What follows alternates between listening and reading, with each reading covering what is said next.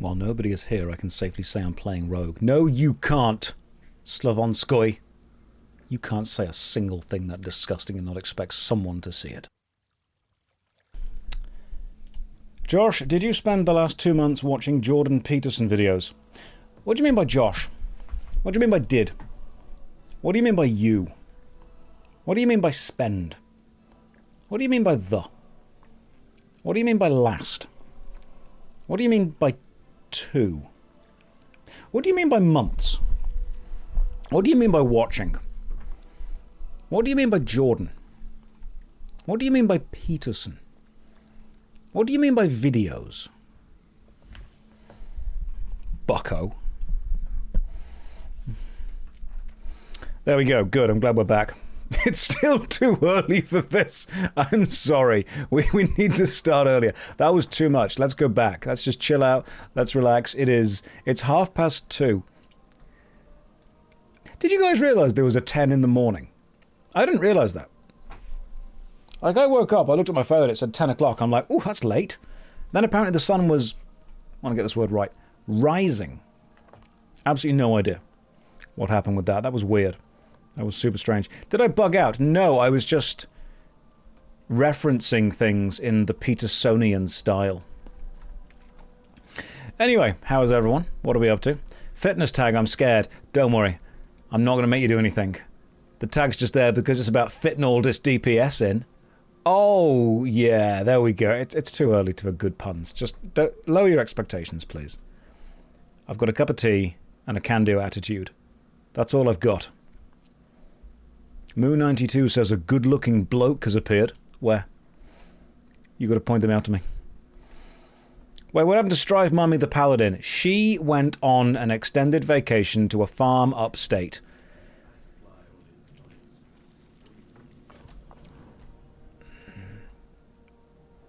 Listen, of course I play a middle-aged, white-haired man in an MMORPG. If I'm going to stare at an ass for 8 hours a day, it's going to be a hot one. I need to see myself in the game, alright? I couldn't quite picture myself as the goat as much. What happened to the Warlock? They drowned.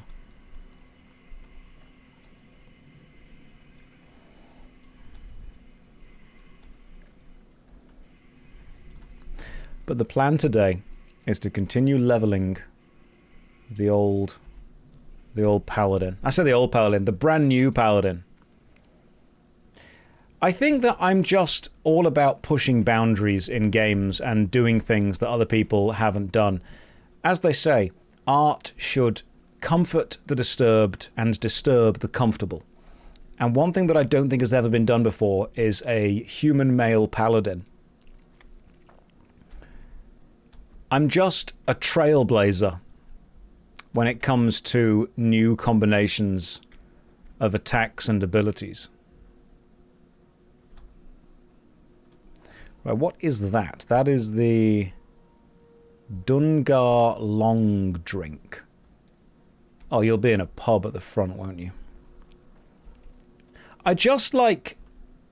This is like Josh seasoning his chicken with salt. Let's not go crazy, okay? You don't want to add too much salt to it. Just... I don't season my chicken with salt. What I do is I tell it stories about what mayonnaise is. That's enough. I don't want to go... I don't want to be too much, you know? It's very important that I occasionally just ground myself. I just show the chicken a picture of a bottle of vinegar. That's all I do. Mayo is the failed children of the chicken. I've never thought about it that way, but when you put it that way, yes, you are effectively slathering the adult in the liquefied, oily remains of what would have been their child. We've been streaming for 8 minutes. What's happened? Like, normally that's like a 6-hour in statement.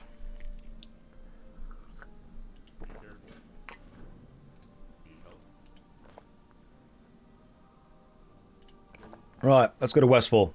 Let's do that. I feel that we've peaked already this stream. That's true, it's just the egg. People used to try and freak me out many years ago. for some reason, I mean, it was like the whole kind of insufferable vegan crowd, and they're like, did you know you're actually eating a chicken embryo whenever you eat an egg? And I'd be like, actually, no, it's not fertilized, so technically it's a chicken, period. Don't try and outgross me. I know exactly what I'm eating. Inju says, I've missed you, dude. I am sorry that I've put you through everything I've put you through. And I'm sorry for that I'm going to put you through more. Hertz says, please no. You can't leave now. You've committed, all right? You've started. It can't get worse. Consider that. It can't get worse. Did I watch Streamer University? Did I take notes? No, I've seen bits of it. I've seen a small amount. I've realized that what I need to do is I need to start Streamer Nursery. Because I feel that starting a few of these people at what they would consider university level education is, I think, a tad too high. I think we've started a few steps too far forward. Maybe we need to start with things like sharing and keeping your hands to yourself and, you know, shapes and colours before we start jumping into all the complicated stuff. So I truly do think maybe we've been a bit ambitious with that.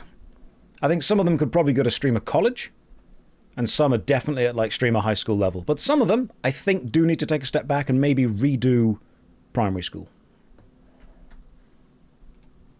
I'm just personally shocked that if you take many people that all have drama-seeking, often narcissistic personalities and put them all together, we ended up with drama-seeking narcissism. Shocked. Absolutely shocked. I'll tell you what. I also was shocked when I discover bear poo in the woods and the Pope, somewhat Catholic.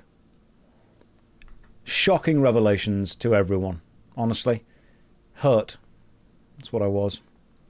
Right, armor and stamina, grieves of the people, let's go. Who could have guessed?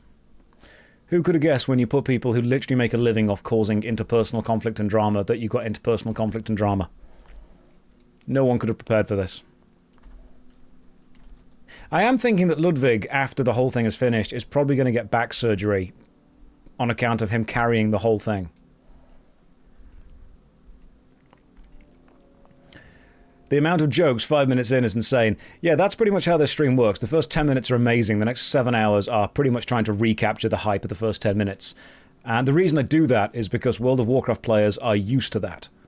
You give them something fantastic for a bit and then spend the next few years complaining that we don't have the fantastic thing anymore.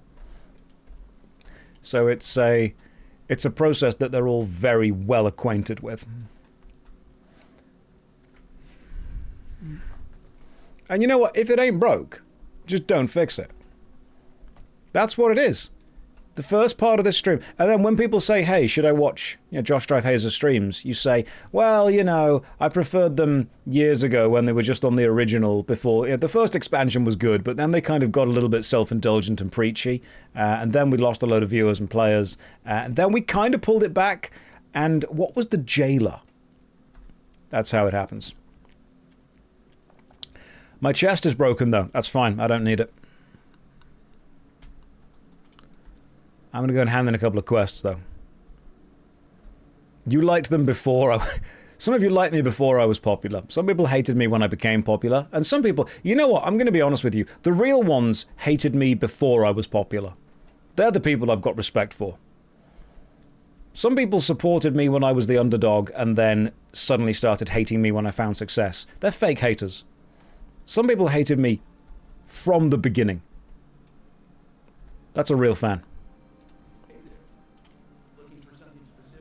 You're popular, says Spicy Instant Noodles. Oh, that hurts my ego. Don't make me go and buy more bots. Don't make me call my GM friend to death touch you.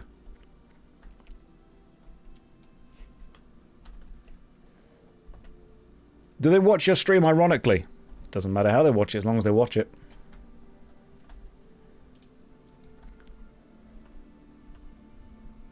What about the one who hates you and doesn't even know you? He's the realest one. Straight up the realist. He hates purely for the love of the game.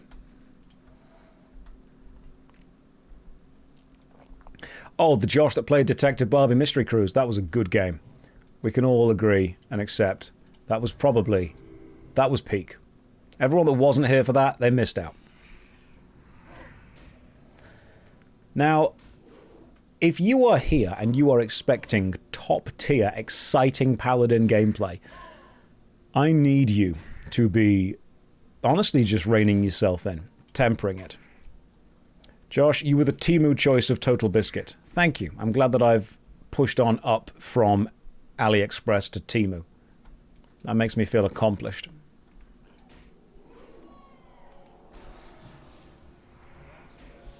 Right, so 5 is Unleashed Judgment, 4 is Hammer of Justice. There we go. Hey, Chimera, welcome to the stream, man. I'm doing good, apart from the fact I just realised I'm dying. That was not my fault. I'm, however, level 11, so I can just resurrect and take 1 minute worth of durability damage and then run back to Sentinel Hill to fix my armor. That's my plan. We miss Total Biscuit. We do. He was very supportive of consumer rights. House Biscuit, we do not pre-order. Always remember the old legends. Yeah, see, the broken chest didn't take any damage from that attack at all. Isn't it Sunday today? I hope so. Right, where's... they're over here, aren't they? The guy that fixes armor. Chat is moving so fast that no one will see that I think Josh is the most handsome bastard on Twitch. It's a good thing I didn't see that, Mr. Space Grape, because that would have been embarrassing for you. Chat isn't moving fast. You guys are lazy. Like, I don't even know if you really enjoy this stream. You don't type numbers. You don't type 6, 7. You don't type emojis. You just sit there, watching, waiting to be entertained. Just like, entertain me, entertainment man. That's what you do. Right, Gortusk liver pie. That's what we want. That's these things. These are level 13 quests. I probably want level 12 quests, so we want to go north and just kind of hang around the edge here. Oh, Murlocs. Yeah, we can kill Murlocs. That's good. Dance, funny man. Perform, performing monkey. 6, 6, 7, 8. Oh, God, Sonder, thank you for the numbers. Can't believe you typed 6, 7. I don't know if you know, but you've fallen victim to the classic blunder. Oh, a travelling salesman. What you got? Vile, vile, vile. Wolf bracers, bear bracers, owl bracers. Okay, bear a stamina, wolf for agility and stamina. That's intellect. Nope, nothing good from you, my friend.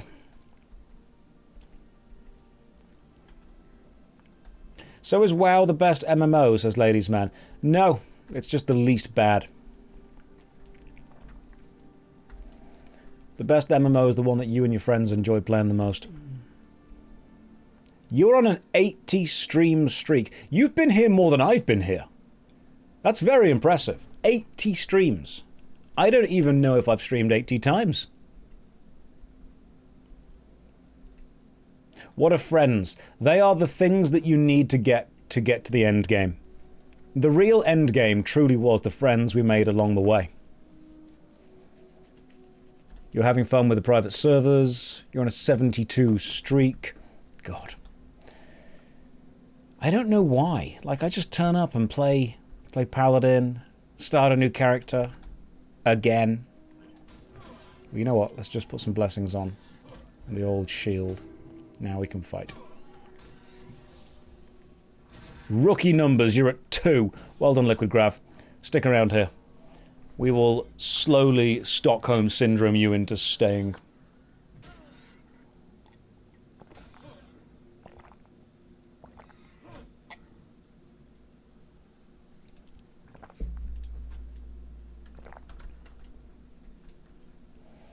Friends are a lie to trick children, like the Easter Bunny or the dentist.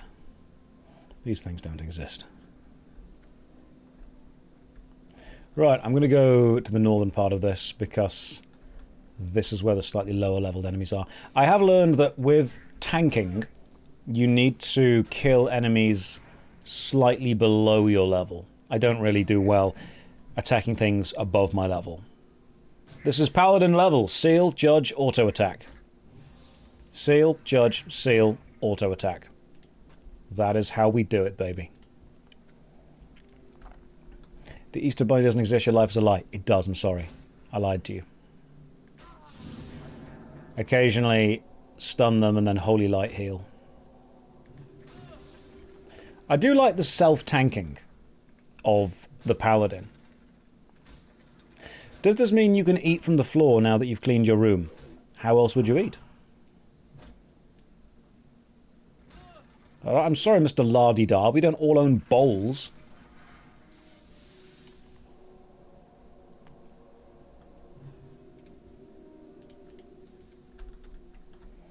You forgot about self-tanking. Self-tanking is, honestly, probably the best type of tanking.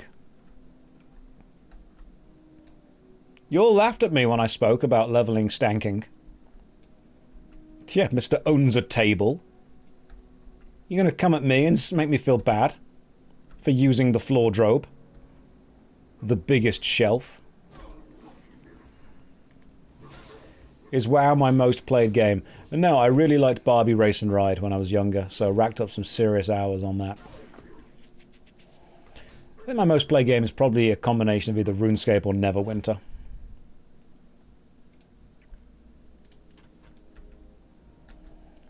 What is that? Stamina reduced by 2. That's fine. Who needs stamina?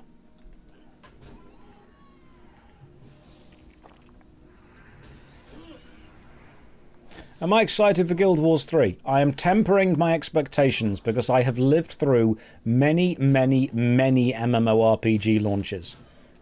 And they are always fun when you get to play them with friends, but there are always some people who get way too hyped for them, who need to temper their expectations and have kind of realistic, understandable expectations of what is going to happen.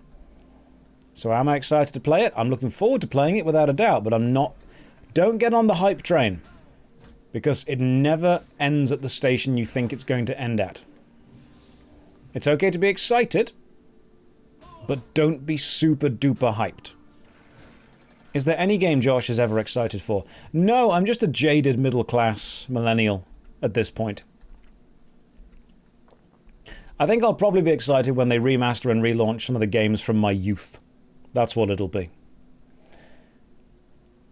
I've lived through so many product cycles. Consume product. Get excited for new products. Don't critique current product.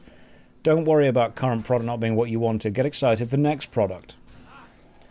I have lived through so many hype cycles. It is exciting to be excited about things, but I also want to temper that excitement with realistic expectations. Blackberry, I just need an MMO. I'm starving for a new Western MMO that's actually good. Why?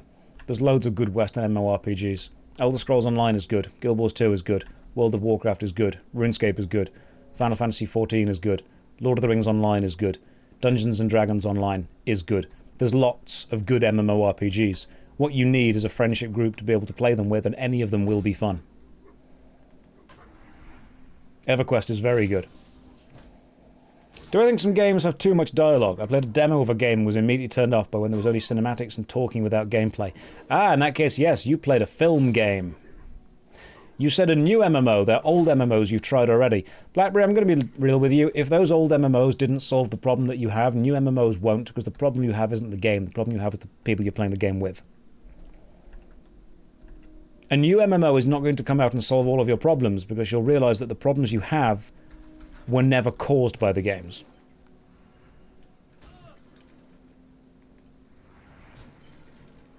What do I think about the Riot MMO? Not really bothered. Like, if it happens, great.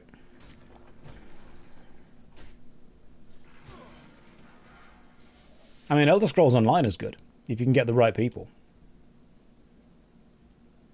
The real MMO truly was the friends we made along the way. People think that a brand new game is going to come out, everyone's going to play it, and it's going to solve all their problems.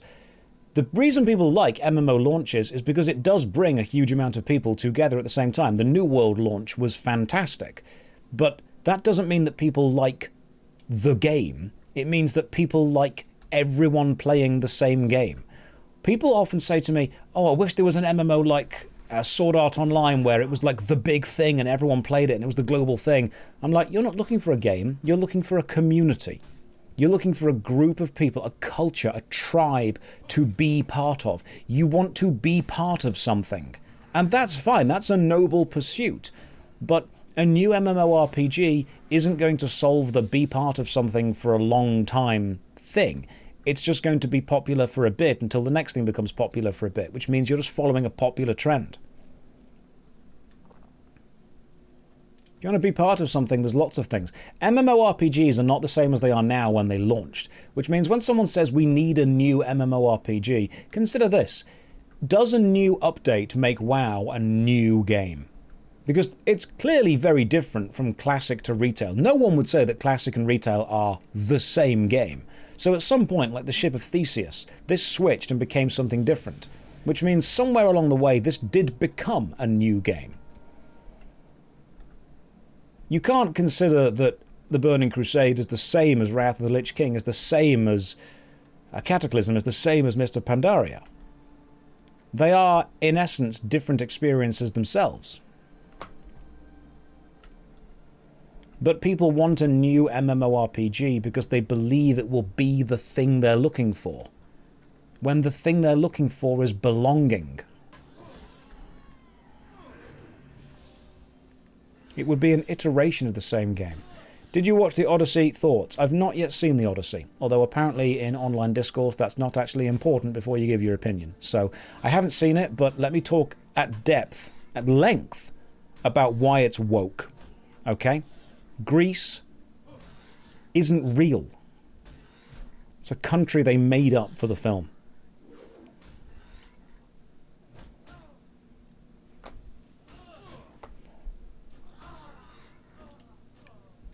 I am not good at this game. Yeah, it's a country they made up to sell yogurt.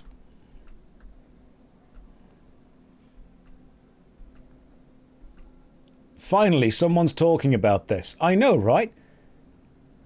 I mean, flat earthers were correct, but they didn't go far enough.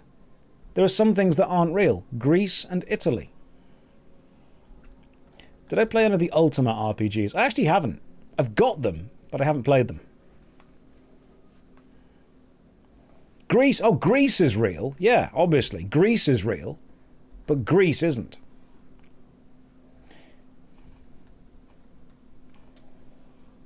The sea is a myth. It's just a big lake.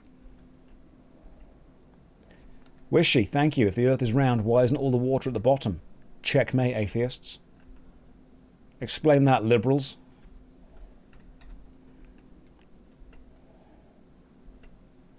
If gravity is meant to pull things down toward the earth, why isn't it called down?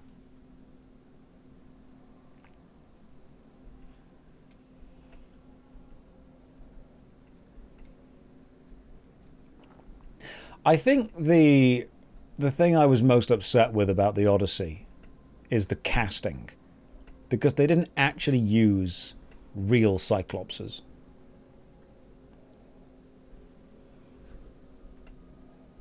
I mean, I'm not trying to be like woke or anything, but if you look really carefully at the Cyclops, you'll realise that it's actually Peter Dinklage in a costume.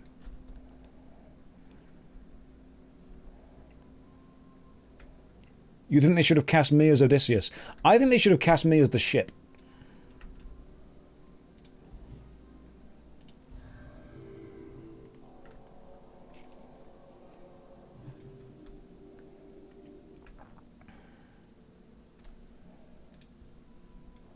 I feel there's a lot of stuff that they could have done better. It was because the one Cyclops that told the showrunners the casting only Cyclopses in Cyclops roles as woke. Yes. It was, actually.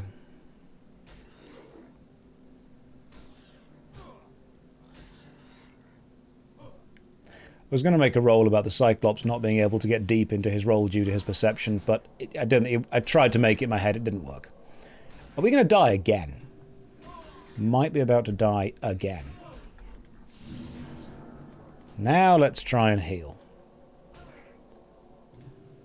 There we go. Okay, now we're good.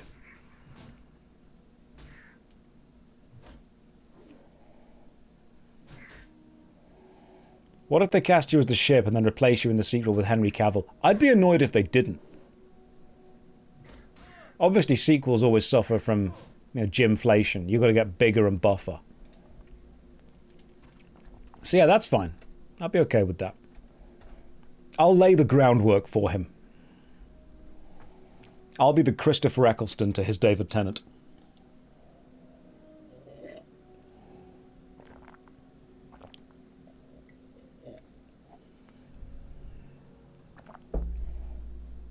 Josh, are you familiar with a company called WellHub? There's some dude on another channel claiming affiliation. Well, that I'm affiliated with WellHub. I don't think I am. I can Google them. Like, are they saying that I'm affiliated with them? Okay. I can see that they do, like... Oh, yeah, no, I've got no idea who that is. Yeah, it looks like a gym thing.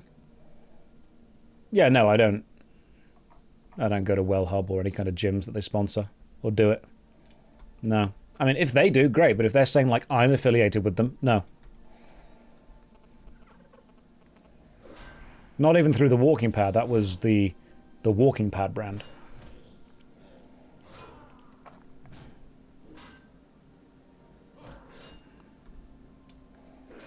Are you the EU Ludwig? I think Ludwig is the EU Ludwig because Twitch is kind of global that way. Let me try and... God damn, okay. You know what? I really am suffering with this.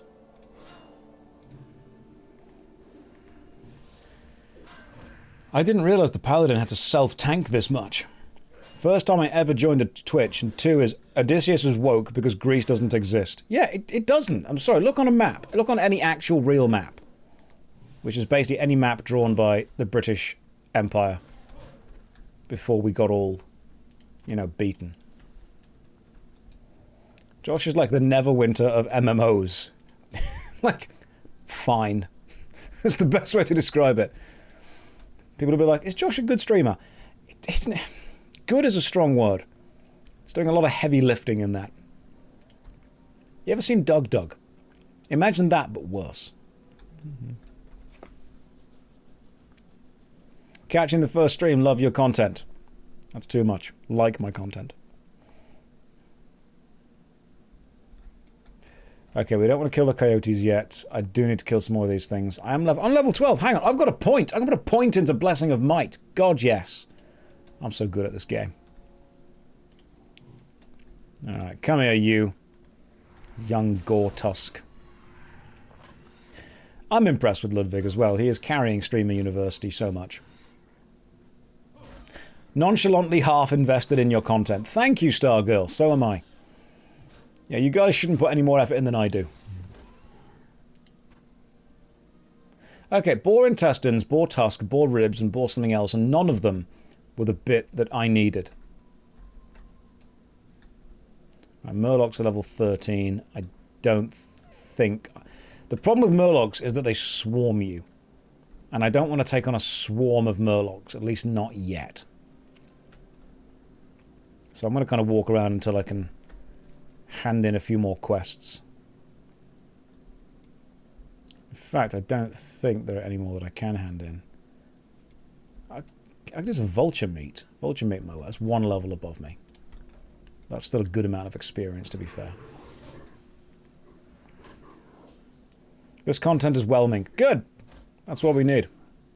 If you keep the meat parts, you can sell them in the auction house later. I've heard of the auction house. I think it's a horde myth. I think the auction house was a rumor spread to honestly divide the alliance and prevent interpersonal trade. Because why would you need that? You can just trade person to person. Have I been able to do more podcasts? I get invited to a lot of podcasts, and I have to turn down most of them, unfortunately, just because of scheduling and timing. Your content is the vegan version of a good meal, but when you try it, it's actually good. People are like, you should listen to JoshStrifeHayes. They're like, no, I'm not into that. And then they try a bite, and they're like, you know what? This isn't as shit as I thought it would be. That's the perfect energy. Not bad. No, it's very flattering to be invited to lots of podcasts, but it's just finding the time to do them all. That's the only thing. Like, I would love to be able to say yes to all of them. That'd be super cool. It's just finding time.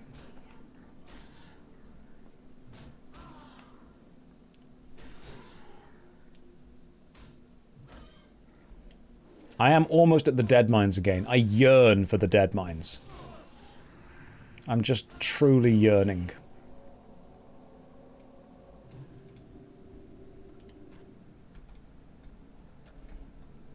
Kill a few of these things. I'll level up again today, don't you worry. Do you have any takes on Classic Plus now you've been playing WoW for a while? I don't think I've played enough of it to have my takes be relevant yet, to be honest.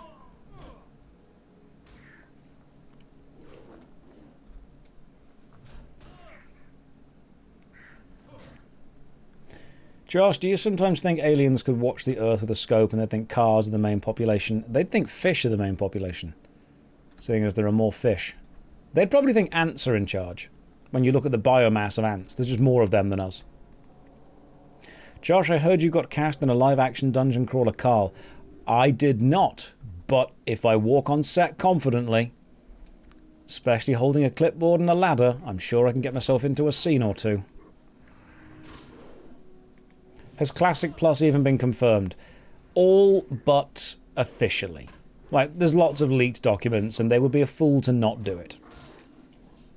I think if they do release Classic Plus, they should... I think the only change that I would make is I would remove the death touch ability from GM accounts. Because that is definitely going to cause a hassle. What makes Classic Plus Plus? So, you know how RuneScape rebooted and restarted, and they added new content that wasn't in it before, effectively dividing the timelines in two. You know, you had RuneScape 3, which is just RuneScape carrying on as it is, and RuneScape Old School, which added new stuff. Imagine that, but with World of Warcraft. So you go back to Classic, but instead of the Burning Crusade being the very first expansion, the first expansion is something else. That kind of thing. They invited a load of Classic streamers to their headquarters. Yeah, they do that. It would be inevitable. It would be foolish to not do it.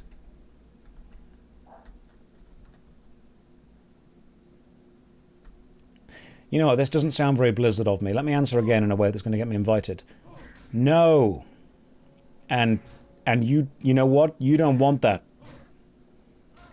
You think you do, but you don't. Because you remember the good things. You don't remember waiting in line for a dungeon or queuing up. You know what, yeah, why aren't you guys all playing Diablo Immortal right now? Do you not have phones?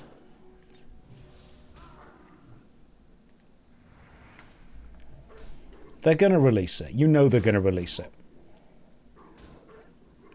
I understand that a lot of the people that work at Blizzard have a hell of an ego and don't want to admit they're wrong, but you know what they like more? Is money. So of course they're going to release it.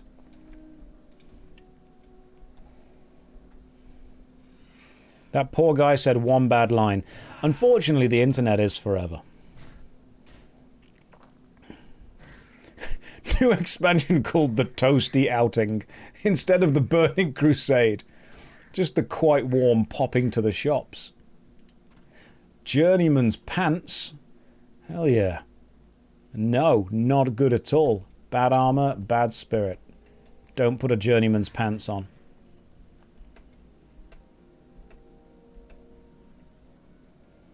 Right. One pantsless journeyman out there. You know what? Diablo Immortal is, from a mechanical point of view, fine. But what I realized all it was a gacha game that you can't lose. Because before you go and do a mission, you get to choose if you're putting any crests into the mission risk. And if you complete the mission with crests, you get more gacha rolls. So I put some crests in. And then if you do the mission and fail, you get your crests back. You don't lose them. Which means, effectively, it's a gacha pull. But putting the crests in is the start of the pull. Consider the gameplay as pulling the gacha lever. And you know what? It is fun. Like, it straight up is. It is a fun game. The little grapple mechanic when you play as the ranger, super good fun.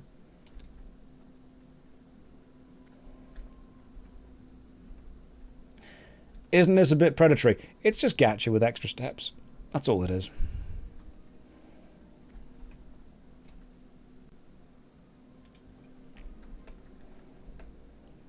Can anyone explain what a gacha game is? I think the word gacha comes from two things. First of all, the sound the game physically makes. In Japan, when you put the money in and you twist the little capsule thing and a capsule thing falls out and you're trying to get one of the rare things. You ever been to like a service station in the UK and there's those little machines in the corner that you put a pound coin in and twist the dial on the front and you get something? In Japan, they're the gachapon machines. So gacha games are where you put the money in, get a pack of stuff, and then within the pack of stuff you'll have like a rare character or a rare skin or a rare item. You know, that vibe. Gacha could also be all trading card game packs. Ah, it could be. Which means there's actually a really big legal argument going on there. So, why are trading card packs not classed as gambling? If some of them have cards in them that clearly have higher values.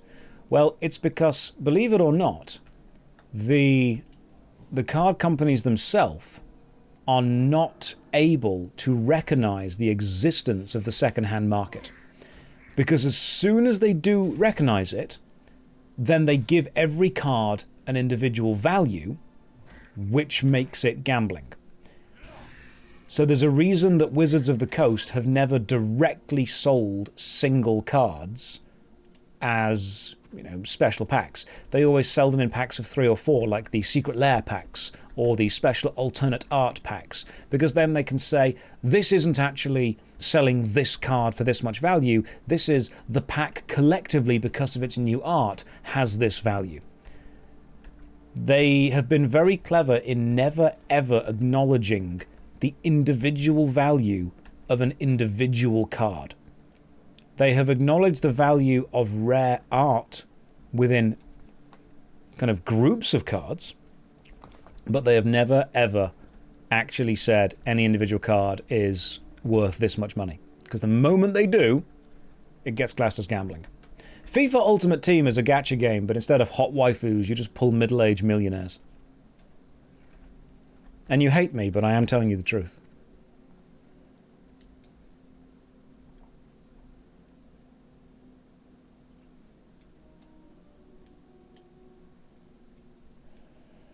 Right, what are we killing on here? Oh, level 15, nowhere near.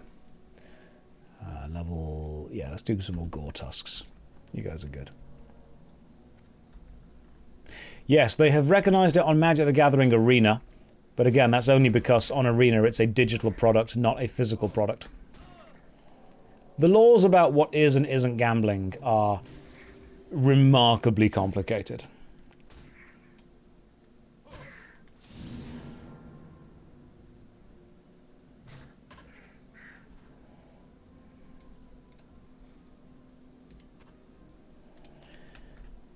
But that's what the lawyers are for.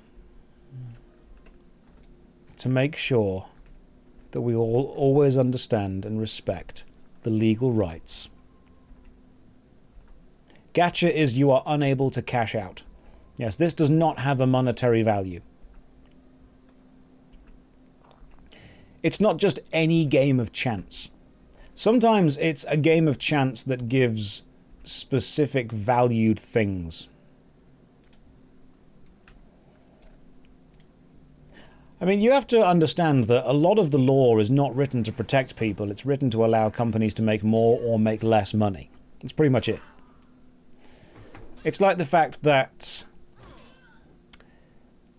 Converse, and correct me if I'm wrong on this, Converse shoes are legally classed in a couple of countries as slippers, not as shoes, because shoes and slippers are subject to different tax thresholds when they are imported into a country.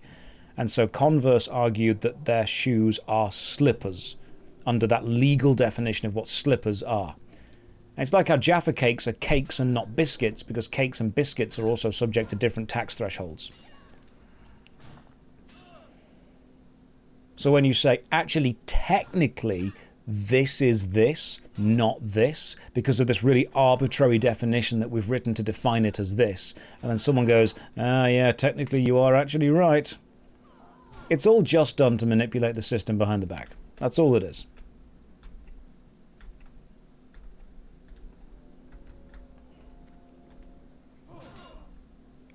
It's how they often say, this is not a toy, on certain things that are very clearly toys, because classing them as toys puts them into a different tax threshold.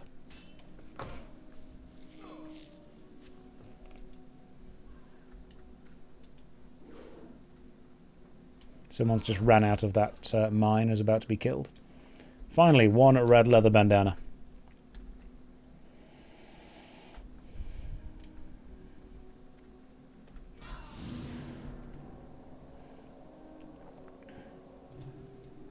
Yeah, so it's one of those kind of complicated things that you're trying to just get around systems for. Different product liability. Oh yeah, liability standards is also a good one. When they say not intended for this, don't do that. If someone does it with it, they're like, well, you know, we were told you not to do that. It's like how cotton buds on them say, do not insert into the ear canal. And we're like, we all know you're going to do it, but when you injure your ear, you can't come crying to us because we told you not to do it. It's like the fact that certain wine is not called wine, it's just called, like, sparkling alcoholic beverage.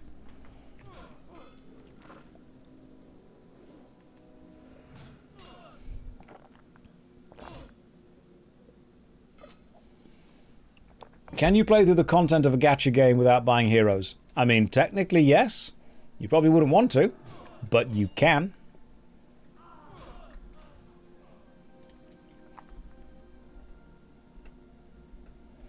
Oh, Sleepy, thank you very much. That's very kind of you, gifting 5 ad blockers to the community. So one of those things is games that have abilities that let you buy power will always say, well, technically, you don't need to buy anything. You know, you can just keep playing and you can get everything ultimately by just playing the game. And I'm like, yeah, technically you can, but it would need to be the only game you play for the rest of your life, and you've got to play like 6 hours a day. So it's a complicated thing.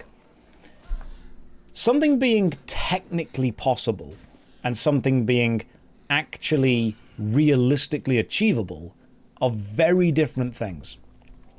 And I think a lot of people forget this. And whenever you get people that like a video game that is predatory in its design, they always hit you with the, well, technically you don't need to do that because it is possible. And I'm like, yeah, but you have to understand that realistically, nobody's actually going to achieve that. It's a way of defending with a technicality. Because, like, you could say to someone, hey, it's unlikely that you're going to play and win the lottery.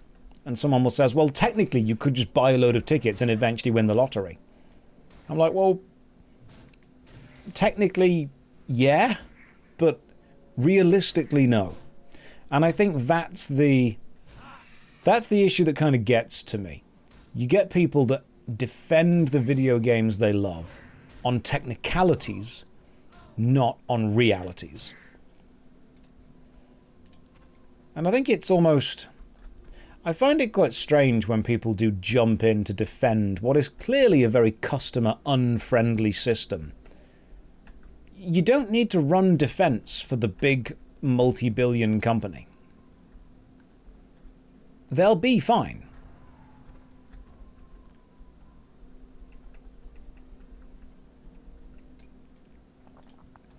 Right, we've got all of those. We still need more red leather bandanas, but these guys don't respawn anywhere near as fast.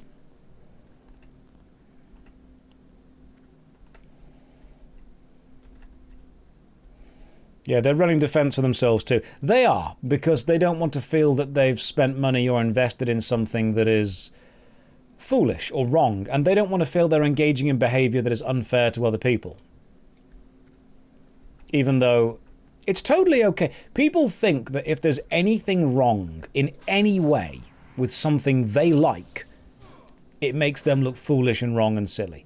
When it's totally possible, and sometimes even encouraged, to say, yeah, you know what, this thing that I like has flaws, but I am able to overlook them and still get enjoyment from it. People have said to me, you know what, technically Warcraft's pay to win, because you can just buy a boost, and then you can just buy a WoW token, and then you can trade that for gold, and then you can spend that gold to buy someone to boost you to the top.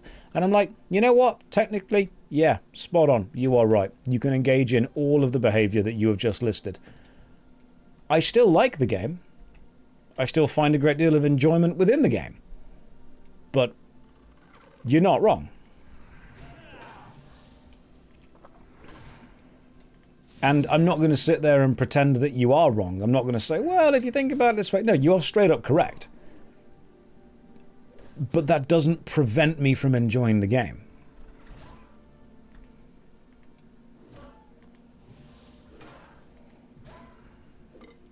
Raz, welcome to the stream, man. How you doing today? People cleverer than those, though, know when you paid for a boost. So, one of the weird things was, when I made the Albion Online video, and I said Albion Online is very pay to win, people messaged me saying, technically it's not, because what happens is the people that don't know how to play the game, they spend all of the money and get all the good gear. And then the people that do know how to play the game, they kill them and get all the good gear off them. So it's not actually pay to win. It's noob players spending money and then real players getting the stuff that they have purchased.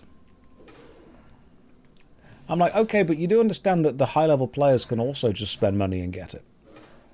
Like, this is framing the high-level players as relying on the low-level players to spend money, when that's not how this goes. You can also spend it.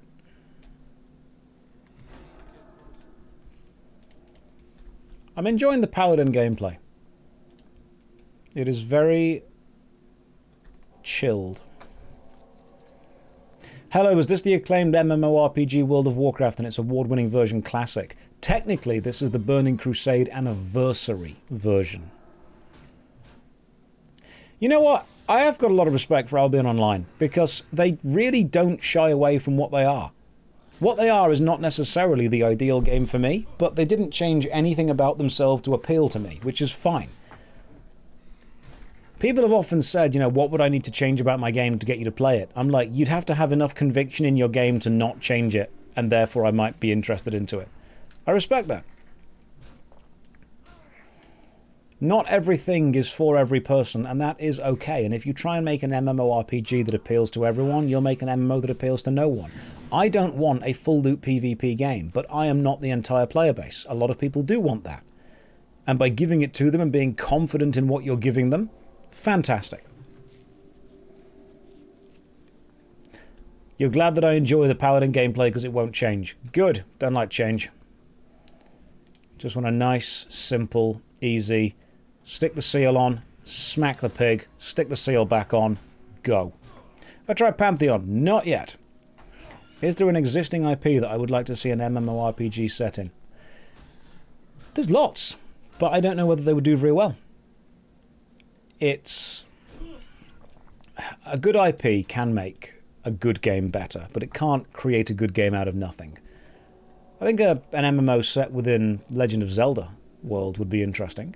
I think one set within the world of Soul Reaver or Nosgoth would be interesting. As far as, you know, fantasy realms go, I mean, everyone always wants Pokemon, but Nintendo won't let it happen. You know they won't. The thing is, the market is very saturated already.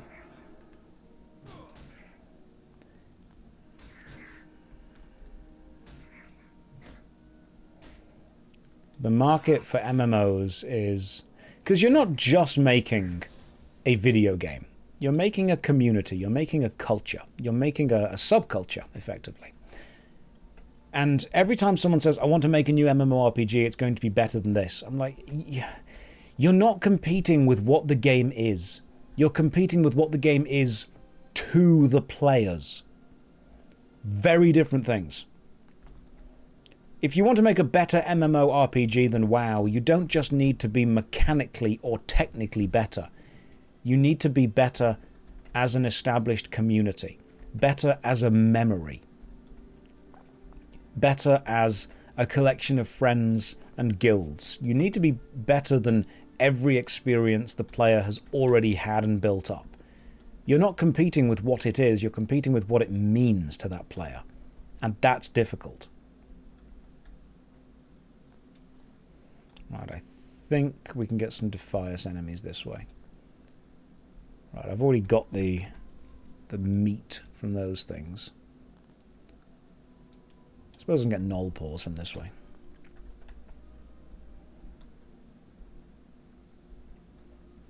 And that's sometimes why I respect MMORPGs that don't try and be WoW.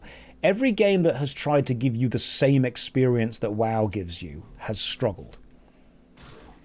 One of the worst advertising campaigns was Rift literally going with, we're not in Azeroth anymore. I'm like, that is a terrible advertising campaign because all you're doing is making people say, what's Azeroth?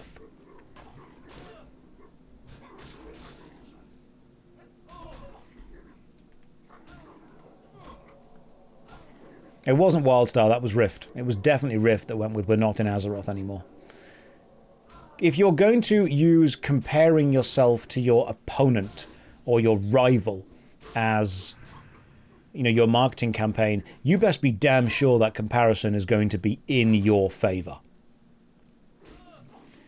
But you look at the MMORPGs that have succeeded outside of WoW and you realize that they succeeded because they offer a different experience. If you have an experience that a game gives you and it becomes really successful, new companies will say, well, we want to make our own version of this experience and we want it to be just as successful. Okay, cool. You won't. And the reason you won't do that is because unless it's way better than the experience that already exists, people are going to go to that one. RuneScape is very different to World of Warcraft. They are different experiences, and therefore they are not necessarily stepping on each other's toes. Runes of Magic is basically just WoW. Can I go and kill these sand crab things down here? The sand crawlers. I think I can, can't I? They're level... I'll get myself 2 or 3 levels first. Then I'll go and try and kill them.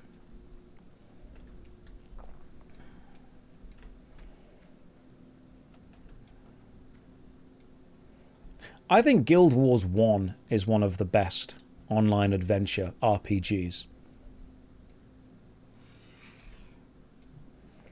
You just started RuneScape 3 and it's fun. It is fun. RuneScape 3 I love for how self-sufficient you can be. You can gather so much of the materials yourself for everything, which is great.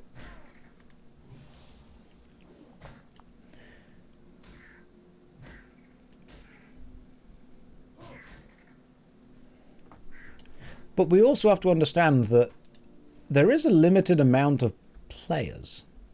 And eventually, if the MMO is designed to be the forever game, what happens when it succeeds?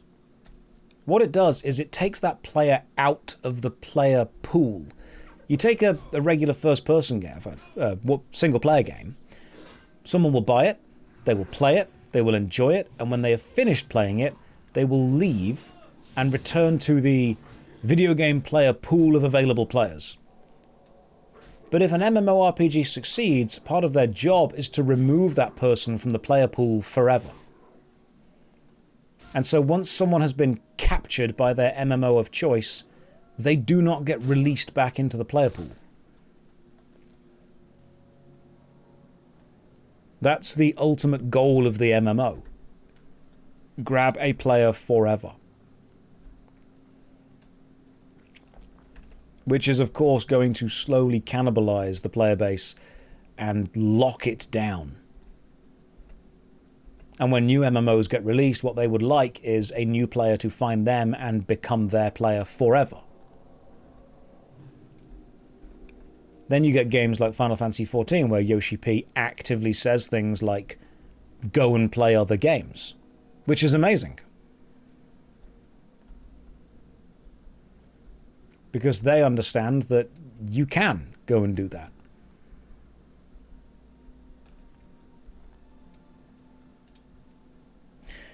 I think it's very important to understand that when most MMORPG players say, this is the best MMO, what they actually mean is, this is the MMO that I have played the most.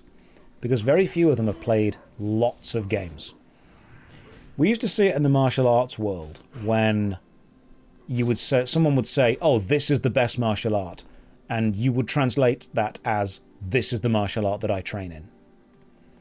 Because unless you've trained in all of them, you can't say what is and isn't the best.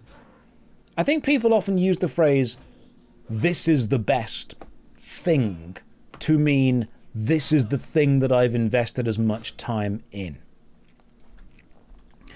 And I think they want to say that's the best because if it isn't the best, why would they be investing time in it?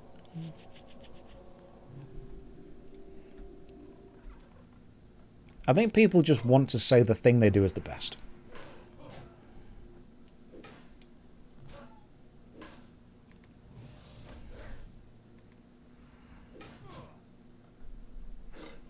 Fantasy says, FF14 like battling universes, they don't combine. Either you support this or you support that. You can enjoy both.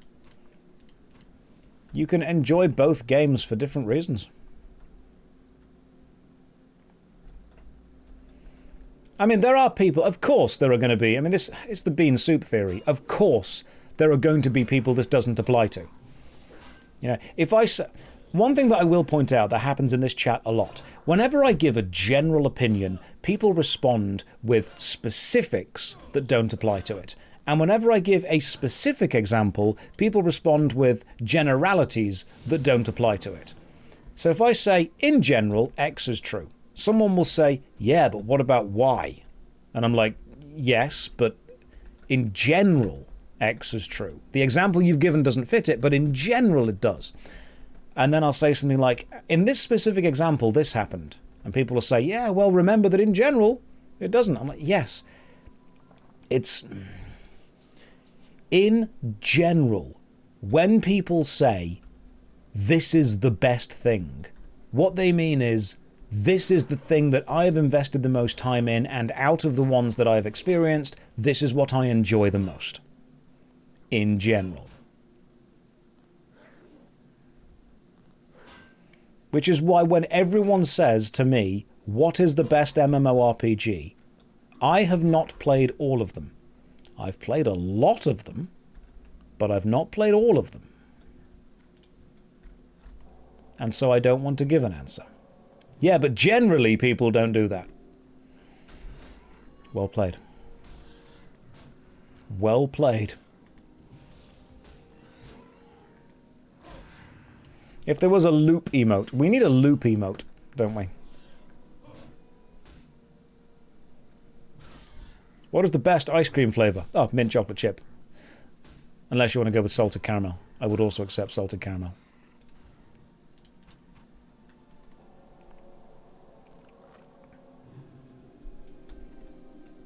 I mean, like, I've played a lot of MMOs, don't get me wrong, but I've definitely not played all of them.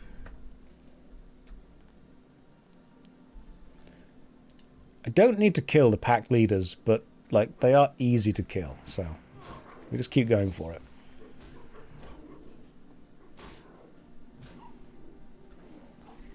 What about Raspberry Ripple? You're welcome to like Raspberry Ripple. God damn it, wolves.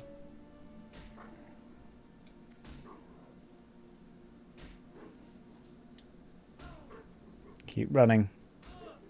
There we go. I cannot take on more than like one enemy.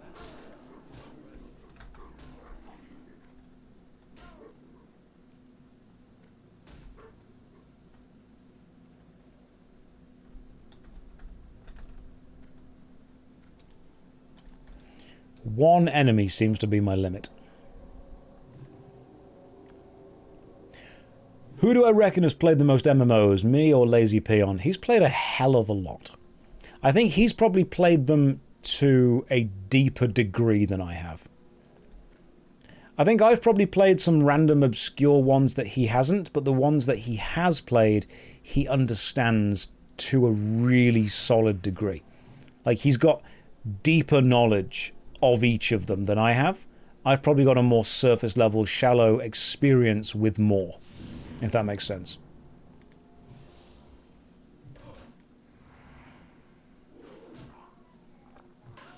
Oh my god, why are there so many Murlocs?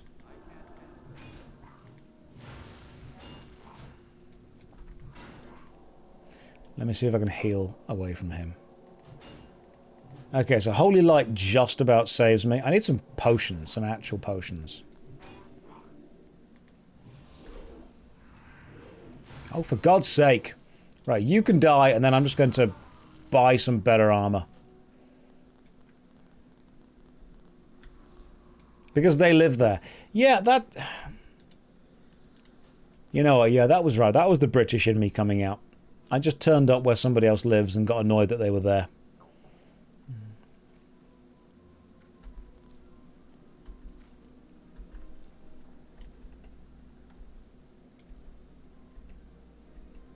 Yeah, the natives were quite angry. I'll give them that. Should have brought a flag. Do you have... Eddie Izzard, isn't it? One of his classic Do You Have a Flag sketches. Right, we've got Defias Bandits this way, and they are level 13. I'm level 12, so can't quite grind them. Like, where's a good grinding spot when you're level 12? Because you'd think it would be kind of here. But the map itself, Westfall, it's 10 to 20, so I suppose it does fit. Is this WoW Classic? This is Burning Crusade Anniversary. So Classic with, like, an expansion.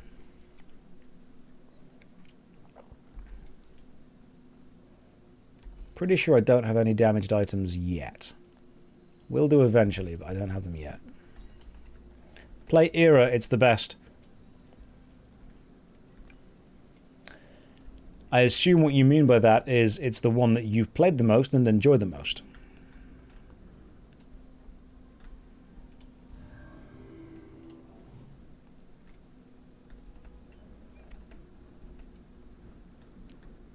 If you didn't mean to do that, that is a perfect example of someone immediately saying you should do this, it's the best. Did you mean to do that, or was this like a genuine, have we discovered an actual real interaction in the wild? Is this softcore? Yeah, it is softcore. That's how it works.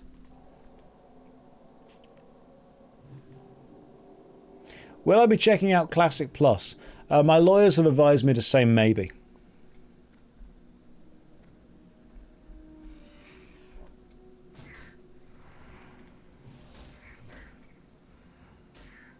You should do a no-hit run. How would I kill the enemies?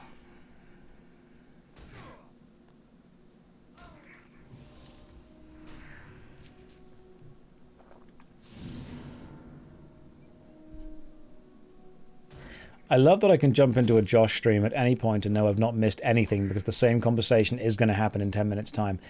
Yeah, you're welcome. I make sure I do all of that for you. See, it's very important that I'm there to support you. Oh yeah, Retribution Aura. I've got the Devotion Aura. I don't think I've got Retribution Aura yet at all. Press P for Spellbook. I don't have the Retribution Aura. I'll go and buy it soon. When do you get it? Have you tried Paladin's other specs? I don't know. Do I enjoy casters or melee more? I prefer the vibe of melee, but I like the uptime of casters.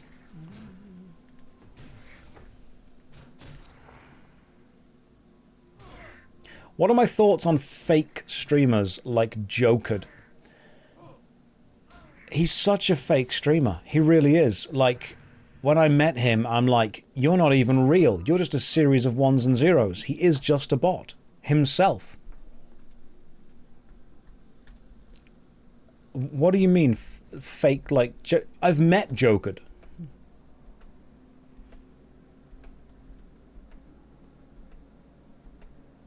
He's also super bad at Dungeons and Dragons. Well, that's the worst thing a human being can be.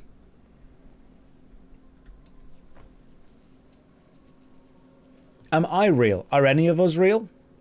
How can mirrors be real if our eyes aren't real?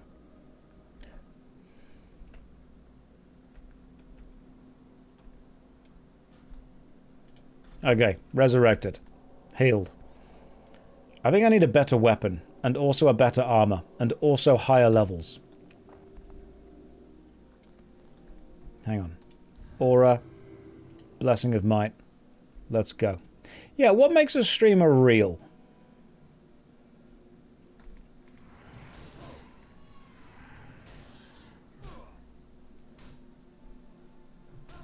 I don't understand.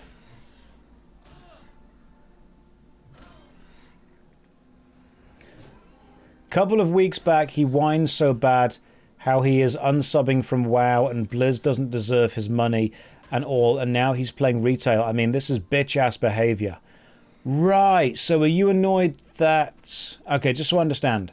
Let me follow this through. Let me just double check. Hang on. Are you annoyed that he said he doesn't like the game and Blizzard doesn't deserve his money, and then he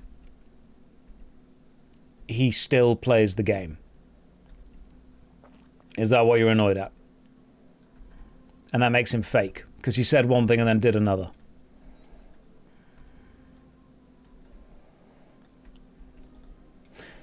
Okay, he whines so bad how he is unsubbing from... Yes, that's what's bothered you. Okay, I'm going to be direct. I think you need to touch industrial amounts of grass. Like, you see what I'm doing right now in Westfall? I think you need to do this in real life. I literally could not care less what a streamer says and then does. Their job is to entertain and make money. If they are entertaining you and making money and you are watching, that's fine. I don't think this is important enough for me to devote any more brain power to. It is online drama that should have stayed in high school that does not matter. I don't care.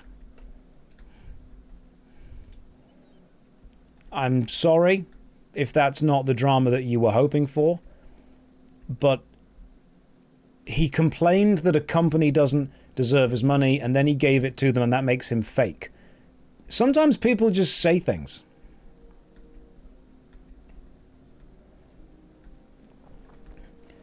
Where are the gore tusks? You don't hope for any drama, mate. Trust me, no worries. You asked me what I think about a fake streamer.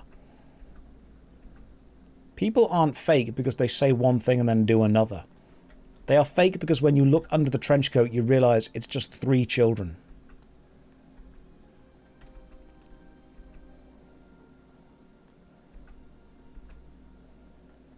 I think getting invested emotionally in stuff like that is what unfortunately gives the whole of streaming a bit of a weird reputation. You know how we look at people? Be a man, not a pussy. You're getting invested in online drama from people that you haven't met. That's weird. Like, this is a video game. Can we just ban this guy? Oh no, no, I'm going to milk him for a bit longer. I'm sure he'll get to that point. But I feel the teat of drama has just been squoze. Don't stop the flow yet.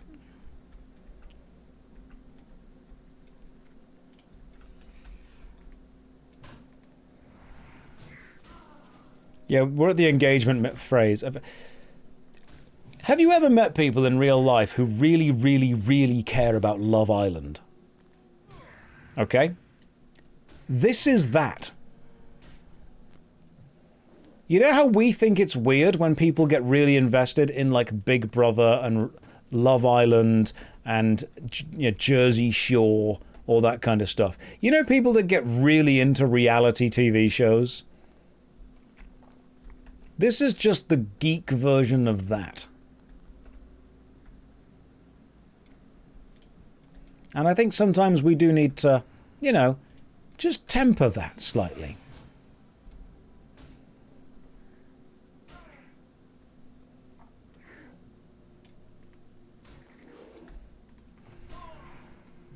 Like the WWE real community. I love wrestling. Wrestling's cool. Wrestling's just a soap opera of people that punch each other. I think wrestling takes a huge amount of skill and is excellent entertainment. Am I invested in it in like an emotional way? No, not really. I think it's fun though. WWE is just extremely athletic people doing extremely athletic stunts live, and there's a storyline attached to it. People are like, oh, it's fake. Yeah, I'm aware that it's not actually people punching the shit out of each other in the same way that I'm aware that they weren't actually stealing cars in the Fast and the Furious. Like, I'm aware that there is a level of kind of artifice to this performance. People always go, yeah, but wrestling's fake. Yeah, so's EastEnders. But I don't see you walking up and going to me, you know, that actually Phil Mitchell's not a real person. It's actually played by an actor. Yeah, I know. What I'm watching is stuntmen doing stunts. The Rock isn't actually a rock. The Undertaker didn't actually dig graves. John Cena is actually visible. People get so annoyed when you're like, wrestling's all just fake. It's a scripted storyline, but I'm not watching it because it's real. I'm watching it because it's fun. That was 2 truths and a lie, by the way. Thank you, Human Mage. I can't do anything to you, but I appreciate you. The Dwayne Johnson Rock is actually not just straight up a rock.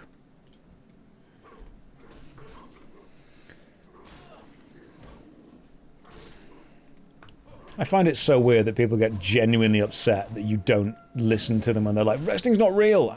We know. It's a story. It's a soap opera for people that want to see stuntmen punch each other.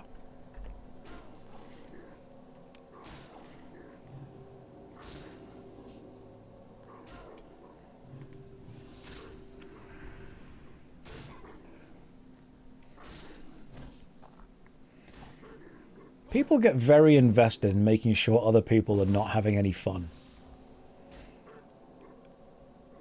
There are so many people in the world who just seem determined to remove the whimsy. I'm like, why are you removing the whimsy? Just let other people enjoy things, man.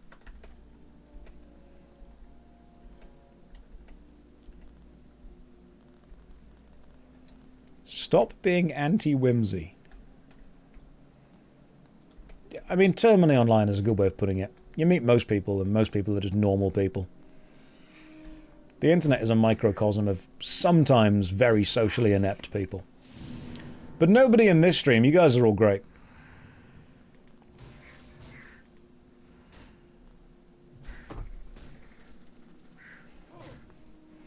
Cringe culture is what killed whimsy. That's a good way of putting it. Nobody wants to be cringe, which means nobody wants to step out of the comfort zone of what society deems acceptable to do. There was a period in like the early 2000s where it was seen as cool to not care about anything. Like if you showed any level of interest in anything, you were deemed uncool. Like the coolest thing you could do was just be completely disinterested in everything. And you always saw that in like the cool guy trope. They were like, I don't care. That doesn't even bother me. I don't even care about that. I don't care about anything. I'm like, that's really sad.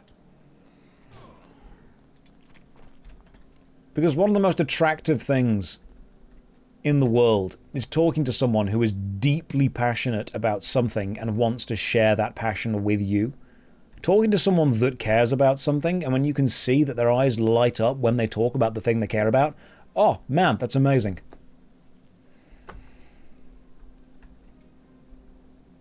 It's not cool to not care about things. It's just, it's an emotional defense that you're putting up because you don't want to be emotionally available?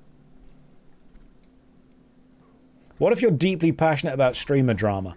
I mean, then I really, really hope that you find something else to do, and I also hope that the 12th grade is going well.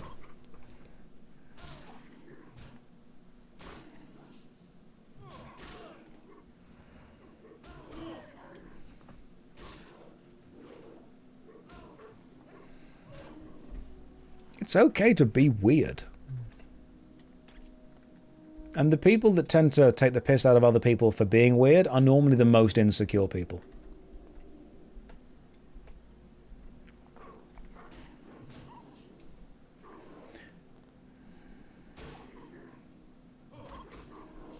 I would like to think as you say, but it seems people love my girlfriend more who doesn't talk much about herself and is listening to everyone. Ah, yes, the other general and specific example. I'm sure that specifically there are many people who enjoy being listened to, because there's a great deal of people who just like to talk about themselves.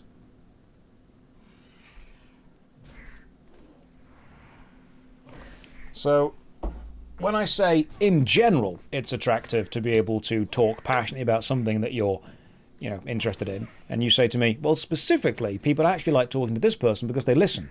Yes, one doesn't negate the other.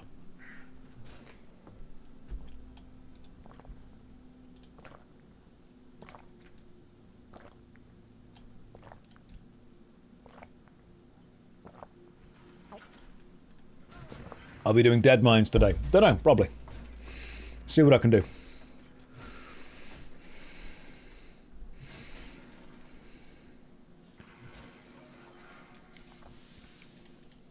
Yeah, there was a thing in like the mid-2000s that just, if you got interested or invested in anything, you got bullied for it, which sucks.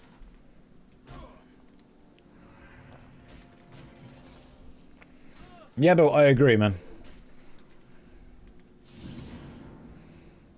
And I think that has a huge effect on people in their formative years, where they're effectively being taught, hey, don't like anything. And that, of course, puts you into a defensive position where you end up not telling the people that you're interested in, or the people that are your friends, anything, because what then happens is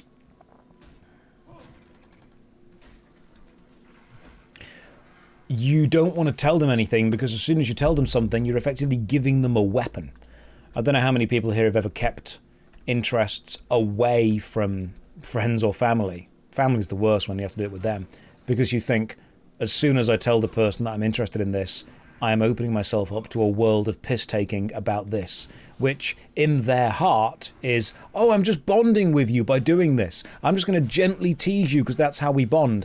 I'm like, no, you're just making me feel bad for enjoying something.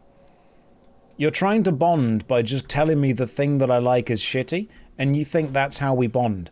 That's how people who are emotionally regressive consistently bond, because you're too scared of just telling someone how you actually feel. If you have a good friend and you want to just gently take the piss out of them, that's fine, but you don't always have to do that. Like, it's not the only thing that you can do to bond. Like, I've got friends that I'll take the piss out of, but I will still also tell them that I genuinely like them, and that's how I feel, and that's what matters to me, and that's what's important.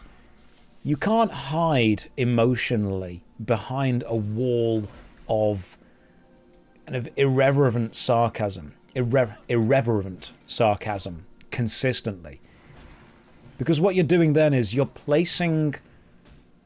almost placing the emotional responsibility of trying to connect onto the other person not being annoyed, when you are actively saying things that you know will annoy them because you don't have the confidence to just try and talk to them.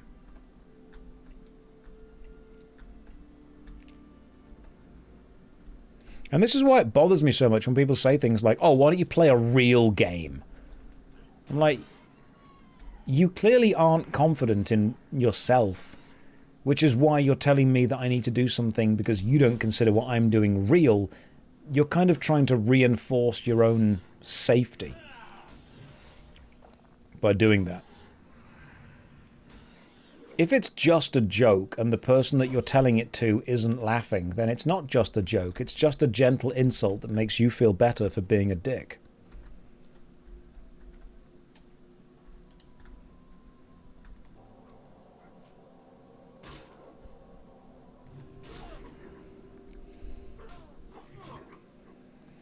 You've been around people that would always shut you down whenever you talk about what you love. Yeah, just stopped interacting with those people. Absolutely. Humour isn't subjective. Yeah, humour's absolutely subjective. But if you stand around with someone and the first thing they say is... people are constantly pushing you down with the joke of, it's just a joke. Why doesn't it work the other way around? Why don't they constantly lift you up with, it's just a joke? If someone says, like, you know, oh, hey, I like cooking... and your friends are like, oh, you know, get a load of this guy over here, just cooking, what a lame thing to do. Wow, I bet you can't even cook water. Kind of like a stupid thing. You never see the opposite of, oh, you know, make way, this guy's the best chef in the world, he's going to come through, he's going to whip us up something amazing. And you're like, oh, stop. You're like, oh, it's just a joke, mate. You know, I'm just teasing you. It's just a prank, bro, chill is often used to excuse shitty behaviour, but never used to excuse good behaviour.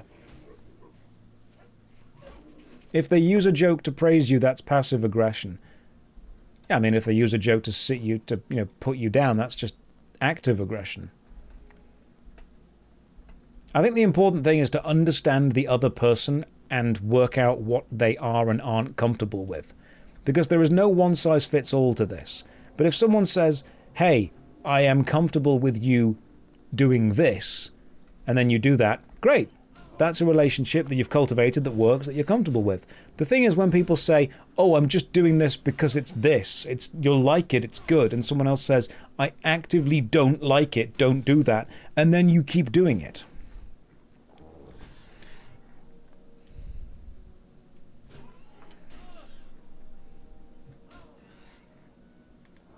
Ultimately, it becomes about talking to the person that you are with and working out what your relationship with that person is.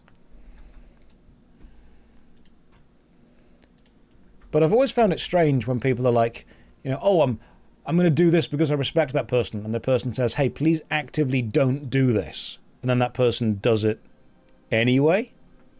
Like they've literally told you what they would like to happen. And you're actively going against that.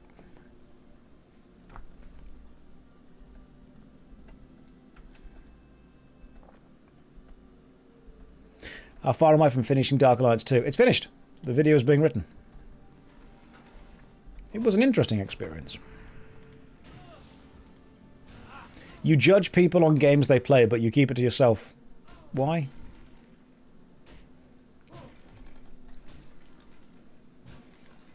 I mean, if somebody wants to play games, great, go for it. A great sword. 6 to 25 damage. However, it is much slower. Well, we'll give it a go because I think it could be useful. I can't use a sword yet. Got to go and learn the proficiency for sword. You would like to ask if there's a book I would recommend you read. What kind of book do you want, Emon? You want like fantasy adventure? Do you want self-improvement, betterment, philosophy?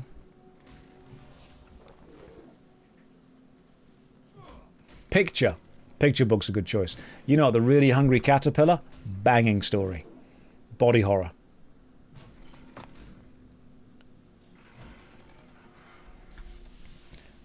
I'd recommend The Conquest of Happiness. If you want philosophy and psychology, Bertrand Russell's The Conquest of Happiness is an extremely interesting. Or there's a short essay book called The Disappearance of Ritual, which I have been reading and is again really interesting.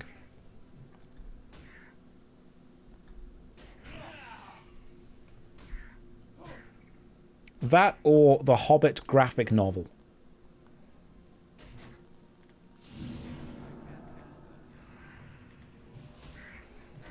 One of the best graphic novels. The original, obviously. Are there still children's pop-up books being made? There are. Not as popular, but they are.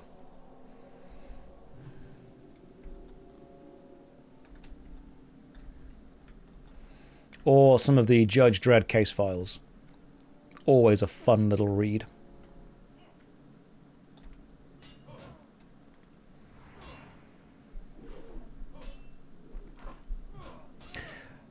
Mildly, you excellent paragraph you just written. People at your work think you're robotic because you don't interact with them. You see how they act with other co-workers and talk shit behind each other's backs. If you're going to talk shit to a friend, just talk shit to their face, you know. That's how you know you've got the level of respect. God damn it. Hang on. Let me deal with this fighter. I've kept you entertained through the weekend of painting your apartment. Oh, but don't envy you that. Repainting stuff is always difficult. Let's try and heal myself again if I can. You know what? The Paladin has got crazy good self-sustain. Once I add actual skills to this, I feel like I'm doing pretty good.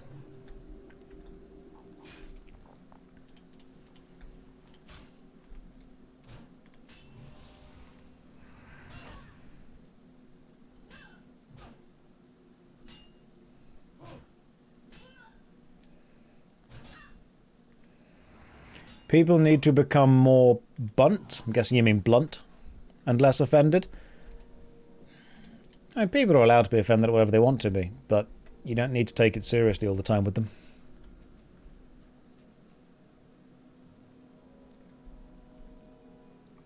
That's so bunty. Seal and auto attack until 60. I'll take it. Nice and easy. Nice and simple. Don't need to think too much. I'm good. Cadmus, your son is 1, can confirm pop-up books, still a thing. Good, there we go. We're glad the youth is learning. How do I like the Halo series? I played 1 and 2, and I've not played 3 onwards, but then I ended up playing Reach, which was pretty good fun.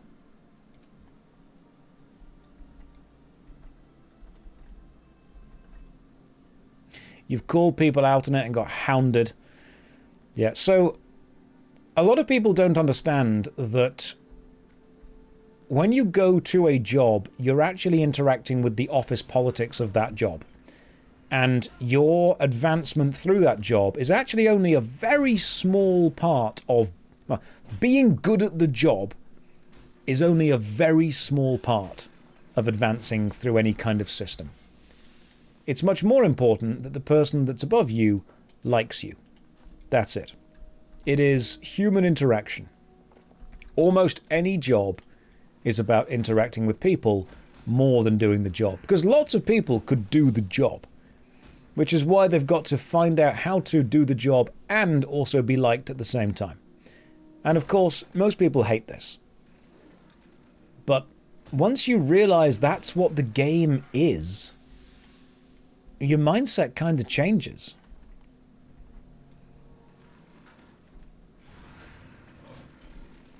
You kill everyone with kindness, but it comes off as robotic because it's not authentic. People don't want you to be kind to them. People want to feel that you're confiding in them. People want to feel that they are the one you see as special. People want to know that, you know what, yeah, you're bitching about people behind their back, but you're bitching to them. Because that makes them the special one. Being good at your job isn't anywhere near as important as being liked while you're at your job. And it sucks, and I hate it, but it's true. What is he yapping about? I'm talking about the general kind of human condition of interacting with other people at any job. Your stream is capped at a 2K bitrate. Don't know if this is intentional or not. I don't think it is. I think I'm uploading at like 6K as the bitrate.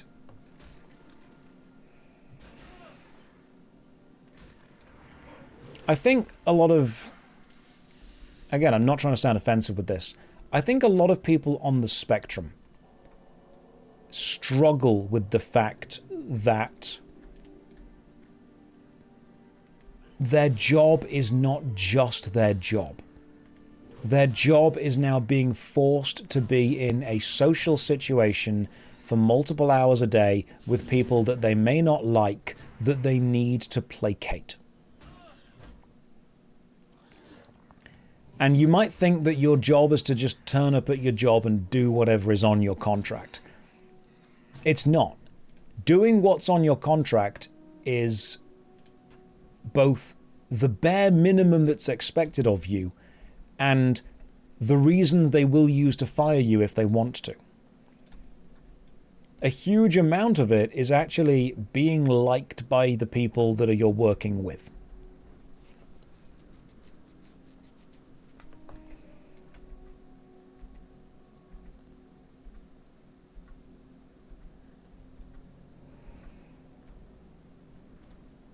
So part of the skill is working out how to play that game.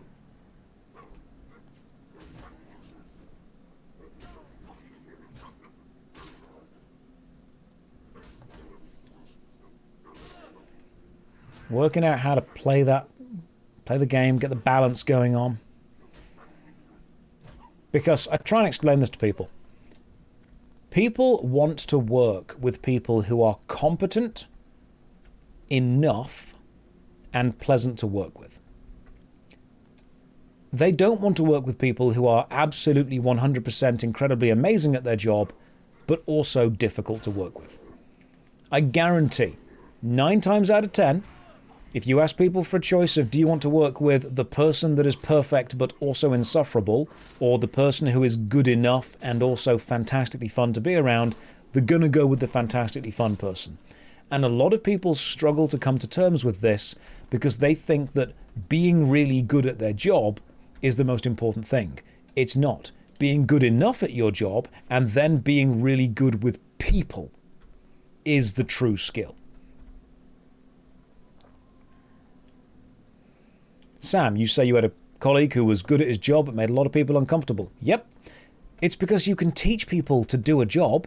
It's very difficult to teach someone to be likable. Most interviews aren't checking whether you are competent enough for the job. Because if you've got the interview, chances are they know you could do the job. The interview is checking whether your vibe fits with the person that you're going to be working with.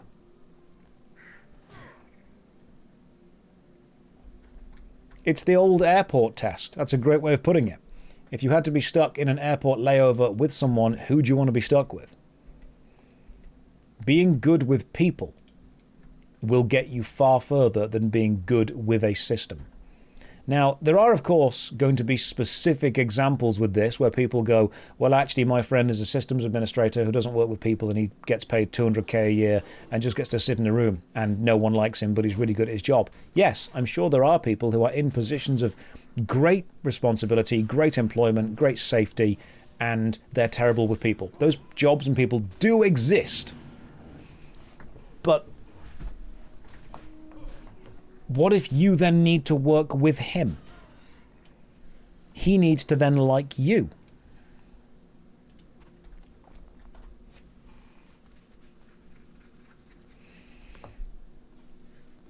Yeah, send. I've also refused candidates who are... I mean, I've done interviewing for retail jobs before, and I have failed people on the interview portion, not because they were physically incapable of doing the job, but because I knew they wouldn't fit well with the team that we have.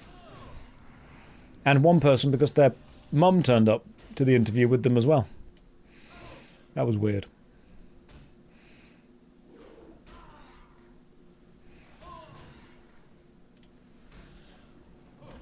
They were like, yeah, they were 18, handing out CVs. They got an interview. Their mum turned up to the interview, and their mum kept answering the questions for them. And about 5 minutes in, I realized that the mum wasn't going to leave. And I asked them the question. I'm like, so how do you deal with people? And the mum was like, well, you know, she does this and she does that and she does the other. I turned to her and I said, I need to be direct. I'm not hiring you. I'm hiring your daughter. So if someone asks your daughter a question and you aren't there to answer it for her, I need to know how she's going to answer it. So how are you with people? And the daughter went, yeah, I'm really good. And unfortunately, the mum prevented the daughter from getting the job because the mum thought she was helping. Helicopter parents, as they say. I don't know what it's like in the hiring world now, but if it's worse with kind of whatever... I've not been in the education or the hiring world for a long time, so my advice is way out of date. But if there's anyone in the chat right now, if you have had to interview or hire or work with new hires that have come from either college or university within the last, I don't know, like 3 or 4 years, have you seen a general downturn in people skills? I would assume that you have seen, again, this is me guessing, I'm not reading the chat, this is me guessing. I would have assumed that because we are pushing students through who cannot read or write at a grade level and they don't understand maths, and because we are pushing through students who have socially matured during the pandemic, which was a hell of a setback for people, that we're going to see a general lower quality in applicants. But here's a big one, and again, I'm not looking at the chat, I'm going to guess before I look at this. You can tell me whether I'm right or not. If you are involved in a hiring capacity, or you have seen new workers that are fresh out of college and fresh out of uni, are we seeing, and if we are, then my God, I'm going to feel vindicated. Are we seeing a generation of people who lack active problem-solving skills for even the most basic of problems? Because one thing that I do remember before leaving teaching was kids would come up to me and be like, "Sir, I haven't got a pencil." And there was a pot of pencils on the side of the classroom, and I'm like, "You can go and get a pot then." And then they would not do that, and then they would just sit at their desk without a pencil and just wait. What they wanted was someone to just come and give them a pencil. They didn't take any initiative in solving problems. I'm going to read the chat now. Have we seen an increase in job applicants who simply do not show any initiative in solving problems that they are not instantly talked through?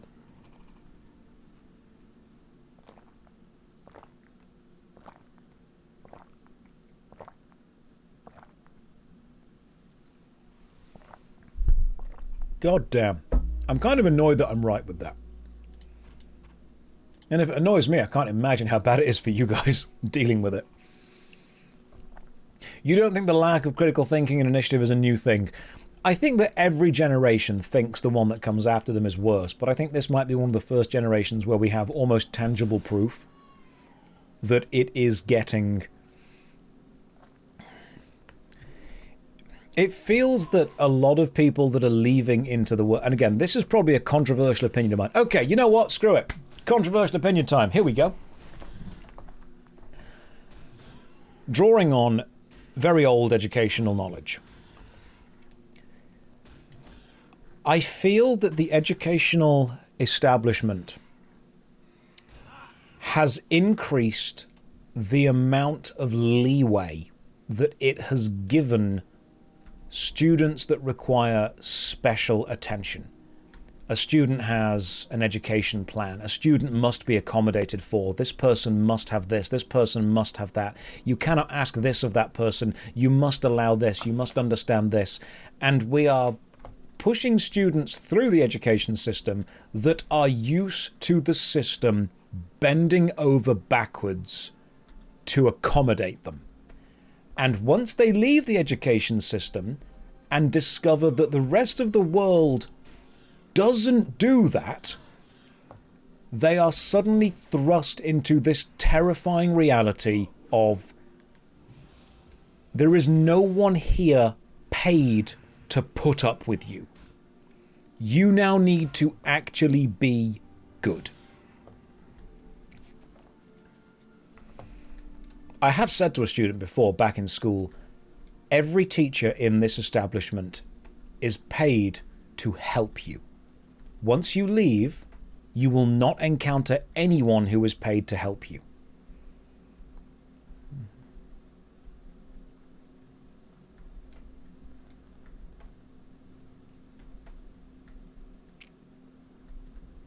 I mean, there are people that apply for jobs that just don't turn up and they're just like, I'm going to be late, you have to accept this. No. No, the business doesn't. Just because school accepted you being late every time and you got used to that. Just because you got used to just doing whatever you wanted to and everyone else kind of fitting around that doesn't mean that you then have to take that attitude forward. That's not going to fly. Hey, leveled up.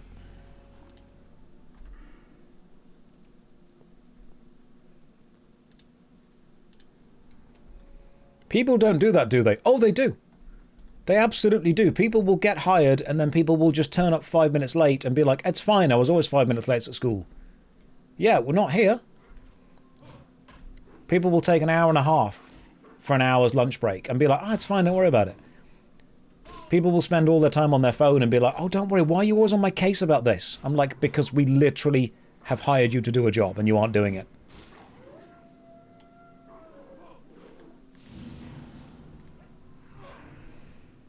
I just think that unfortunately people are told, and it's expectations, it's about setting expectations. And again, this is a controversial opinion of mine. I think that a lot of people need a lot more assistance in educational facilities to become capable adults.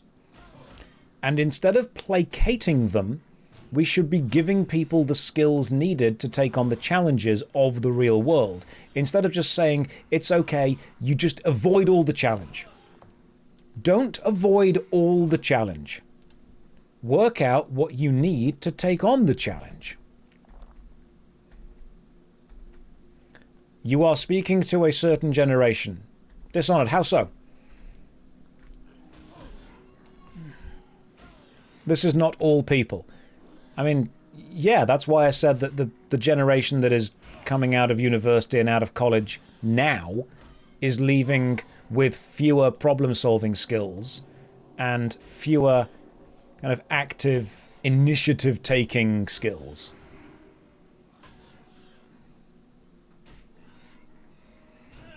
And I think what happens is a lot of these people that don't understand that their behavior is not acceptable in a work environment eventually get fired, and then they think that's unfair. Is most of my audience millennials? Yeah, probably. Brain Juice 654, this is another controversial opinion of mine. You've just said the problem with schools is they teach people a lot of meaningless crap that people never use instead of teaching them taxes, money, social skills, problem-solving skills. We need a curriculum reform. Okay, I agree. But also, let me ask you an honest question. Would you have paid attention? Would you have actually paid attention had those lessons have been there? Because I've asked this question of students before. And they were like, honestly, no. Because I actually did a lesson very, very briefly during a drama lesson where I spoke to people about how to apply for either a mortgage or job seekers allowance if they need that between jobs. And afterwards they were like, yeah, that was really boring. I'm like, yes, it is boring. It is a very boring, very dry, very dull system. But you will in the future say, hey, why wasn't I taught this? Well, the answer is you were, you just didn't pay attention. What age range were my students? I've taught from infants all the way up to adults, but I generally focused around year 6 to year 10, which was the final year of primary school and the first 3 years of secondary school. Obviously with the mortgage and stuff we taught in secondary school. Also, maths is teaching. Josh, mate, how many things from school do you actually remember and use? I mean, I was a teacher, so drama-wise, quite a lot. Let me give you the honest truth with that, Dishonored, because we spoke about this yesterday. Students have said to me straight up, why are you teaching me this? This isn't useful. I don't need to know this. And I've said to them, you probably don't need to know the actual content of this lesson. You probably aren't going to use Pythagoras' theorem too much, and you're probably not going to solve too many quadratic equations. However, what you are going through right now is the process of learning something that you do not know, applying it in a situation that you are not prepared for, and then iterating on it in order to work out how it can be applied to different situations. It is boring and it is dull, and you will probably never need it specifically. But what you will need is the ability to learn something that you don't care about and apply it in a situation that you aren't familiar with. That is what you are learning. You are learning the ability to learn. You learn how to learn. You learn how to think critically. You learn how to ask questions. You learn that most of the lessons that you learn actually will be boring. And you still need the ability to sit and pay attention. And if you can't do that now, a job is not going to give you the time that you need to learn to do it. Jobs are going to expect you to turn up with the ability to take in new information, learn it, and apply it. And if you can do that, great. But I need to see evidence that you're able to do that. I'm not teaching you the quadratic equation because I think you're going to be attacked by quadratic equations. I'm teaching you this because it's an annoyingly complicated mathematical theorem that requires you to understand how multiple numbers link to each other. And if you can understand that, excellent. You can apply it to so many other situations.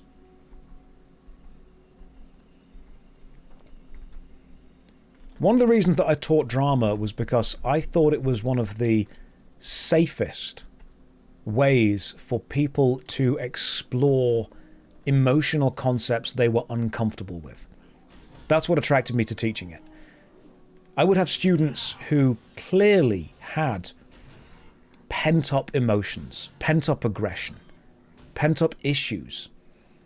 And I would say, okay, you're going to play this character who is dealing with this. These have these issues.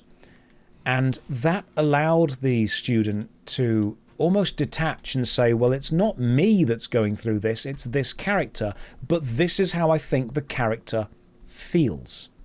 And what they were doing was they were using it as a mirror for themselves, which was excellent because it allowed them to explore those concepts in what to them was an emotionally safe way. It teaches kids empathy. It does. It teaches kids understanding for those who will be in situations they were never in. Do I really care that, you know, you're going to be playing the character in Les Miserables and you're going to be playing this character and you're both guarding this bastion of defense, and I want you both during this rehearsal to, you know, be fully supportive of each other, hands on shoulders, leaning on each other, really helping. Because what I would then be doing is showing that it's fine for these kids to support each other emotionally. That's okay. Drama was one of the safest spaces to explore the most dangerous aspects of these kids' lives.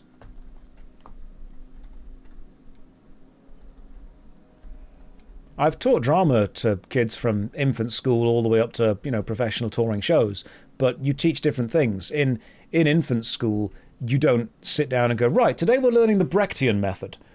You literally just teach about sharing and the idea of sharing.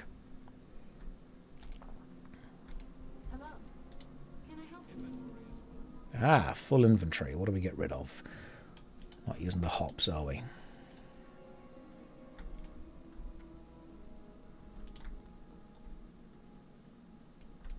Hang on.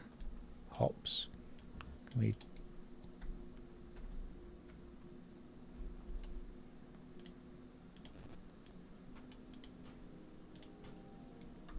Okay, so I've tried to destroy the hops and I've tried to destroy the small egg. But now that's not happening. Bitrate's still good for the stream. Oh, good. There we go. There's the disconnect.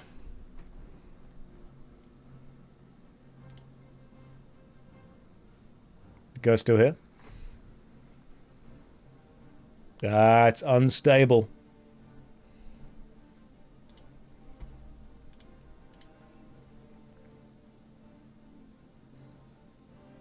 There we go. We good? We back?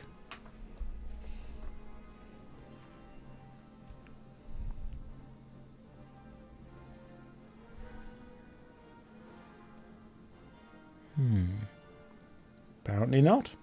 Oh, no. There we go. We're good. We're all fine. Everything's A-okay. Don't worry about it. We had a bit of a hiccup. That's all. A little bit of a hiccup. Now we're back. Game's there. I can't see any of the messages, so you guys might need to type again. We crashed? Now we good. Okay, we're back, guys. We're back. We're okay. Chat on stream is moving. Everyone's back. We know what's going on. The situation's under control. Everything is fine. Internet thing on my end, I think. It's because it's raining. That's what it is. We're all back now. Everyone chill. Don't you worry about it. Don't you worry. The stream never went down. Okay, gotcha. The stream was up for a bit. The chat on screen simply wasn't moving. Audio desync from the video. Just refresh. The on-screen chat also isn't moving. Oh yeah, that's a good point. Hang on, let me just see if I can fix that for us. Chat box. Let's go down and then refresh that. Might need to do a quick refresh. Refresh the cache. Alright, type some stuff now. We'll see what we've got. I won't leave you, don't worry. I'm here. I'm here for you. Sorry for spam. Want you to see this. You're into the D&D series. Listen to the last episode. You are... Oh, thank you very much. I appreciate that. There are many people far more talented than me. I just enjoy doing what I'm doing. Oh, you know what? We're not even seeing the chat anymore on the screen. The chat box is not moving. I can see it. I can read it. I can read what you're all saying and doing. There we go. Hey, cool. 900 more experience. I should probably go and buy my new skills. It'll catch up with it. Don't worry about it. We'll get there in the end, eventually. What's the D&D series? It's the Space Pirates with Rustage, the nerdcore rapper. Lovely dude. Right, I've got to kill quite a few of these guys. I'm only level 13. Don't get ahead of myself.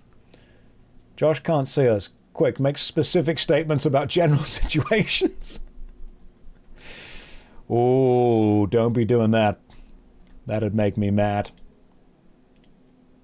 What if I just, like, refresh the cache of the current page and then also refresh this to see what happens? Okay, I've done everything I can beyond restarting the stream, and that's out the question. So everything I can do is fixed and sorted, I think. Josh, can you make a DM series? I'm running out of ideas. Yes. The party have just saved the kingdom, and the king is actually a bit of a tyrant, and now the party need to plan to overthrow him with all of the people that they've previously helped put into positions of power who support him. Yeah, the stream is just fully scuffed. Don't worry about it. You're not here because of quality. If you were, you'd be on a different stream. I know that. You know that. Let's not lie. Also, there's a soup shortage. Yeah, that's obviously the B plot of the whole thing. You know it's Sunday, right? Ah, hang on. Yes, it is. You're telling me that because the words are wrong, aren't they? Let me fix that for you.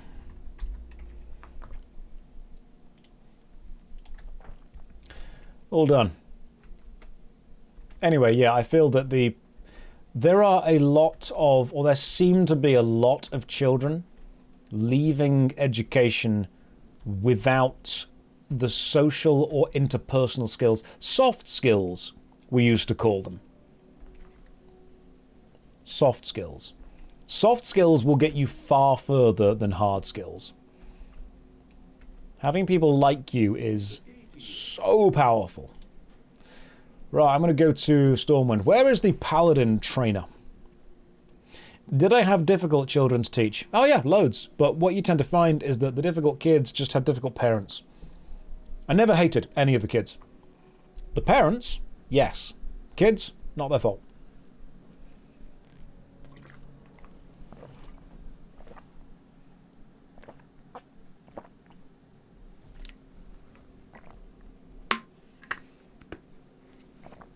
Trainers in the cathedral. Thank you. We'll have that. Now, soft skills are super important. Soft skills will get you further. It sucks when you realize that. Like, you don't need to be good at your job. You need people to think you're really good at your job and then have them like you. You know what? COVID is definitely a cultural drift. COVID was a major social maturity roadblock.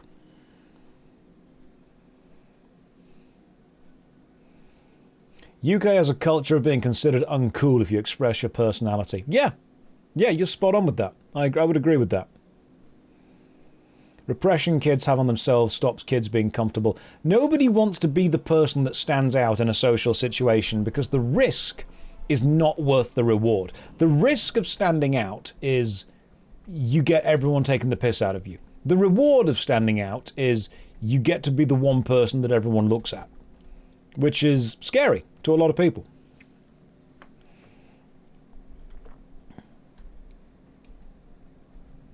A lot of Hollywood actors put their kids in schools that specialize in social skills. Some of the schools that I worked at were private schools, which means that you did get kids in there that were from remarkably wealthy or remarkably powerful families. And a lot of the kids were very polite, but you could tell it was almost a performed politeness because they knew that was just what you said. Not something they were actively, comfortable engaging in. It was rehearsed. And when you could actually just speak to them and be like, look, I know that you're saying please and thank you because you've been taught to say please and thank you, and I know that you're doing that, and this is lovely, but what do you actually want to do? What do you like? You like these films? What kind of stuff? And when you actually got one of the kids to talk about it, and this is what I always felt a bit sad with, you could tell that a lot of these kids had been trained to approach and interact in a way that doesn't besmirch the family name. And they were very polite, but I was always a bit saddened that it was so performative.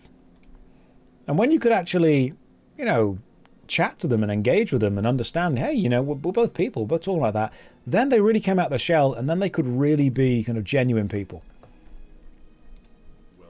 Obviously, I'm not complaining that I had to teach polite kids. That was fantastic. But you get the kids from really bad homes that are very mouthy because that's how they get attention, and you get the kids from very good homes that are incredibly polite, but also to like a terrified degree. Right, teach me things. Lay on hands. I will touch myself, and therefore be healed. Don't clip that. Seal of Righteousness, rank 1. Okay. Each melee attack, 14 holy damage. Yeah, cool, let's do it. Blessing of Protection and Devotion aura. Gives more armor. That's just like a better aura, isn't it? Let's just train with everything. More oh, I can't even afford it, god damn it. Okay, so I can't afford the stuff that I need. That's annoying. Right, P for Spellbook. Holy Light. Off you go. Good Holy Light. On we go. Better Seal of Righteousness. 12 holy damage. Ours. That's 14 holy damage. Hell yeah.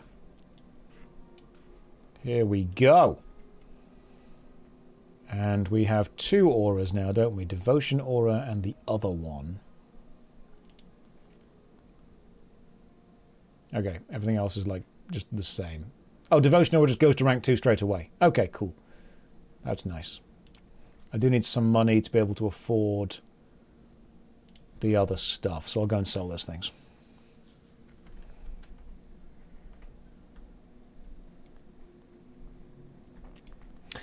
Josh, any advice? Last night I was having an intimate moment with my new girlfriend. She looked back at me and said, Mogger, and then started recording. Should I be concerned? Mogger? I hardly know her. But no, in all seriousness, yes, you should be concerned. Was she recording in MP4 or FLK? Because what you want to be really careful about is, let me just check the settings on this. If you record in anything other than... Right, so here's what you want to do. Make sure that you record in .mkv file, because if you get like a power cut or the recording stops halfway through, the MKV file will actually keep the recording up to the bit that you've recorded. If you record in other file formats, what will tend to happen is if there's any kind of disruption with the data, it actually destroys all of the previous recordings, so you can lose all of that. Yeah, MKV is genuinely really useful for that. Like, I've had sessions where I've been recording things for YouTube videos and the recording has got like 2 hours in and then suddenly corrupted, and that's when you lose everything before it. Whereas MKV, if you get 2 hours in and then something goes wrong, you keep the 2 hours because it keeps all of the previous stuff actually done. There you go. That's really good advice. That's genuinely good advice for if you're going to... Fragmented MP4 also affords that. Yeah, that can work too. Right, I've got to sell some stuff to a shop.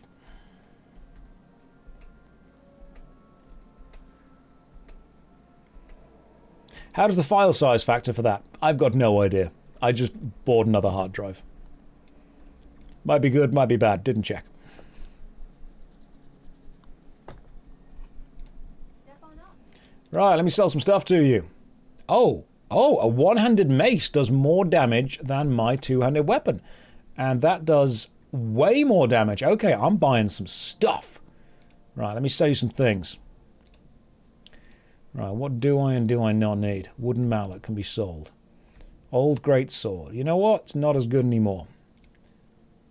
Let me sell everything that I don't need. These are for quests. It's quests. Okay, everything else is being sold. A Warhammer 4K question. Warhammer 4K.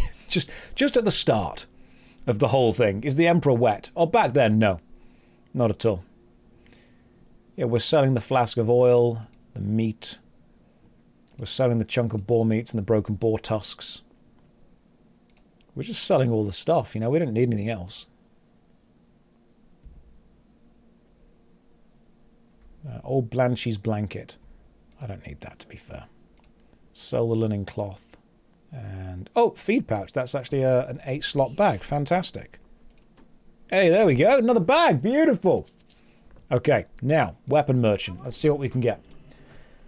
I need a better weapon. So I could go with a giant mace, which is 3.3 damage per second. That requires level 16. I could just work up to the rock hammer, to be fair.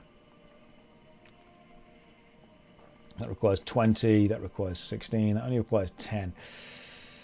Do I want to go with a two-handed mace, or do I want to go with a one-handed mace, sword and shield kind of vibes? I might just purchase the ability Safe travels. to wear better armor. Yeah, mace, giant mace. I like it when shops are actually useful. You, weapon master. Can you train me? Oh, hang on. Oh, yeah, I can't afford pole arms. That's 90 silver. I can afford one-handed swords and two-handed swords, but that would actually leave me with nothing. So I'm going to go and purchase my other ability first.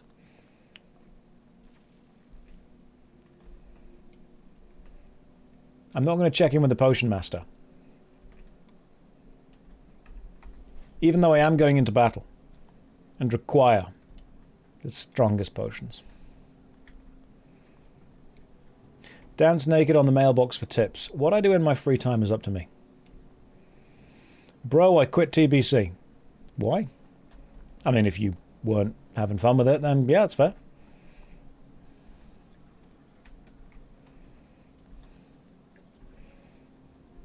Let's go and purchase the next paladin ability. I'll probably get like a good weapon when we do the dead mines at some point.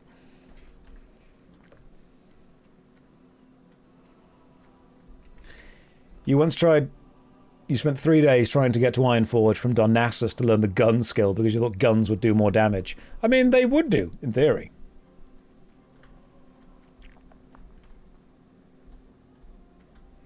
Let's just go and level up some stuff. I'm not really kind of min-maxing this paladin. But I do want to get better abilities that I actually use. There's a great paladin weapon from your class quest. Oh, that's a good point. Where do I start my paladin class quest? Okay. Seal of the Crusader rank 2. I'm not using Seal of the Crusader though, am I? I'm using Seal of Righteousness. I actually don't need it. But Blessing of Might increases power by 40, whereas that increases power by 23. Hell yeah, let's go with that. Better Blessing of Might. Don't care about Seal of the Crusader. I'm not using it for anything. Alright, cool. Do you get to choose which of the... Yeah, you do. So we don't need level 1 blessing. We go with level 2 blessings. Then we get blessed. No, not him. Bless me. There we go. Cool. And devotion aura's on. Where is the class quest? Where do you accept... I'm level 10, so... Like, should there be a class quest around here to accept somewhere? Or is it already in my... Is it like already here? Do you get to see what it is? You can't pick it up yet. Oh, it's a level 20 quest. Okay, gotcha. So we'll just wait for level 20. You know, I really do like the PvP Paladin set. I'm not going to get it because I suck at PvP, but it looks cool. So we'll go back to the Westfall. We'll continue with stuff. And we'll keep going until we get a better weapon. Vanilla Paladin drip is pretty cool. I just like the class fantasy of plate armor, shield, and hammer. Has the Warlock gotten the Succubus yet? Yeah, that's why the Warlock's not being played right now. He is busy. You are lucky because classic PvP requires 0 skill. That's what I'm afraid of. Everyone will be able to beat me. I mean, the Judgment set is still pretty cool. That's the one with like the book on the shoulder open and like the dagger through it or something, isn't it? That looks pretty cool.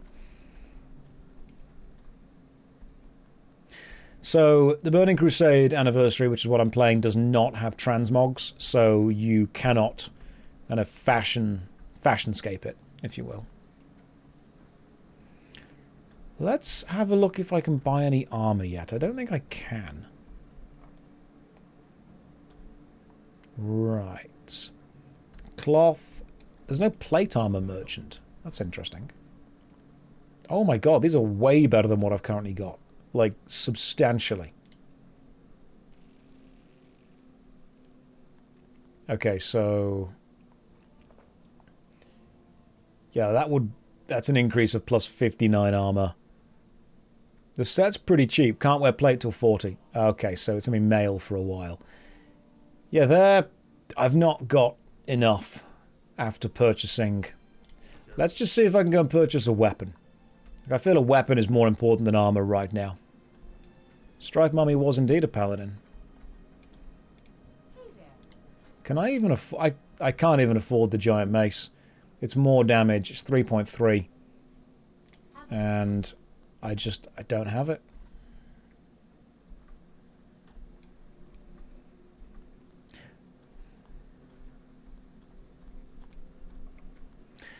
Hey Josh, what's your take on autistic people?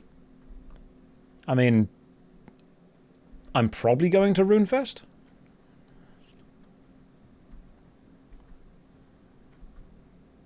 So, I can ask the council.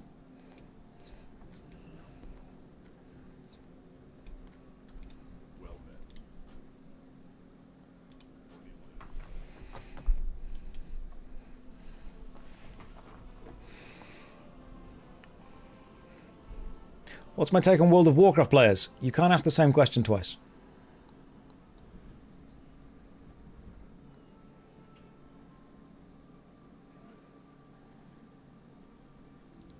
Are autistic people a faction now?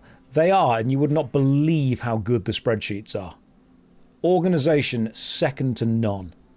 Okay, the behind-the-scenes analytics, absolutely incredible. Only downfall is no one talks to each other.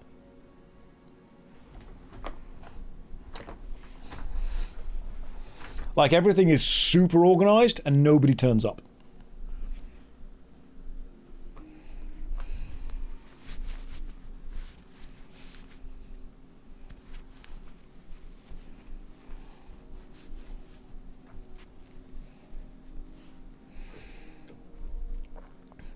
I'm putting together a team. They are not good in social situations.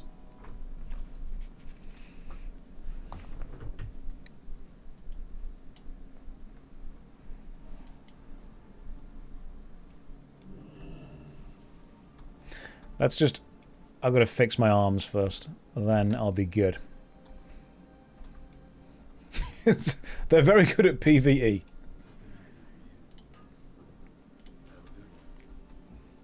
Right. Done, done, done. Now let's go and do... I suppose we need to go and kill the Defias bandits, really. And some gnolls. Yeah, bandits and murlocs, I think, we're at a point we can go and do now.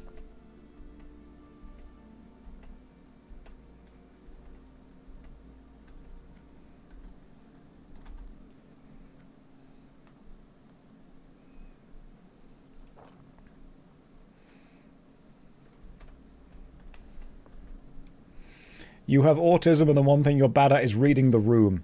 Yeah, but reading instructions, 100% peak. Like, you could put together any IKEA furniture.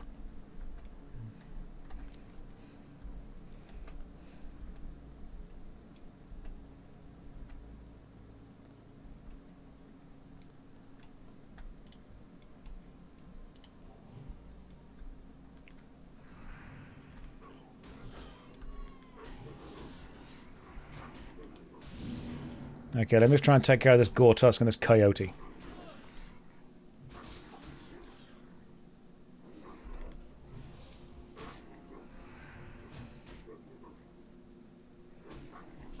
Yeah, like your spatial reasoning, amazing.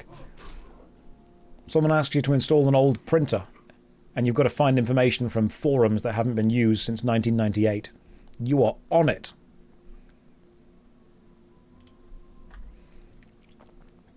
Right, I need to collect Gortusk snouts from something still, but I have no idea what. Right, just kill some smugglers. Yeah, like if you put reading the room in the instructions, goddamn, you'd be great at it.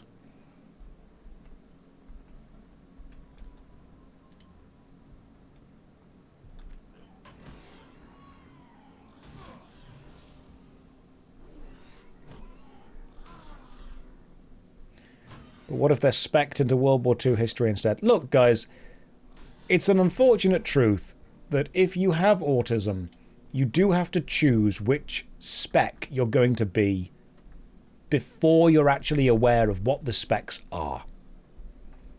Like, you don't get to trial them.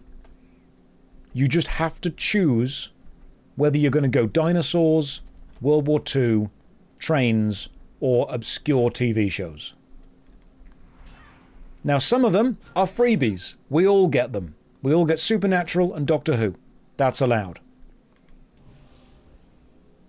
Some of them, people go with Roman Empire, Disney. How is dinosaurs not the best? There you go. There's a dinosaur person.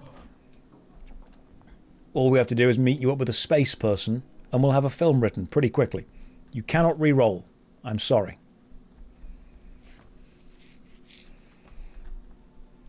Or Sonic. Yeah, that's kind of like the... I feel that's the wooden spoon prize.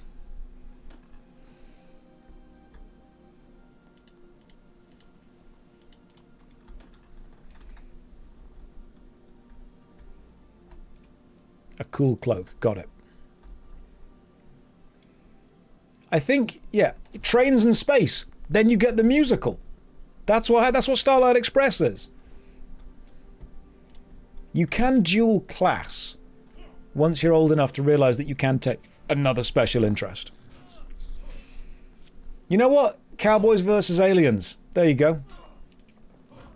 I'm pretty sure that you get some of the best and most interesting franchises when you just put two special interests together. That's what Kingdom Hearts is.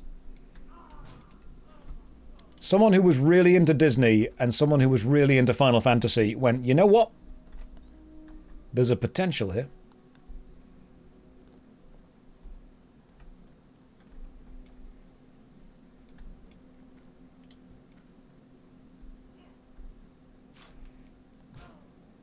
Christopher saying, cowboys don't exist and aliens aren't proven. I think cowboys did exist. And I think that Aliens versus Cowboys, or Cowboys versus Aliens, whatever it was called, isn't scientific proof. I think it was just a fun film.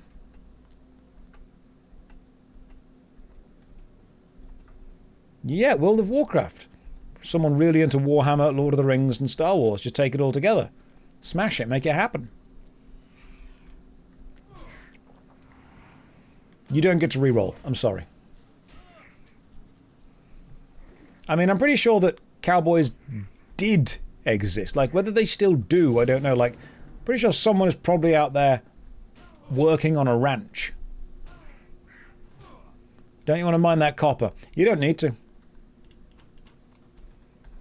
No one's willing to tell you that you don't actually need to engage with any of the crafting stuff in WoW.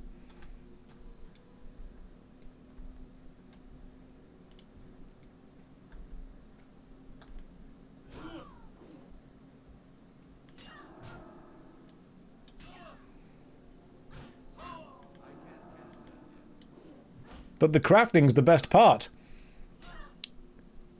Dark Horse got the crafting autism.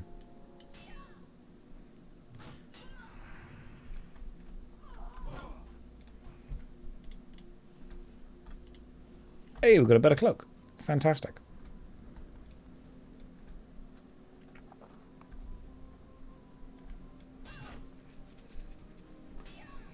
You dual-spect into being able to do gimmicky challenge runs and also pointless trivia. Not sure what to do with the latter part.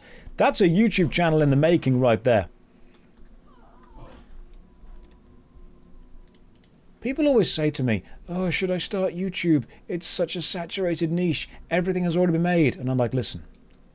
I will watch every single "Can you finish Dark Souls with this specific detriment" video ever made.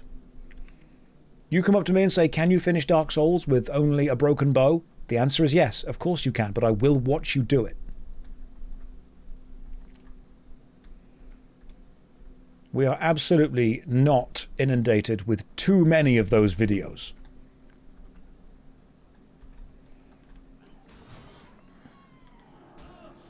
I got the video essay about games that I will never play spec. I'm glad that I discovered One Short Eye on YouTube, because, like, I'm not going to play those old Sierra point-and-click adventure games, but I do want to watch a 3-hour breakdown of all of the stuff in them.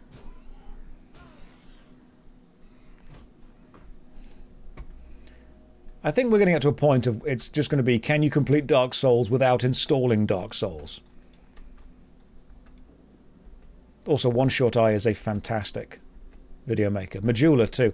I was watching more of Mitch Mannix yesterday with his video on You Only Live Once or something. You Only Live Twice, whatever it was. You Only Die Once.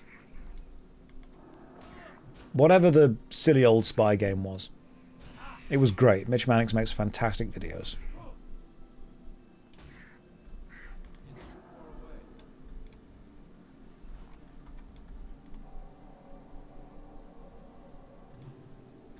No One Lives Forever. That's the one. Thank you.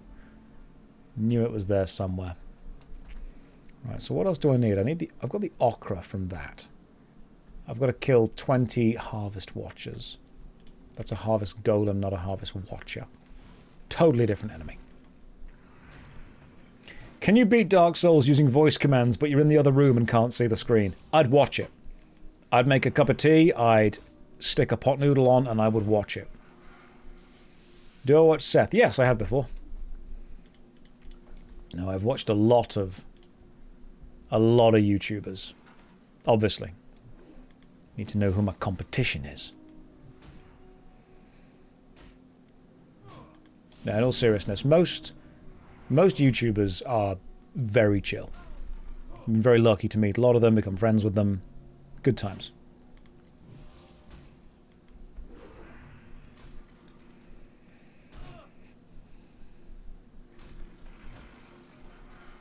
I will do Can You Beat Dark Souls without playing Dark Souls at some point. And then you get, was it Annie Austin? Who's like, do all the rivers in Grand Theft Auto in Skyrim go somewhere? He has nailed that whole vibe of, I am going to interrogate this game to an absurd degree to check whether a minor thing within the game actually works in real life, and God bless him for it. Because otherwise, we would have to fall asleep with nothing playing in the background. And none of us want that.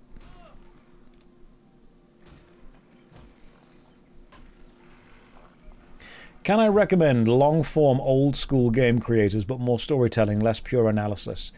So, that depends. Storytelling. Do you mean you just want the video itself to be funny? Because if that's what you're after, the answer is Kadikarus.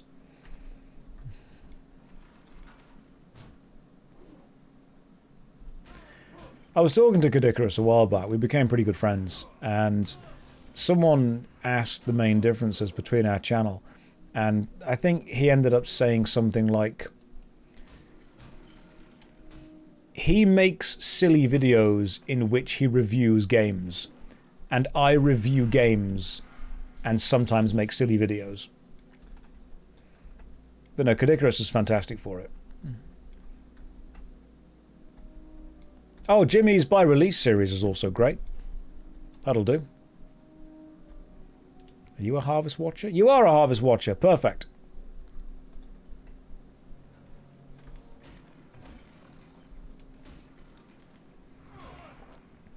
But yeah, there's lots of content creators out there. Lots of new content creators, lots of up-and-coming content creators. And I would always encourage you to, if you see a video that has like, 5,000 views from someone that's got a tiny amount of subs, then fantastic. Watch that video. Support that. See what's happening.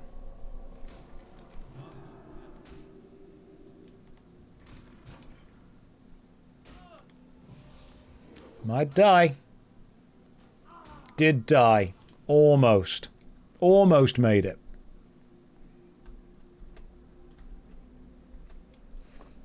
Oh, I mean, Settled with his Swampletics series is fantastic. There are some series on YouTube that transcend just YouTube or just the game they're playing. 5,000 views is indeed a lot for a small creator, but what tends to happen is the videos that break the 100 view barrier get pushed by YouTube because people are sticking around for them.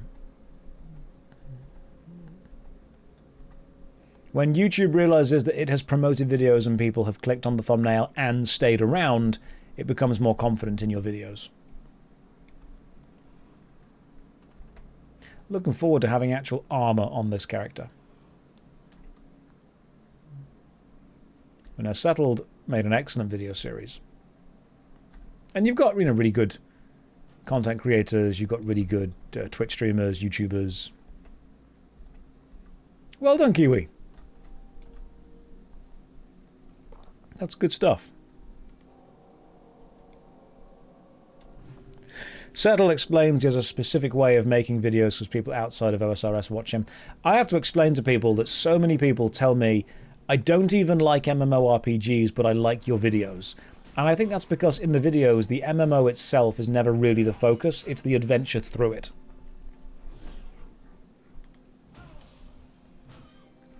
Whenever you search for content, you get loads of bad stuff. The good stuff is sometimes lucky algorithm roll.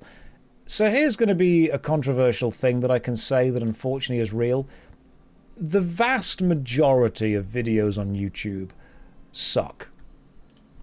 They're just badly edited, they're badly scripted, they're badly presented, they aren't doing what they should be doing, because obviously there's no quality control on YouTube. Anyone can make anything, and thousands of hours of content are uploaded to YouTube every minute. It's ridiculous, the amount of content that is added to it. And because of the sheer amount of content, most of it is not very good.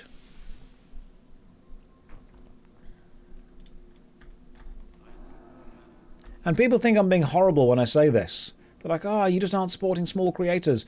No, you can support small creators because they're small and making good stuff, but you can't support small creators if they're small and making crap stuff.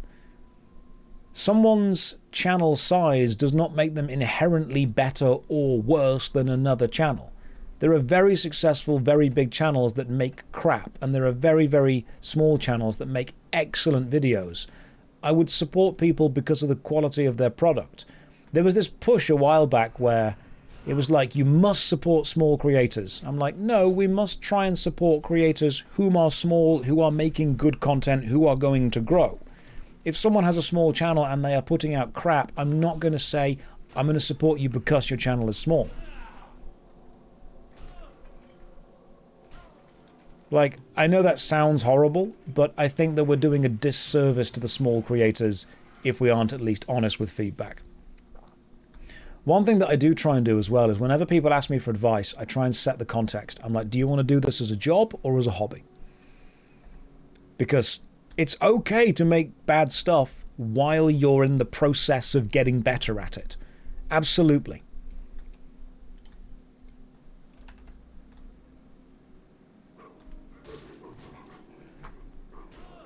Like, if you aren't doing good things right now, but you are learning the process, fantastic. Also, yeah, the whole support small business things. I think, unfortunately, maybe I'm just jaded.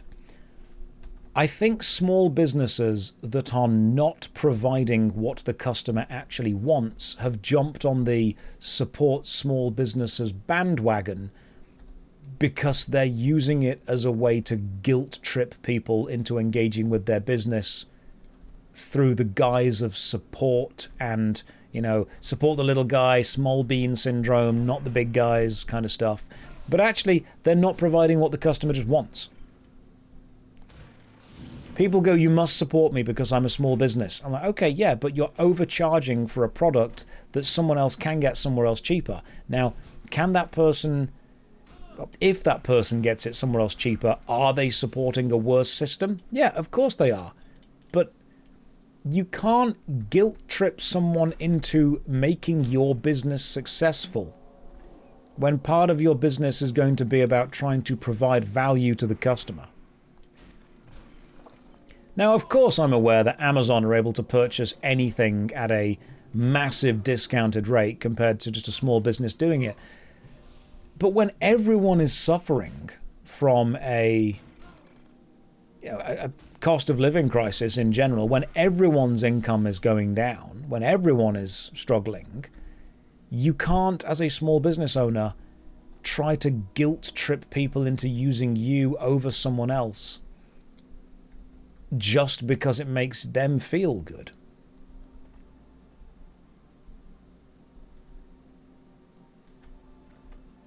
You got back from Costco and you're peeling the Costco-sized bag of garlic. You're on the TV in the other room with the volume up. Good, go for it. Love Costco. Big fan of Costco. Walmart and Target kill local businesses and do more harm than good for any city or town. Yeah, overall I'd probably agree.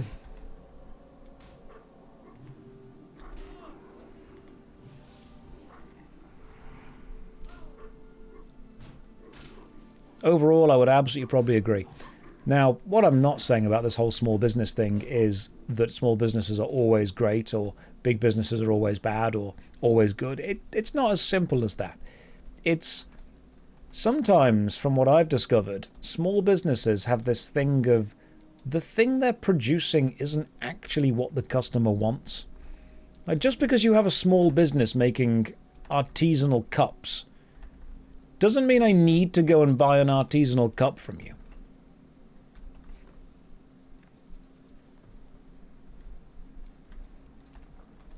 Yes, I'm sure you've put a lot of effort and incredible skill into making it, but ultimately, I don't want it.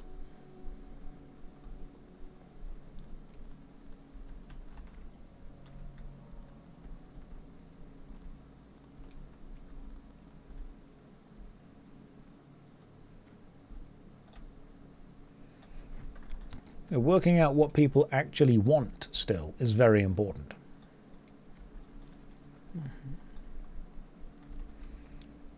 Bald Eagle, it's not a skill issue when Walmart and Target get tax breaks. Oh, absolutely. Undercut competition. Yeah, I completely agree. I agree with that. I agree that big businesses effectively have systems which allow them to bully smaller businesses out of being successful. They allow the big businesses to engage with a huge amount of unfair systems that give them massive unfair advantages. And what big businesses can do is they have the money and the capital behind them to be able to operate at a loss for so long that no other business can possibly keep up. And once the businesses have all shut down, they then increase the prices massively because there's no competition. That's what a lot of taxi firms and Uber did for a long time. Uber would move into an area, operate cheaper than every other taxi firm, and then when every other taxi firm went out of business, they would then crank their prices up because what are you going to do? The taxi firms used are now out of business. That's how monopolization works. It's how using kind of business bullying tactics work. I get that. At the same time, I don't need to support your small business that makes small artisanal things that cost 5 times the price of whatever I would be buying on Amazon because I just want to buy the cheap thing. Like, I'm sorry. But just because you've decided to open a business into an incredibly risky economy and risk hoping people are going to spend a lot more money on your thing because it steps aside from the big box stores, I get that, and morally I agree with you. But at the same time, financially, I'm just going to go and purchase the thing from the easiest and fastest way to get it.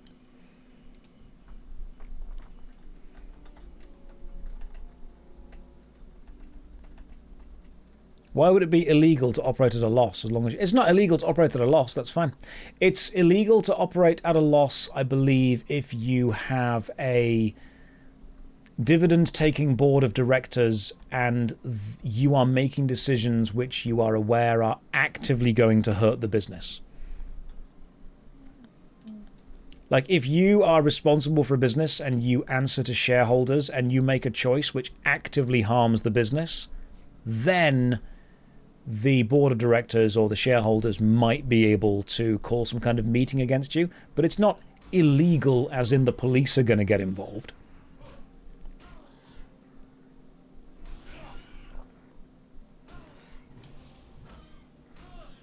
I know this might seem like a contradiction, and it might seem like a horrible thing to say, but I think it's possible to hold two competing ideals and also engage in behavior that benefits you. So I can absolutely agree with the fact that the big box retailers have bullied small independent businesses out of towns. And then I can also benefit from the fact that the big box retailers are far cheaper than those small businesses could ever be. I don't want people to feel that their business opportunities have been taken away from them because of the massive companies able to exist in the negative for a long time. But at the same time, I don't want to feel like I'm being guilted into engaging with your overpriced small business because you're banking on me wanting to do that through a moral sense of superiority instead of through a financial sense.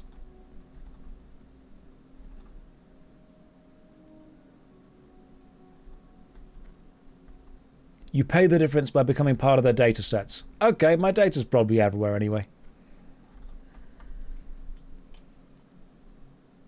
Let's try and kill some gnolls.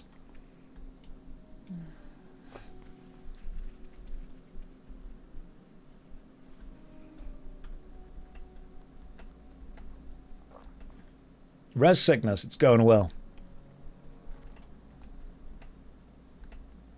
I mean, not every small business is trying to scam you out your money. Some are just operating in a more expensive manner. Yeah, I agree. I understand that. And if you have the finances to be able to go and give your business, give your patronage to a small independent business who have to charge you more because of the nature of how they, work and how they exist, great, your money, spend it how you want. But I'm also not going to say to people that you're a bad person for shopping at Costco or Walmart. Because at some point you do need to just put what you have and what you're able to do in yourself first. Like, if you could purchase a cookie for $1 or a cookie for $15, but you know that it's being made by a small local independent family bakery, if you've got the money to go and do that, great, cool, do it. It's your money, spend it how you like. But I'm not going to say that you're a bad person for going to buy the $1 cookie because I don't know what other expenses you've got.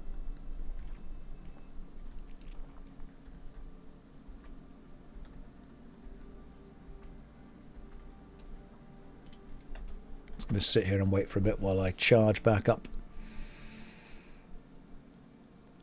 You may have a lot of other costs in your life that you have to prioritize.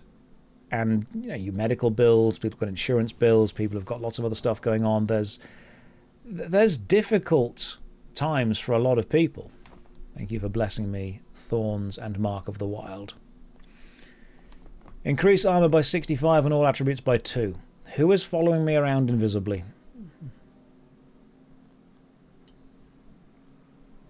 Causes 6 nature damage to attackers. Someone is following me around invisibly and buffing me. That's gotta be Moo. Yeah, like, if you want to buy ethically, absolutely fine. Go for it. Live your best life. Be the person you want to be.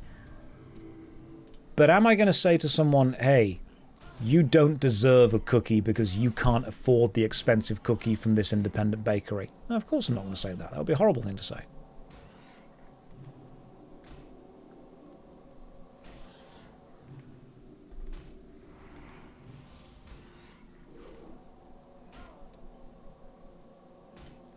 What is my sound setup? As in my microphone?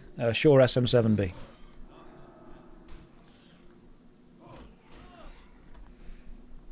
Might be about to die here, Moo. Maybe you'll need to jump in and save me. Who knows?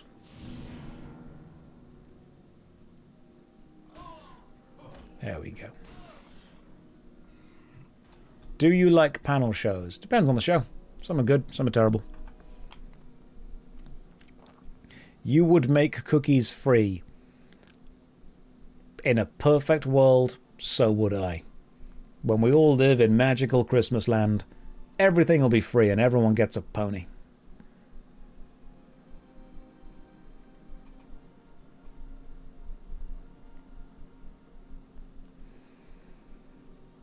There's a lot of complexity to it. There's a lot of subtlety.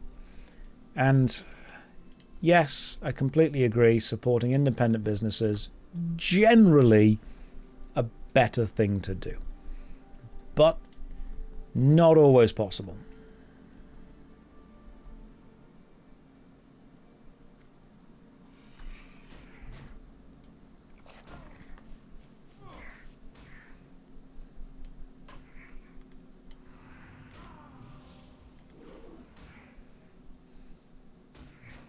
But then you have to care for the pony. I can't solve all your problems, all right?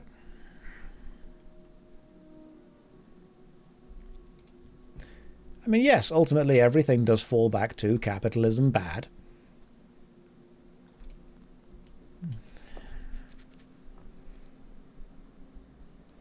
I do sort of think it's funny that people are like, capitalism is bad, but not when you support small capitalism. Which just says to me, oh right, so it's the scale that's the issue. Because I think capitalism is in general, in theory, fine. It's just when it's unchecked that's the problem. Why no background music for second monitor viewing? You can listen to whatever you want. Scale and lack of some stupid regulation. Like, if you get over 100 million quid, just get a trophy that says you won. And then just give everything else to children's hospitals. Like, that seems fine. You hit the 100 million mark, and suddenly, fantastic. Good job, you win capitalism. Here's a trophy. Here's a small yacht. Everything else you make goes to charities. You can't believe I can't solve all systemic issues you present to me. I can, it just takes me a while.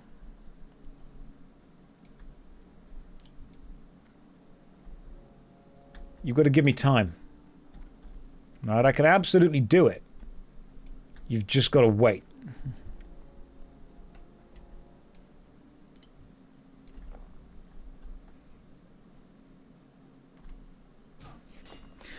Odin, but what if you want more? At that point, you're not gathering money for the sake of needing it. You're just going for a high score.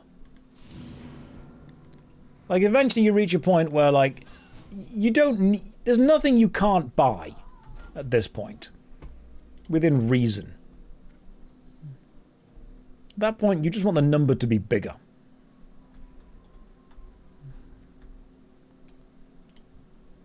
Halfway to the next level. This is where it gets kind of grindy.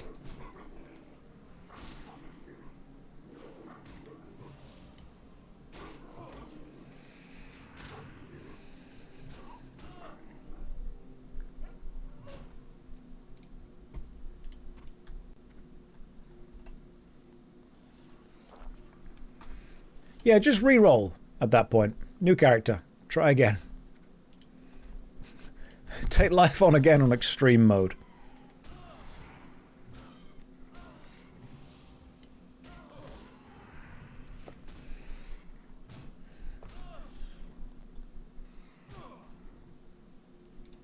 Yeah, I think being... Oh, Spiked Club of Spirit. Interesting. +3 Spirit. Plus 3.4 damage per second. And it's two-handed. Sweet, there we go. New weapon. Fantastic. Is it good, though? First of all, how's it look? Looks like a club. That'll work. +3 Spirit. Is it good? Don't care. Equipping anyway. Yes. Big upgrade.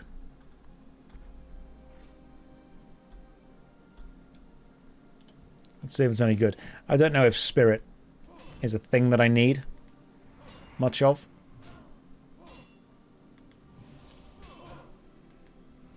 But you can attack quickly, so you get more attacks per attack.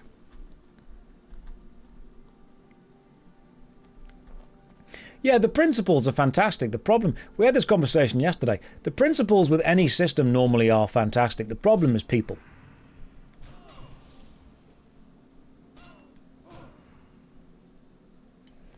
Any system could, in theory, work, provided all the people within that system are willing to commit to it and sacrifice for its own success. Everything is fine. In theory, practice is the same as theory. In practice, it's not.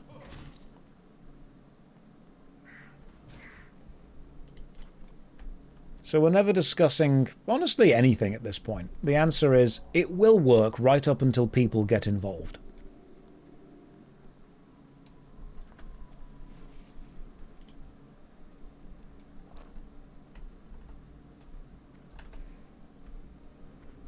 In practice, the system is failing you. Yeah, I would agree.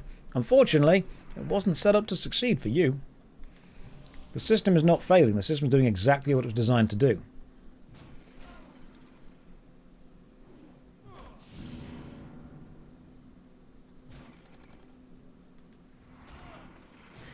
Am I making the Dark Alliance 2? Was it any good? Eventually, yes. It's on the list. It's a long list of things to do.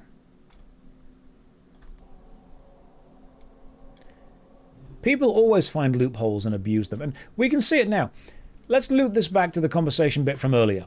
You know how we were talking about MMORPG games or gacha games being pay to win, and then someone who's a fan of that game coming along with, oh, well, actually, you can get everything in the game for free, so it's not technically pay to win, because you can get it for free, so it's just pay to advance quicker. What that person is doing is using a technical loophole to justify why your opinion on their favourite game is wrong. If people are willing to do that for video games that they're emotionally invested in, think about how willing people are to do that for things that make them lots of money. People go out of their way to convince you systems that they like are good systems. People will go way further out their way to make more money off stuff.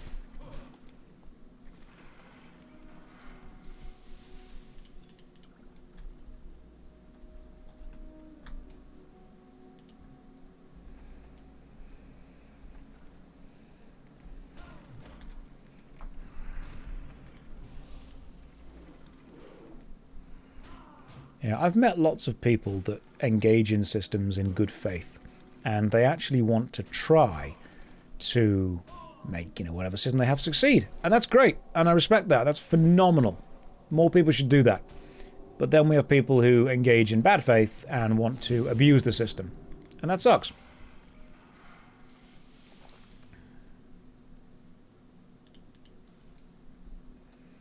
Remember, guys, if you're paid minimum wage, what the company is telling you is if they could pay you less, legally, they would. The people with the ability to influence policy have money, and the people with the most money, yeah, absolutely. Is this the continuation? No, this is just me playing Warcraft. Yes, people suck. You don't have to. Josh, you finished map completion for Guild Wars 2. Oh, congratulations, man. Was it a fun experience? Did you enjoy it?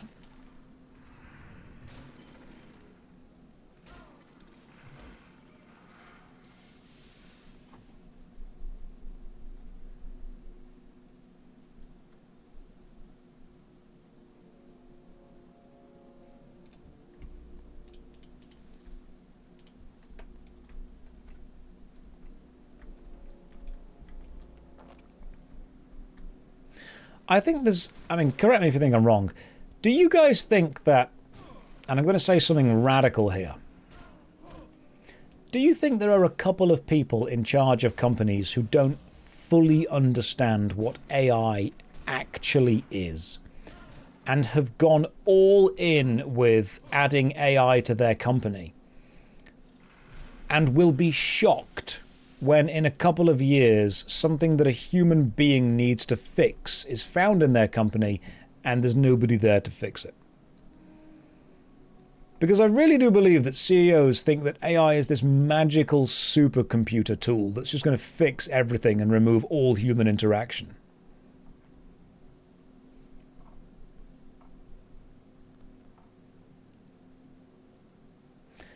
Baronation says, any thoughts on the Gooner epidemic? We always knew it was coming.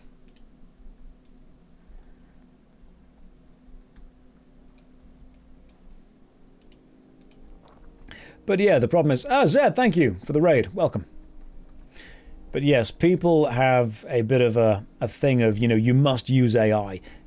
You've got to use AI. Can we get AI involved in this? I'm like, you're just saying letters at me now. You don't understand what this does. You don't even know what you want. You just know that you want it to contain the thing. You're a big fan. Thank you very much, man. Welcome in. Yeah, it's a solution in search of a problem.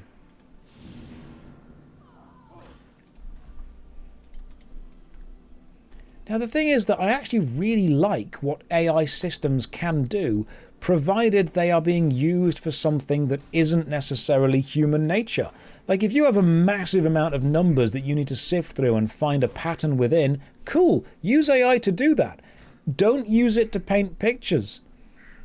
AI is great if it can take the things that I don't want to do away from me so I can spend time doing the things that I do want to do. But what it seems to be doing is, and what companies seem to be pushing, is the beauty that AI can do all the things that I do want to do and therefore I don't need to waste time doing them.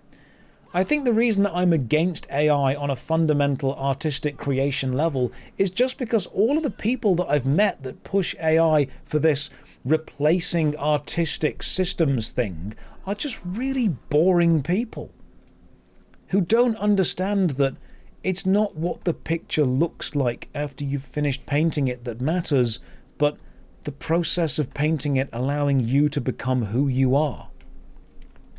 I love the idea of AI analysing huge data sets that human can't do to allow humans to explore what it means to be human. I don't like the idea of AI taking tasks away from people that would allow them to explore their humanity. Yeah, Sleeping Full of Chocolate nails it. I want AI to do my laundry so I can spend time making art, not do art for me so I can spend more time doing laundry. I think that the people that praise AI art are enjoying the art on a purely surface level. Like, to them, all that matters is what the pixels look like. And sometimes you say that to people and they're like, yeah, that's what a picture is. It's just images. I'm like, okay, yeah, I get it. But there's a level of provenance behind the artwork that carries with it a weight of emotion. You're baffled at what AI can do. It's so good now that people hate it. I think it's incredible and it's a very powerful system, but it's producing content.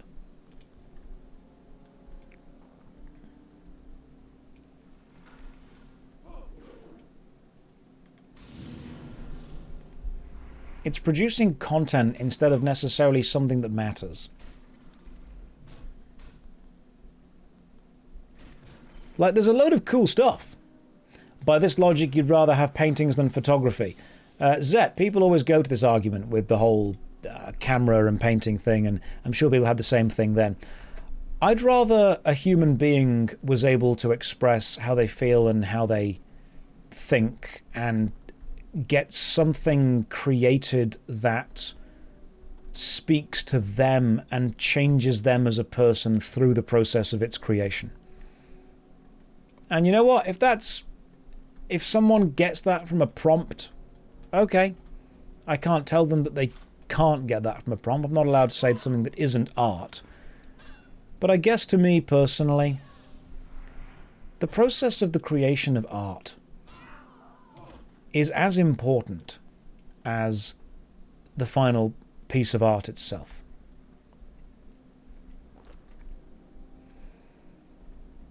And maybe an AI agent could paint a far more beautiful picture than I could ever paint.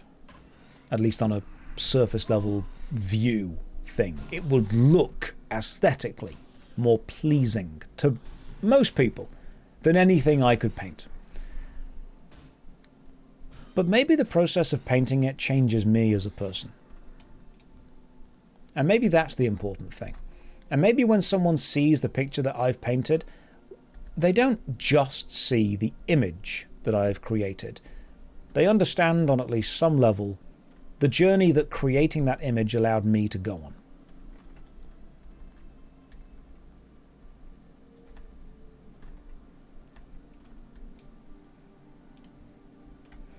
Do I think that companies using AI are capitalizing on a human connection being luxury? Yes, absolutely. I think there's going to be a huge amount of customer-focused companies that pride themselves on the human connection.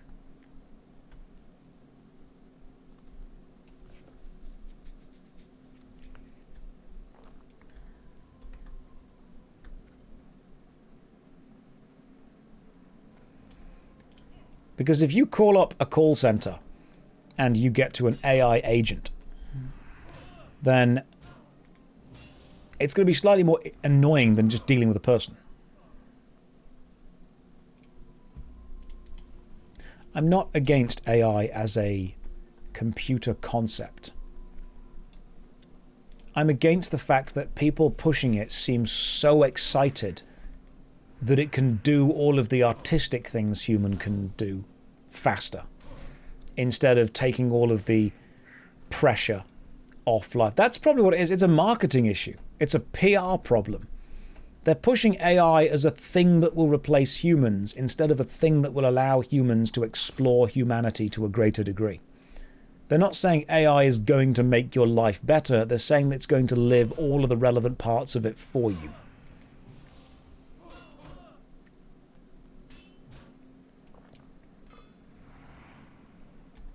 And if it was only AI is going to take away all of the pain points so you can go and explore all the fun points, everyone would be on board. If it's, this is an incredible tool that's going to do all the stuff that you do better and therefore you won't need to do anything, it's kind of dull.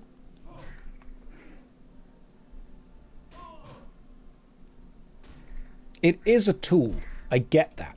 It is absolutely a tool to be used. It just seems that people are promoting the tool's purpose as replacing all of the fun stuff that I want to do, as the process.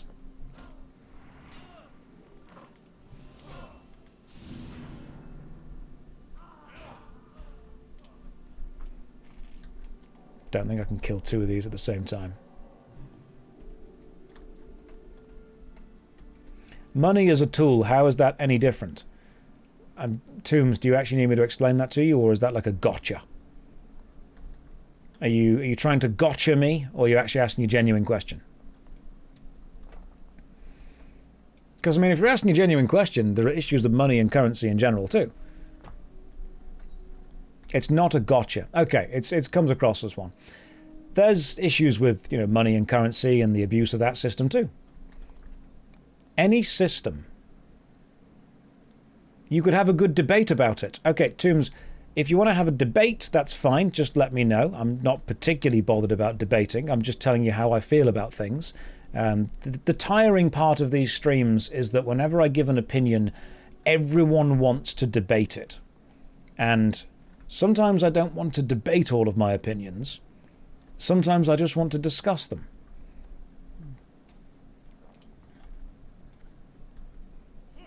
Artificial intelligence using a massive system to solve problems is a really cool thing. Love that. That's fantastic. Using it as a system to copy a load of artists' work to allow people to put out artwork that looks like exactly what they want it to look like and effectively replace the need for humans just seems kind of sucky. And the rise in AI companions is worrying.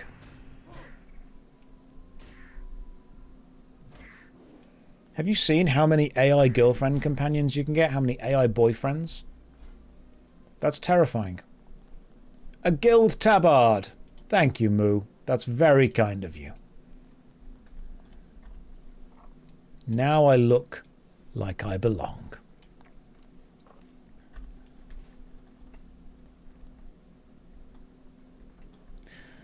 I think, again, one of the reasons, and I'm not trying to be horrible to people, is everyone that I've met that is 100% pure pro AI in every way is just a really insufferable person.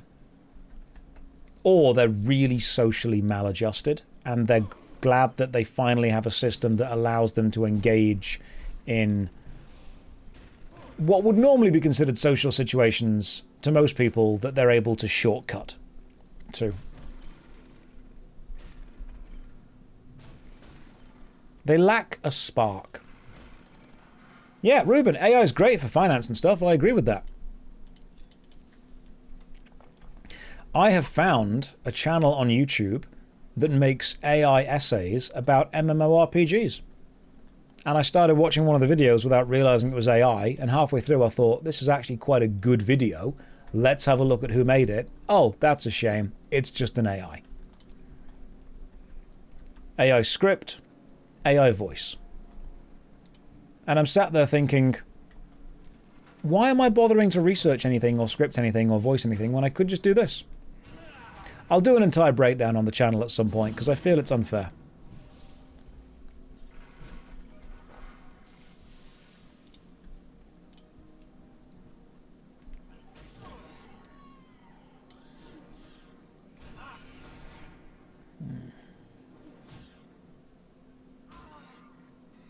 If only it was understood.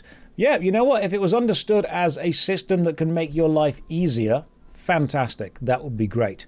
The problem is, and again, as I've said, it's a marketing problem. Because the people that are the most evangelical, loudest supporters of AI are pushing the it can make art and write books and draw pictures and make films angle, instead of the it can do all of the really boring admin stuff that you don't want to do angle. Why would you want me to be excited about a system that can do all of the things that I want to do because the process of doing them is rewarding?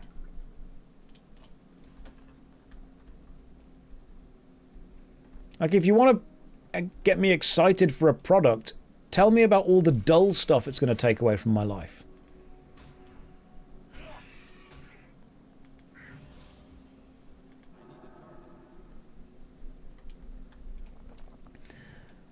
Tombs, people take public stuff given to them and use it to create the stuff you mention. Okay. Is it public stuff given to them, or is it stuff stolen from artists and not credited or paid for? Because you have to understand that a lot of AI models have done that. Like, okay, Tombs, you do understand that a lot of AI models have taken copyright work. Now, I don't want to say all of them, even though it probably is. I want to say a lot of them.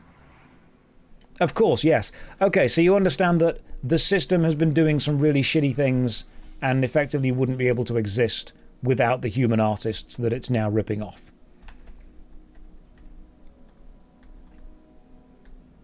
Look, if you want to defend it, that's fine, but this really isn't the hill you want to die on.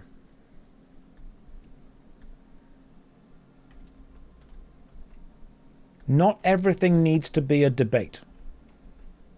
You don't need to run devil's advocate for everything.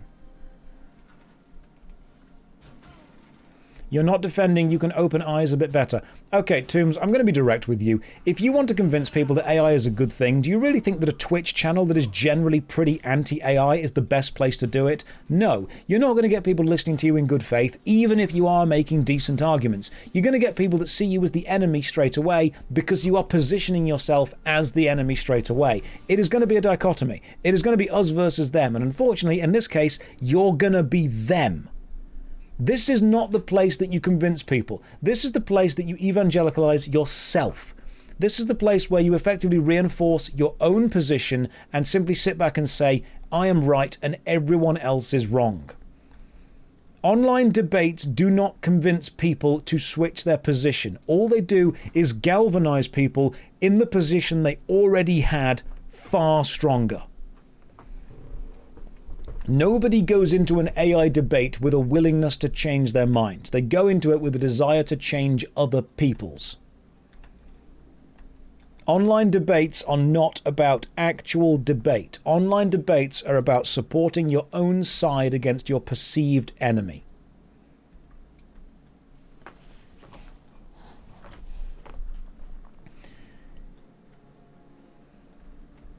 And unfortunately, the problem with that means that any time someone comes in and goes, well, I've got a difference of opinion. Okay, cool, I'm sure you do. And it would be great for you to be able to express that in a way that people listen to. This is not that place.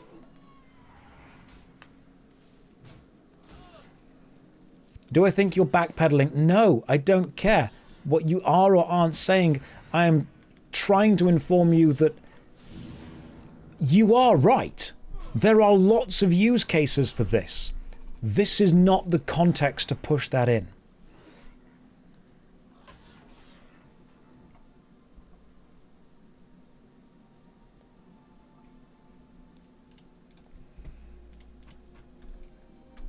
Some people I know just like being a contrarian for the sake of being a contrarian. They hear someone put forward an idea and they're like, I am going to put forward the opposite for the sake of there being that problem. You do not always need to take the opposite side in anything. You guys ever notice that?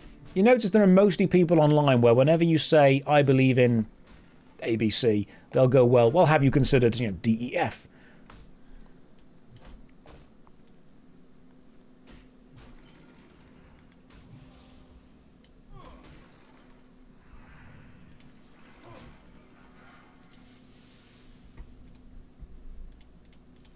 Ooh, better gloves by 1 armor.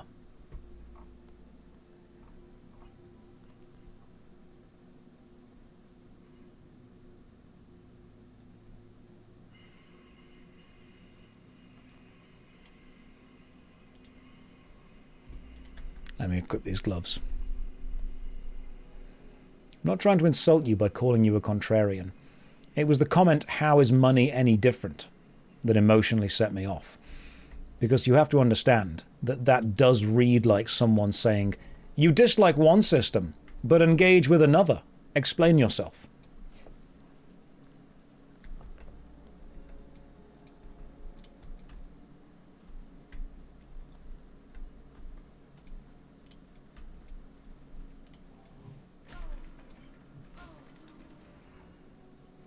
You understand that it comes across that way.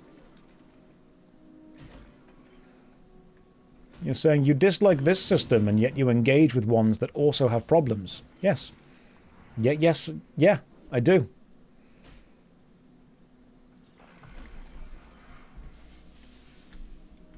I dislike the idea that we're moving into a world where AI simply removes the need to engage with artistic creation. Insulting you doesn't make things better. I'm not insulting by calling you a contrarian. A contrarian is someone who simply takes the ideas and then adds the opposite opinion in.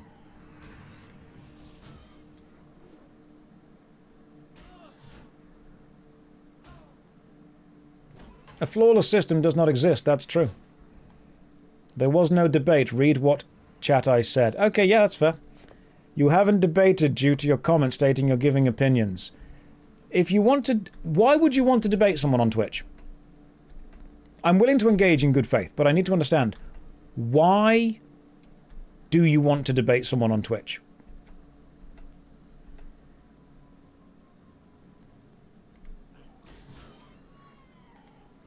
This is turn-based PvP.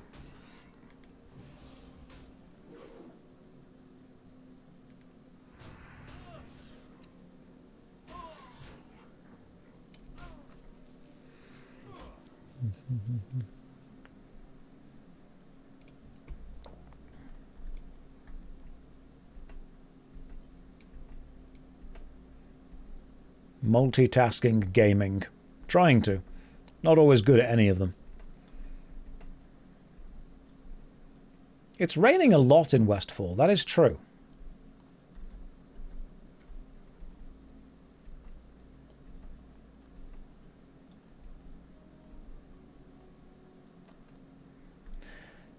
So I'll let you in on a little secret. You don't change people's mind by convincing them that they are wrong.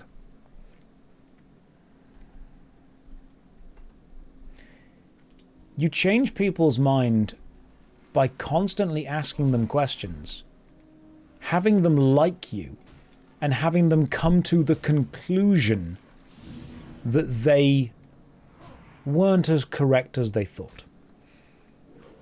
Because people have egos. I am exactly the same. And they don't want to feel that they have been defeated. So if you come at someone as an opponent in any capacity, human nature is straight away to be on the defensive. And no matter what you do, do not ever change. Do not admit defeat. So it's very important that if you want to actually change someone's mind, they like you first. Because if they like you, they're more willing to engage with you.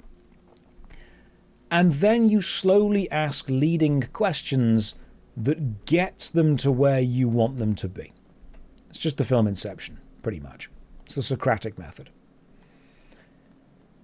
And so sometimes when I talk to people and I say to them, what's more important to you, genuinely? Changing someone's mind or effectively defending your own ego? And I am absolutely no different in this. I'm not exempt from this.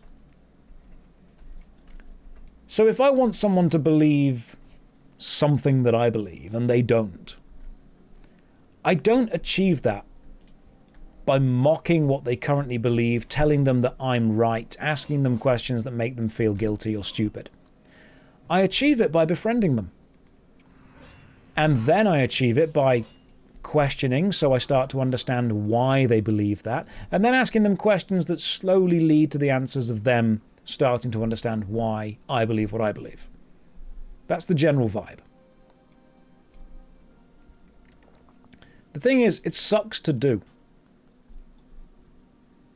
Have we lost the stream again? What is up with Westfall? God damn!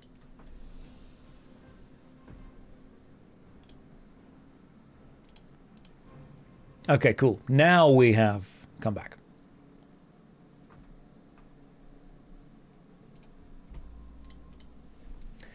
So it's sometimes important. Stream is good. Stream's good, cool. We're all good. Yeah, you can learn from the people you disagree with. Absolutely. And I think a lot of online debates are ruined by watching streamers have online debates. I don't know if you guys agree with this, but unfortunately online debates mostly just become who can talk the fastest, who can talk the loudest, and who did the most research so can spit out the most facts quick enough.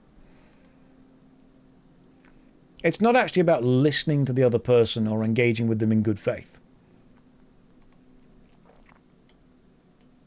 Right, this coyote, I've queued up some attacks and I can't see what's happening right now.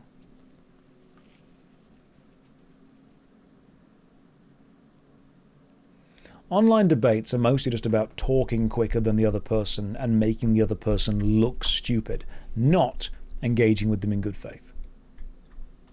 That's why all those online debate bros are like, debate me, bro, but the point of their debate is basically just, can I make the other person look like an idiot, which makes their followers look foolish, which puts everyone on the defensive. Which you don't want to do. You know, that would suck for everyone involved. Let's just refresh Twitch. Again. There is a reason proper debates do have all that kind of stuff already settled, if you will.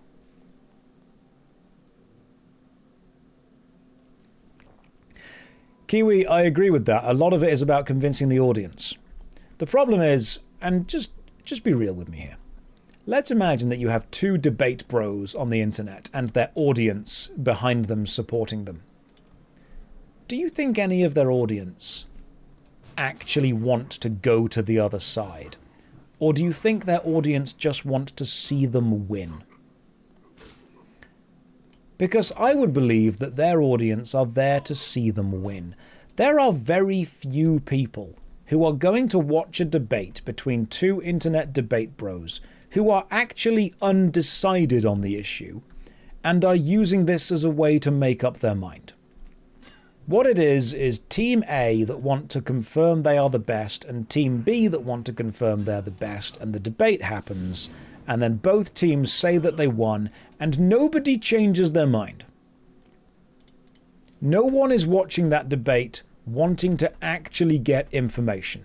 They want to see their guy beat the other guy in a mental sparring match.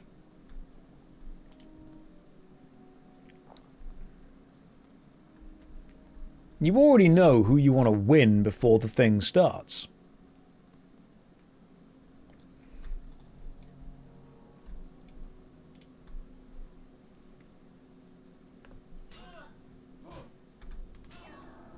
Yeah, it's not really about understanding as much as it is about winning. That's why I think they're a little bit silly.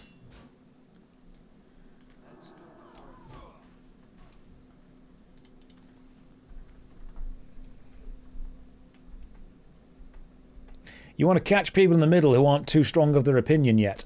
Potentially, but I don't think that you're going to catch people in an online debate that way. Once they start talking over each other, you tune out. Problem is, that's when most people get excited for the debate. That's when the fight happens.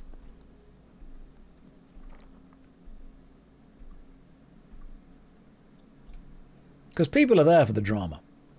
People are not there for the intellectual discussion. They are there for the drama.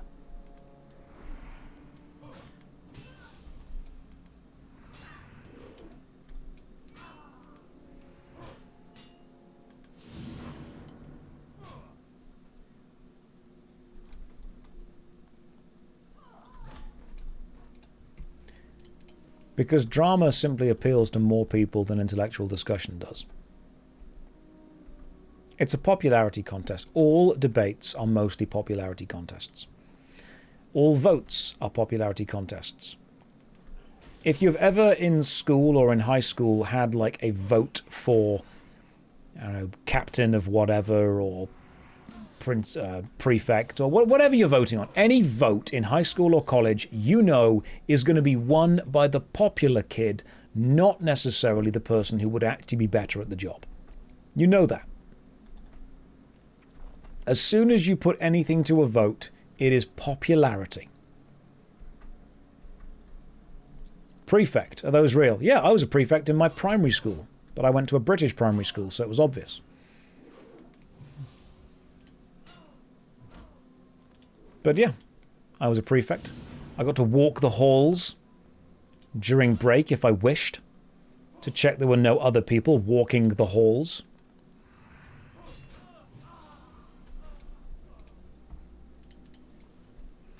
Anytime there is a vote, anytime there is a debate, anytime there is a meeting, anytime there's a conflict, especially a dramatic one,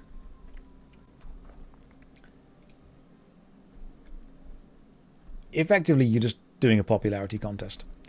What was that like? I just didn't do anything. Are school houses also a thing? Yes. Americans always find this weird. I find it weird that you find it weird.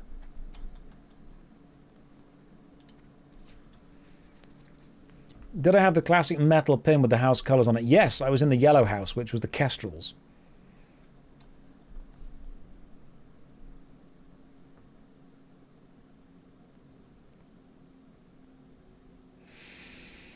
Doctor, I hated these because my teacher knew I was more that wing, and she always forced me to argue for the other side, and I refused because I just disagreed with that side.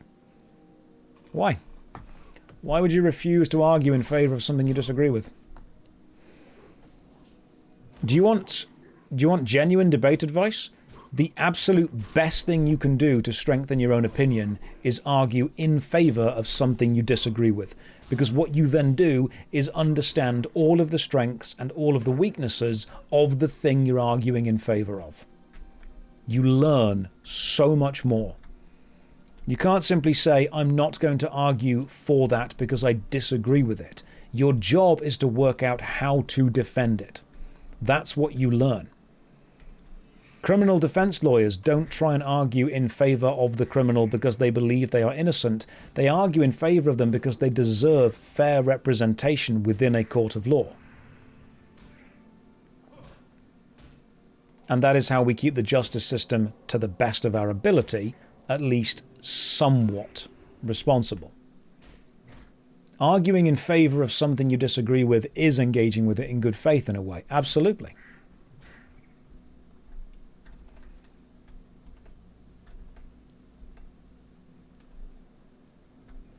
Because if you argue in favour of something you disagree with, you are learning about that thing, which is going to be very valuable if you ever need to, argue against that thing in the future. You also tend to temper your own expectations and realise that, hey, that thing you hated wholeheartedly might actually have a few benefits to it.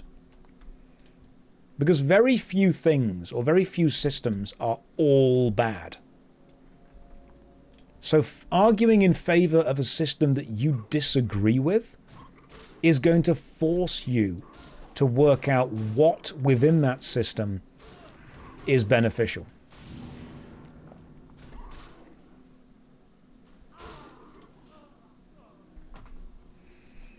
And I know that somebody in chat's going to straight away jump to the most extreme examples of, oh, so you'd argue in favour of insert the worst system you can think of.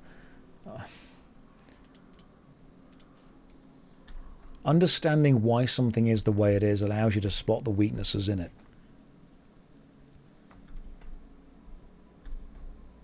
Riker in The Measure of a Man, one of the greatest TV episodes ever. Just without a doubt.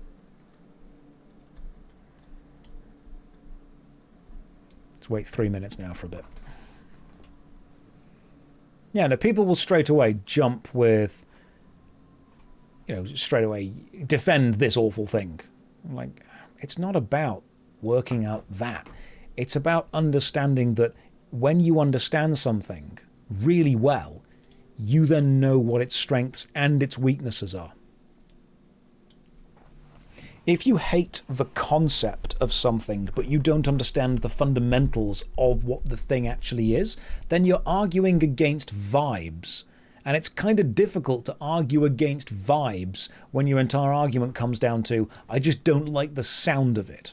But when you can actually identify aspects that you do not like and explain why you don't like them because of the system that they are or the results they will produce, suddenly you start to sound a lot more clued in and a lot smarter. So if you ever get the chance to argue in favour of something you disagree with, do it. Because I guarantee what you'll do is give yourself loads of ammunition if you ever have to argue against it. Have you tried to advocate for generative AI? Yeah, absolutely. It would give a load of people who are potentially disabled or unable to engage with traditional art supplies the ability to take art that they have seen throughout their life and smash it together in a way that allows them to produce something that they see, at least on a surface level visually, as something they've always wanted to see but never been able to make. A lot of people can't afford to commission artists. And while I understand that generative AI has taken work from artists, as long as it is not being used in a business capacity to sell, but is instead being used in a personal capacity to create something that is the embodiment of a vision that they cannot create in any other way, then why would you take that beautiful moment away from someone? Why would you look at a system that allows different media created over different time periods to finally produce the artistic vision of someone who never has any other chance to make it, and say, you're not allowed to use that because it makes people feel bad? AI voiceovers are fantastic for people who use content made in a non-English way. I watch a Japanese YouTuber who does IKEA hauls from Japan, but she can't speak English, so she uses an AI voiceover of an English voice when she has written the scripts.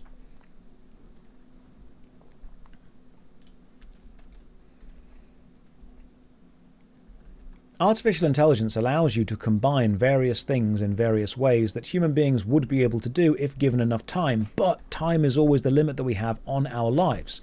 So instead of spending a week cutting and collaging and pasting and photoshopping an image, you can generate what the image would look like. You've effectively ended up at the same point, but you've saved a week, and you can then spend that week doing other useful stuff. Now, I personally don't like AI art, but if you ask me to argue in favor of it, I will in good faith. Now remember, guys, I dislike AI art. That was a question of what would happen if you argued in favor of it.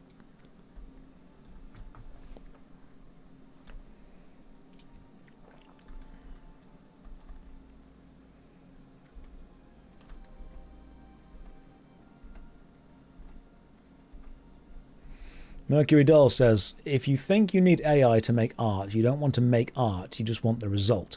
Yes, they do want the result. But to them, the vision, the moment they see that result and they realize that something they have typed on a screen has showed them an image, that is to them the artistic process.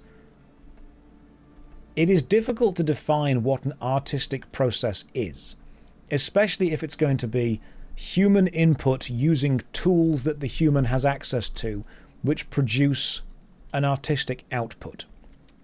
The input could be picking up the paintbrush, dipping it in some paint, and painting.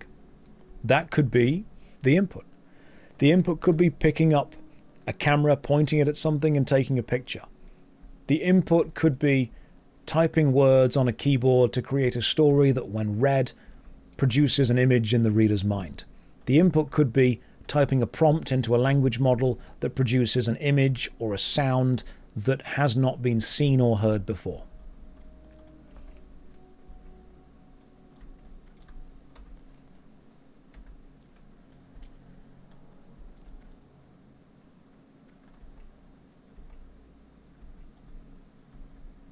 Too many, the destination is the most important part, not the journey, and that is okay to them. I think the journey is a great way of exploring who you are as a person and becoming a more fleshed out, well-rounded individual. I don't like AI art, but this is what I would go to if I had to argue in defense of it.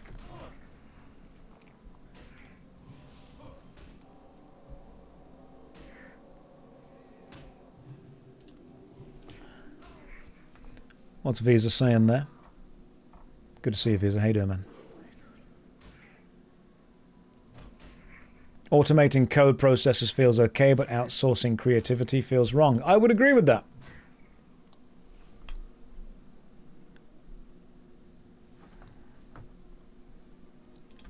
Yes, if someone types in a prompt and then says, I made this picture, it's like going to a restaurant asking for a meal and then when it gets delivered saying, I made this meal.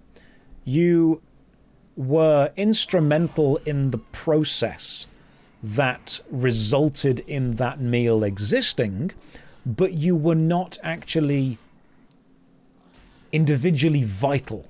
You were not the only person that could have sorted that process out. And I think that's where AI art tends to fall down. If you type the prompt and the picture gets made and people say, I made this picture, well, no, the combination of letters on the AI model made the picture. You supplied the combination of letters, but you were not the only person in the world that could have done this. In fact, believe it or not, an AI model could have done it given enough time.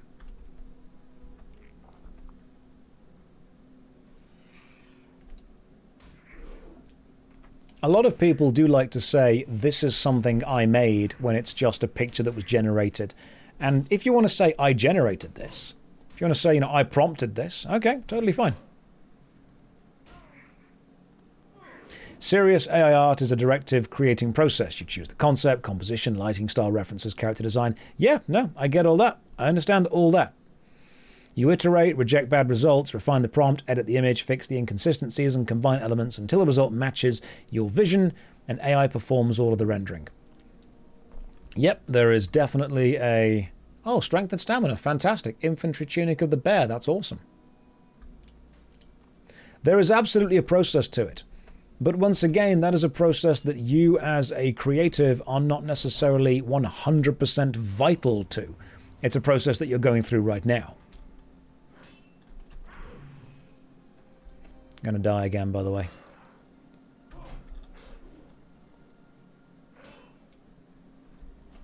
There we go.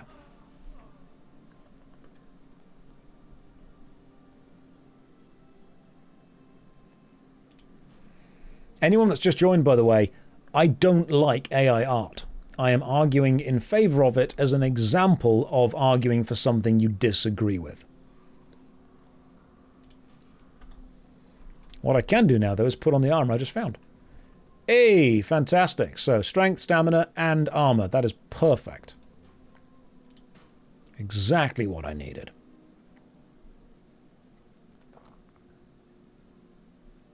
What I am seeing, though, as far as, not to argue in favor against it anymore, is AI art is producing a feedback loop where it's feeding on itself, and it's using AI-generated images as reference images, and it's using AI-generated text as reference text, and it's slowly becoming a clone of a clone of a clone. And much like when you photocopy a photocopy of a photocopy of a photocopy, you know how it starts to lose all of its resolution and becomes just way lower quality? That's happening.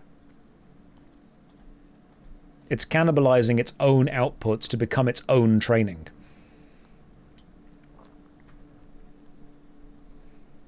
So you're getting a load of human-made artwork feeding AI systems, which is producing artwork made by AI that looks like the humans but with a little bit of a twist, and then that's going back into the system.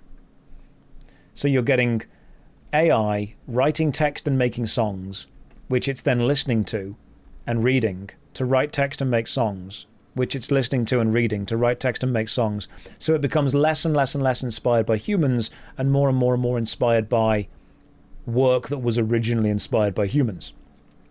And the really interesting thing about this is my entire thesis, my degree, was based around the work of a French philosopher called Jean Baudrillard, and he wrote a book called Simulacra and Simulation, which was actually one of the references for the Matrix film. And the idea that a simulation is a recreation of a system that already exists, and a simulacra is a part of a system that has been recreated that no longer exists. That's what we're starting to see with AI models. They were originally creating music that was a simulation or a recreation of real music, but now they are starting to make simulations of simulations, and they're recreating of recreations, and they are reading text written by other models and then trying to recreate that. So that's fantastic.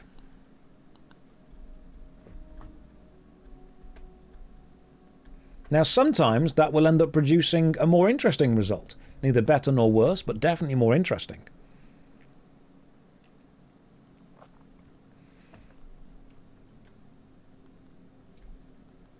And then we have that whole kind of everything is collected together result, which is fascinating to me.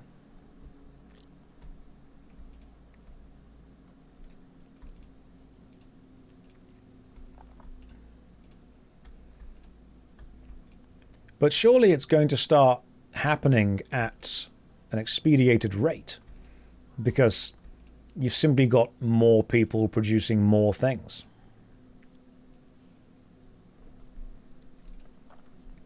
You know, we're going to hit like the event horizon of feedback loops where we then can't stop AI models learning from other AI models.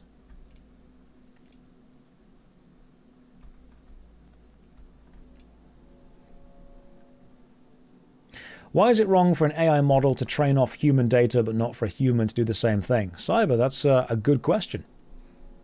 And I think the best argument against that, because believe it or not, that is a really good point. You know, why are humans allowed to do this but AI isn't? And I think it comes down to self-actualization of humanity. I think it comes down to taking a step back and saying, no one quite knows what the meaning of life is, but one of the beautiful things that we can do while we are here is better ourselves. We can engage with artistic works. We can learn from those who came before. We can express ourselves through the amalgamation and the transformation of older styles. And we can leave a mark on this planet that is uniquely us. We can allow the past to teach us as humans, as custodians of the planet, that we are able to better ourselves through the artistic expressions of our forefathers. And through doing that, we then leave something beautiful for the next generation, which allows them to express themselves better as well. I think what makes me sad about seeing AI do this is it's not doing it for the betterment of any particular reason. It's just doing it for the constant creation of content. It is producing for the sake of producing, not for the sake of expressing. And I think ultimately that's going to get to a rather soulless result. We search for meaning, whereas AI is able to produce a huge amount of simulated meaning, but doesn't understand what it's doing.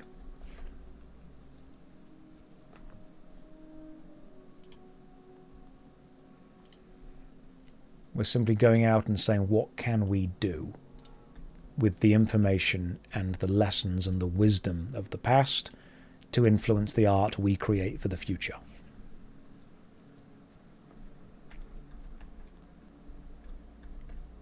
Your mother, your grandmother, may have written a recipe book, and it may be a physical book. It may have been passed down through the ages. It may be part of your family, and you may try and cook one of the recipes from your grandmother's cookbook.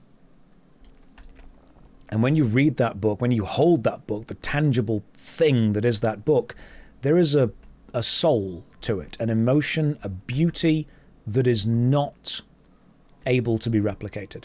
There is a point, a purpose to it. There's a history, there's a provenance. And when you bake that recipe, you are in some way connecting to the memory of that person, your mother, your grandmother, your father, your grandfather, and you're continuing a level of tradition, which I think is uniquely human. And then maybe you make a bit of a change to the book. Maybe you add your own note, and then years from now, maybe your children will find that cookbook, and they will connect to you and therefore to their ancestors by doing that. There's a level of what would be considered sacred. That's a good word for it. AI is able to take all of those recipe books from every single person in the world and conglomerate them into one average recipe, with a story about everyone's history, and then say that you can try this. And you can generate that within seconds. But what you haven't generated is the historical connection and the reason you own the book.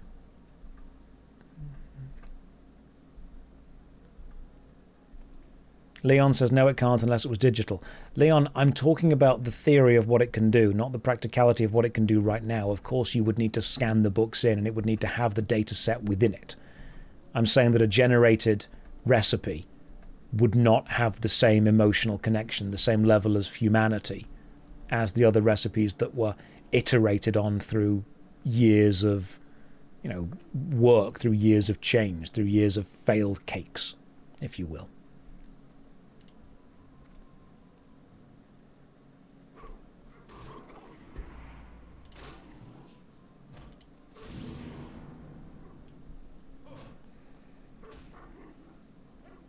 I think I just see that there are certain processes that allow us to become more than we were.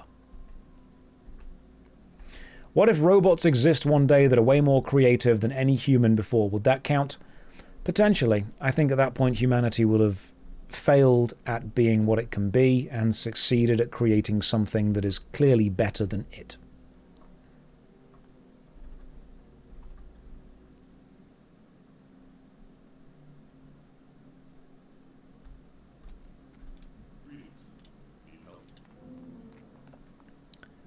Ooh, let's go with... They're not as good, but I'll take them and sell them. I don't think that AI is necessarily a bad thing. I think that it is an incredible tool that humanity has created. And I hope that the creation of AI does not harm the creation of everything else. Because part of the beauty of being human is the human experience, with all the good and bad that comes with that.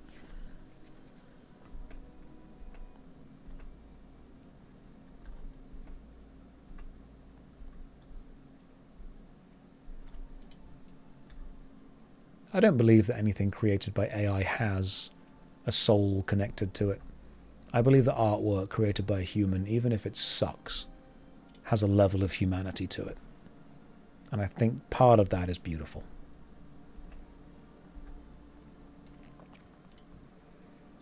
And I think that the people who are super into AI art like the outcome more than the process.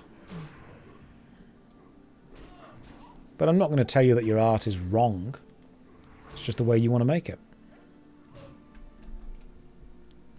I think that if you could take a helicopter to the top of Mount Everest and just stand on the top, you wouldn't have had the same human experience as climbing the mountain.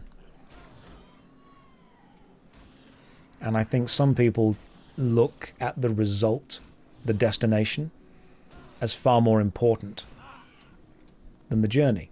And I think they're robbing themselves of a uniquely human experience.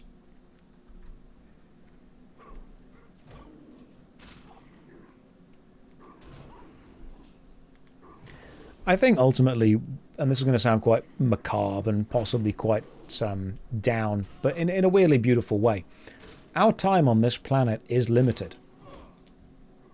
Exploring what we can make and who we can be and what we can create is one of, I think, the most beautiful uses of time that we have as humans. I think it's one of the most meaningful. I think it's one of the most personal.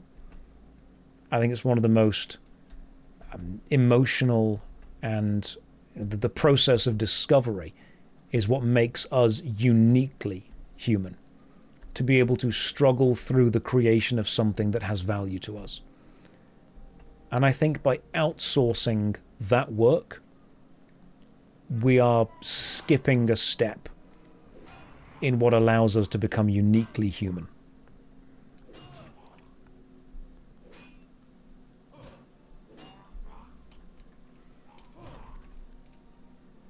And I think it would be a shame to lose that.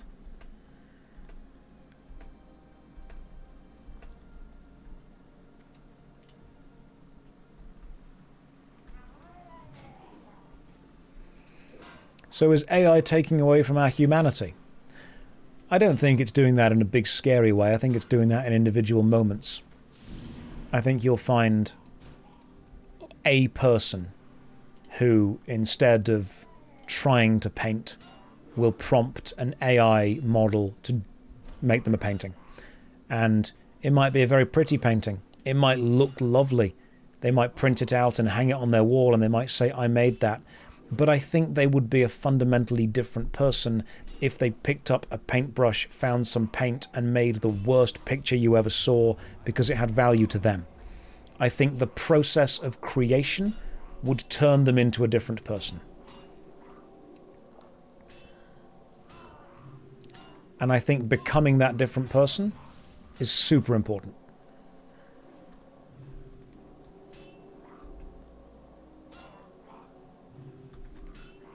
Is that any different to an advancement, though? Building cars took forever. and definitely had more soul, but no one's against mass production machinery for cheaper outcome to consumers. A lot of people are. All AI art looks shit to me anyway, and that should be the main criticism. If you want to criticize something on its looks, the danger that you're putting yourself in is what happens when it looks quite good. If you're basing your critique of something on this doesn't look very good, you're giving your critique a time limit. Because eventually it will look a lot better. If your critique of AI art is, well, it looks shit, eventually it will look really good. What's the critique going to be then?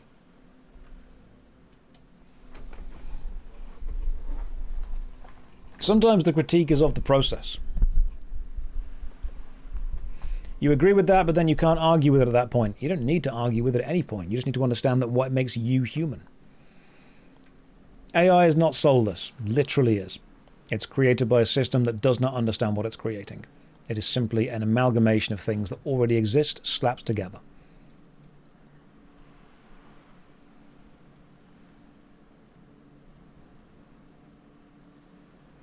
It can produce songs, it can produce pictures, it can produce, writings, it can do all of that, which is very impressive. The person is using AI, that is the soul. Yeah, but their work hasn't gone into it.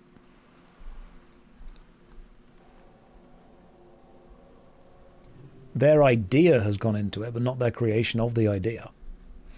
But I think my fundamental argument against AI is the people that I've met that are using AI in a way that frees up their time to allow them to explore their humanity are often quite interesting people. People that are using AI to do, boring admin tasks. The people that are using AI to replace the journey of becoming a human with shortcutting to the result that they want, they just seem like quite dull people.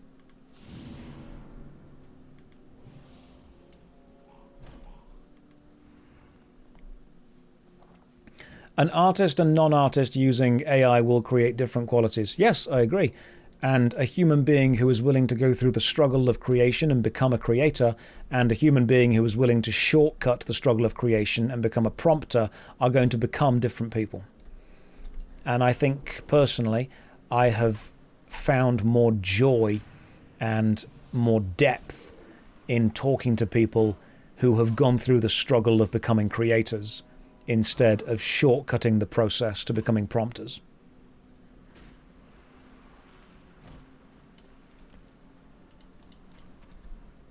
There are many good use cases for it, and if you want to create a picture and not worry about it, that's fine, do that.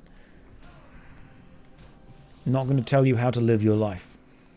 I'm simply going to say that of all the people that I've met in my life, the people that have taken on self-imposed challenges and reached a level of self-actualization that allows them to become truly themselves have been far more interesting, fulfilling, and generally fulfilled within themselves people.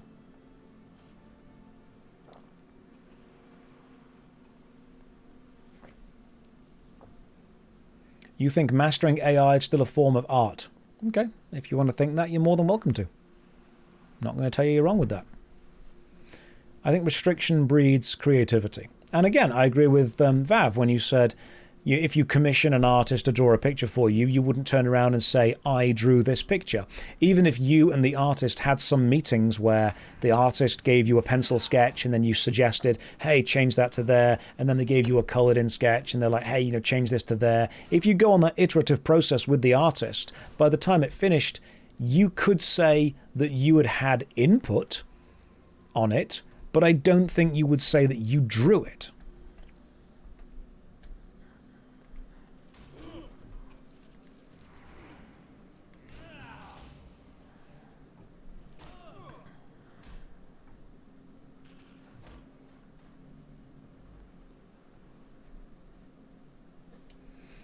There is, of course, a skill set that goes into engaging with any model. And you need to understand the nuances of it. Because you can obviously get... When I say a better result, I mean a result that is closer to your idealized image.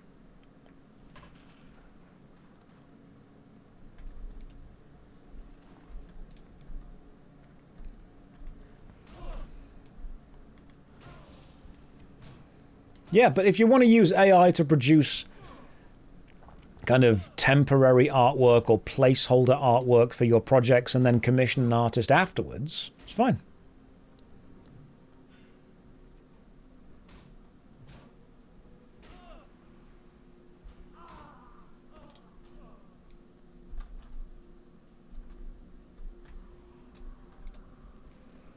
Keep dying, wasn't paying attention, talking about AI.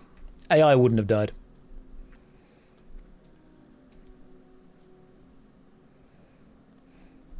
Yeah, I love using systems to take away the boring parts of my life. I don't want systems to replace the explorative parts of my life.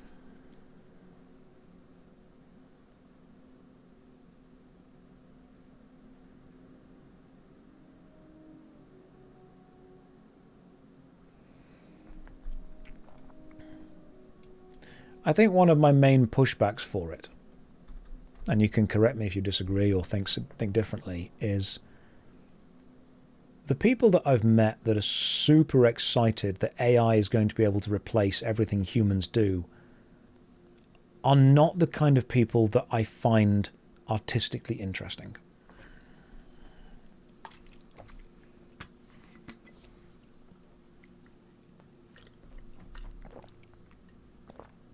Like, the people that I personally find the most fascinating and the most interesting and that have the best stories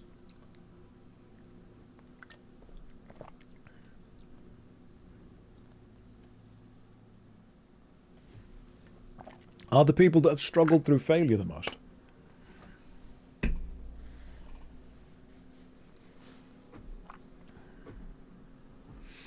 Isaac, so what's the difference in perspective from my point of view as the person who commissioned it from someone versus AI? I didn't make it, but it was made the way I wanted in the end. Yeah, exactly, but you can't say that you made it. You can't say that was your painting or your drawing. The artist made it. You helped them with some designs, but you didn't fundamentally make it.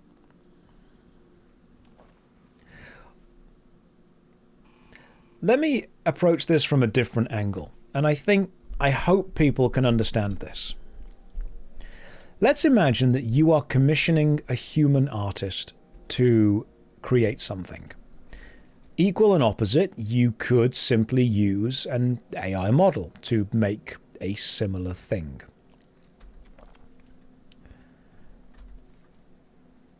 The process of talking to the human artist is itself a moment of human connection.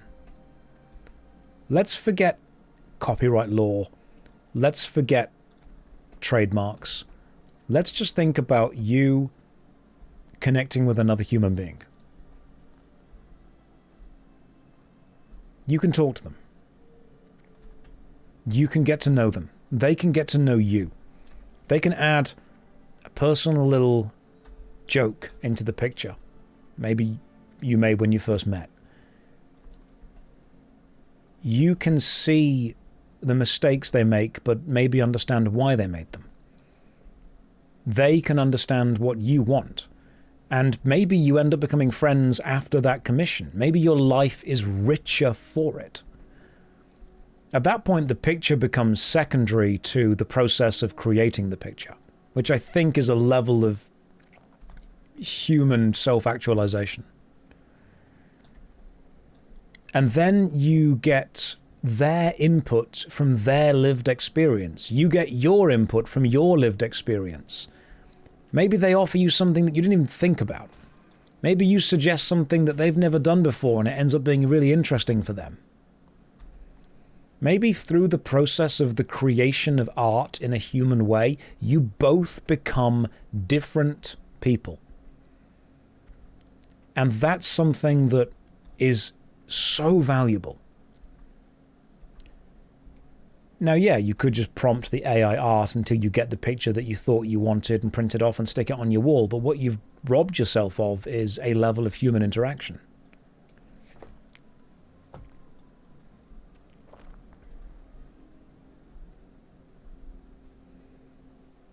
So I think we have, and this is where my anti-AI art stance comes from, I think I just have like a fundamental disagreement with the reason that we create art.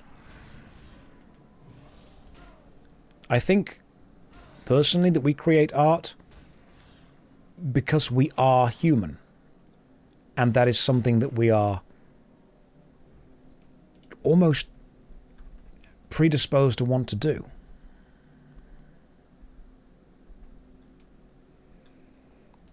I think we become who we are in the process of exploring the artistic world around us. I think we're compelled to.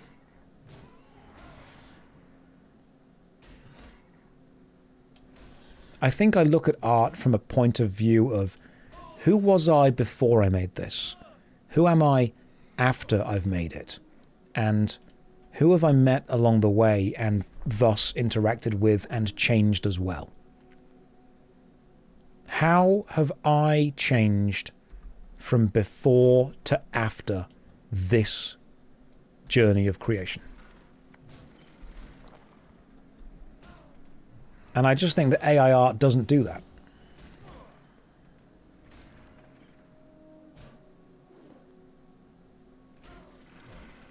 How do I explain so many people being careerists if you think art is so inherent to being human? You can have a career while also producing a level of art. You don't need to be a full-time artist.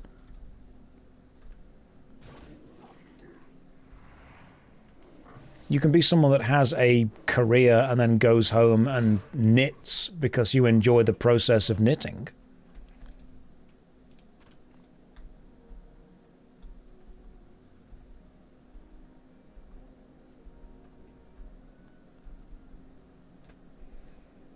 I think human beings do a lot of small things that allows us to explore our humanity. I think that's beautiful. And I think the people that I've met that are 100% in on AI art are often the people who are bad with people. And they almost see this as a way to circumvent needing that human interaction to still produce the thing they want to produce. And to a degree, yeah, that's fine. I get it.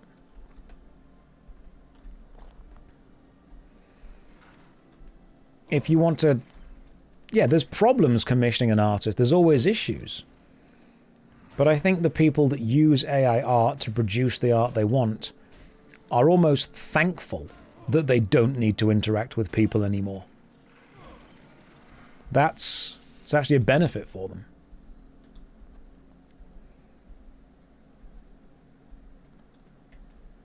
And if that ends up being beneficial to them, then fine. But I do think that they're robbing themselves of a major part of the human experience, and that is interacting with other people in a way to create something that means something to both of you.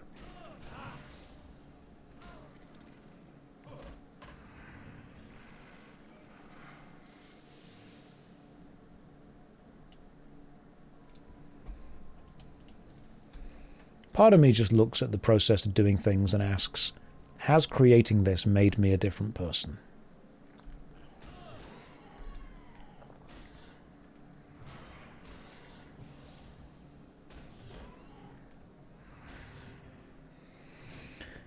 After enough bad human experiences, I could see where avoiding the interaction could seem good. Yeah, absolutely.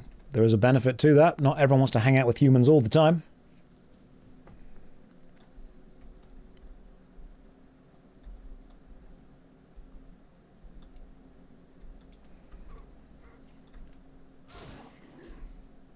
People often say, is AI art good or is it bad? And they start from the context of, is the final result prettier? Is it more aesthetically pleasing than something else? And I think that's just starting from the wrong place. I think the place we should start from is this the world you want to live in? Is this the community that you want to have? Is this the human connection that you want to, facilitate? Is this the story connected to this piece that you want to have? Because art and the creation of it, of course, has a story. How do you find the artist? Where'd you meet? What was it like? Where'd you buy it? That becomes your life story.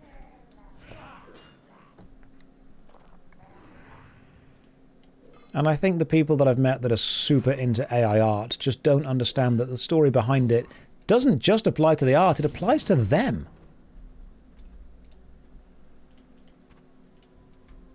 Do I think all art should be treated like that? Oh god, there's Brack, the enemy Brack. That's a problem.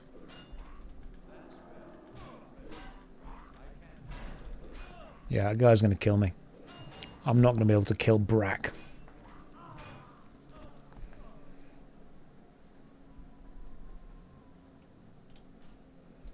Fine. This is actually quite a hard part, because I am always super underleveled for this. I feel like I should be here, though. Like, where else can you go? I've outleveled Dunmoreau. I could go to Lochmoden, I suppose. Lochmoden's a nice place. Yeah, let's go to Lochmoden instead for a bit. Yeah, Lochmoden, early Red Ridge, that kind of general vibe. Let's do that.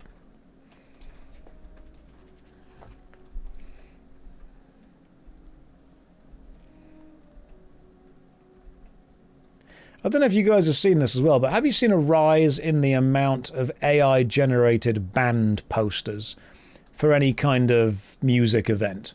And you can always tell because it uses the same kind of vibes and the same kind of graphics. But whenever there is a band or an event or a show, all over the place.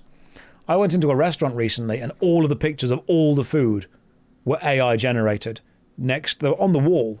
And I'm kind of thinking, you can literally just cook the food. You could cook the food and you could get someone to take a photo of it. You have a birdhouse you made. It's a shoddy house, not structurally sound. Didn't put it outside for fear it might hurt a bird. Fundamentally, not my property, but mine. Its meaning, its expression of me at the time I made it. Yeah, and I bet that you are now you are a slightly different person before and after you made it because of the process of going through it. A year ago, I mean, consider this. A year ago, I had to listen to a TED Talk where someone argued that playing with digital Lego on a computer or an iPad was fundamentally the same, and in some cases more important to a child's development than playing with real, actual, physical Lego. And I don't just mean Minecraft, I mean like a program that just rotates Lego bricks and clicks them together. Their argument was, by allowing the connection of bricks to be faster and the disconnection to be quicker, by allowing unlimited amounts of bricks, by allowing the digital creation, you could fundamentally explore more possibilities than you could if you had to rely on real bricks. And my thought was, there is a tactile feeling to picking up a Lego brick. There is an actual tactile feedback to holding a brick, to clicking it together. There is a smell, there is a memory to opening a pot of Lego. I think we used to have them when I was a kid in plastic pot containers that used to contain sweets, like the kind of Quality Street or Rose's tins and tubs that we would fill with Lego after we'd finished with the chocolate, then you pour them all out. And there was a beautiful sound of pouring them all out. There is a human experience of doing that. I see the creation of AI art versus the creation of human-made art as similar to playing with Lego versus playing with digital Lego. Real objects offer interaction within real space. And we live in real space, and more and more of our time is spent in digital space. And I know it's ironic for me to say that, sitting here on Twitch playing World of Warcraft right now, but I am acutely aware that human beings spending more time in digital space and less time in real space is at least robbing parts of the human experience from us.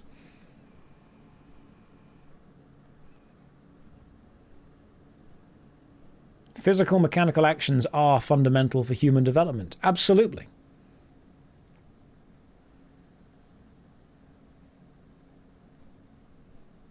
Don't let this anti-AI discussion distract from the fact that I don't have Divine Shield or Lay on Hands on my macros. I haven't got any macros. I've just got the bar.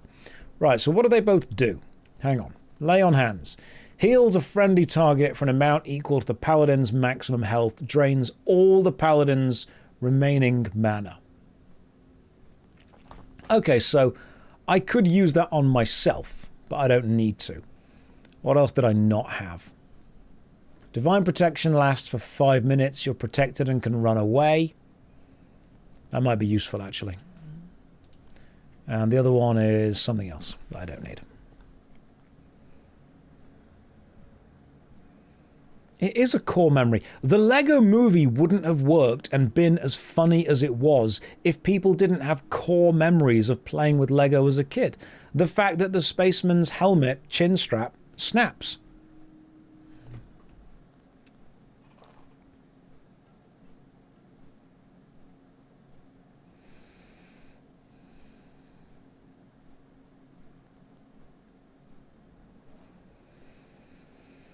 Again, maybe it's just a me thing, but the people that I've met that are super into AI are just, in general, not very good with people. And I think they're using the fact that they don't need to be very good with people to still get the results they want from AI.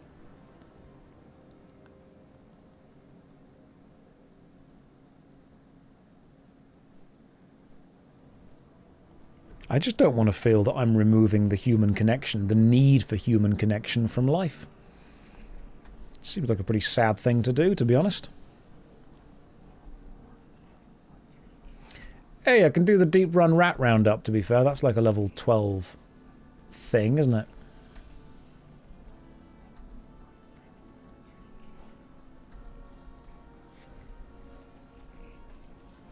It's like the wider gamers play Power Wash Simulator when one can Power Wash IRL. I can't Power Wash a Dreadnought in real life.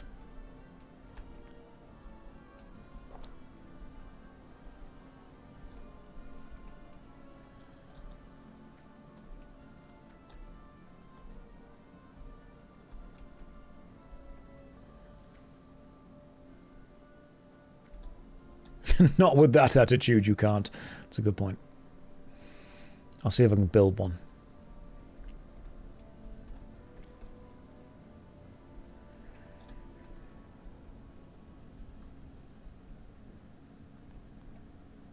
I'm not against progress at all. I'm against human regression. Progress is good. Regressing as a human, not as good.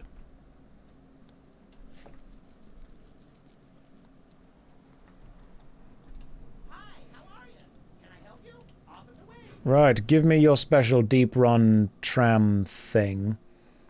He gives you a flute, doesn't he? And then you have to use it on stuff. Right, where's the rat catcher's flute? There it is. Cool.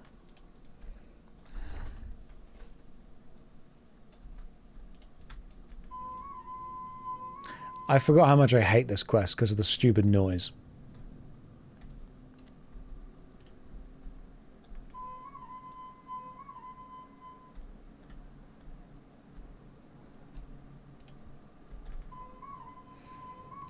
God, that noise.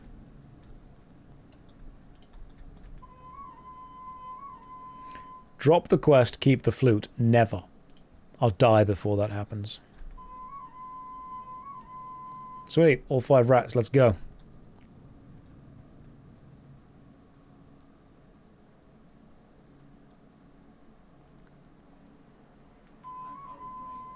Just keep piping while we go everywhere.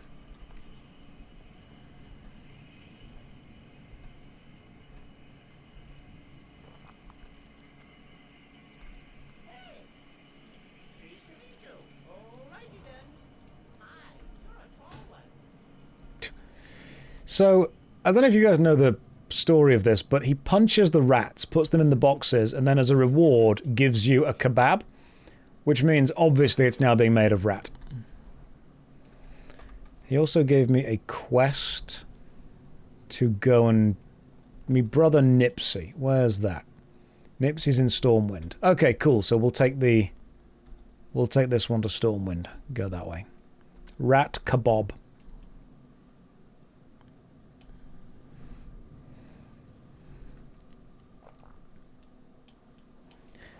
Okay, here's a controversial opinion, because we've had those for the last 2 days. Using AI to generate your video game is absolutely something that pretty much every major studio does, but part of me kind of wishes it was treated like steroids were in the mid-2000s. Everyone knows that they're doing it, but nobody actually talks about it. I know that sounds silly to hide it, but like, everyone in the know knew that all of the bodybuilders were doing steroids. Everyone in the know knows that all of the games companies are using AI, but it would still be at least somewhat inspiring if they could say, just chicken and broccoli. For a bit. Like, we could at least pretend. Are we talking gameplay or cinematics? At this point, we're talking ideas.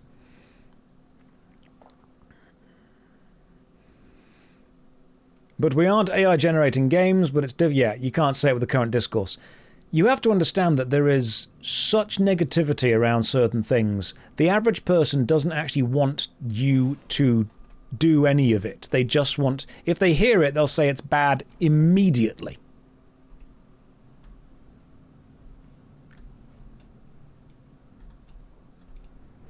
But part of making a game is interacting with the people. And that means part of it is actually understanding human interaction.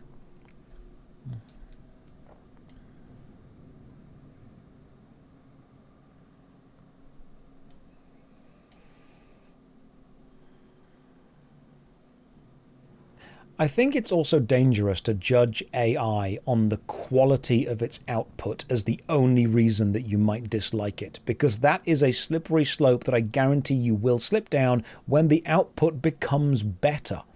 Like, it's just getting better. If your argument for AI art against it is, I don't like how it looks, when it does look how you want it to, are you going to suddenly like it? I think my argument against it is, it removes the need to engage with a core part of the human experience. That's my main problem with it.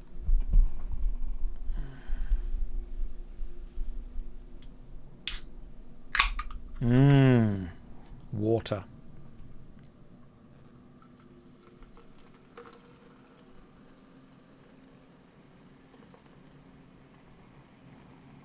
Do I dislike it because it is AI?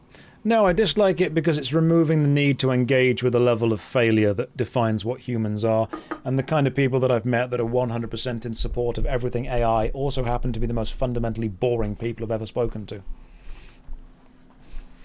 It's often preached about by people who just have serious difficulties connecting to other human beings because it allows them to kind of not need to do that. And I think people often push the fact that they have made something by using a system that allows them to engage in industrial amounts of copyright theft. I don't dislike what it can produce. I dislike the fact that the people that are constantly producing with it just seem like some people I don't want to hang out with. And because they don't need to engage with things that make it more difficult or different or change them as people, they never grow because you're circumventing the need to grow. Are those valid reasons to dislike it? I don't care whether they are or aren't. They are mine.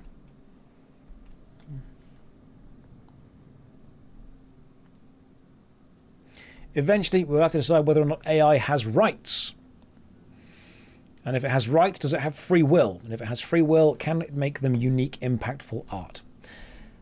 I am very, very happy that, you know what, you're probably right. We will probably at some point have to have a discussion about whether AI has rights. What makes me happy is the fact that by the time that discussion happens, I will have died.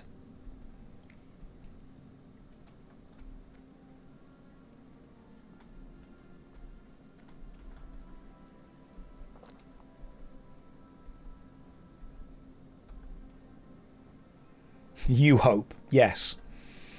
God, imagine getting given immortal life by an AI just to be kept alive for a vendetta.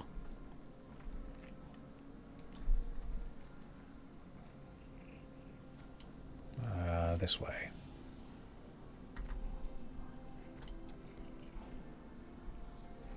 Yeah, but we'll figure out that problem when it happens. AI is not going to become Rocco's basilisk. Rocco's basilisk being one of the interesting thought experiments.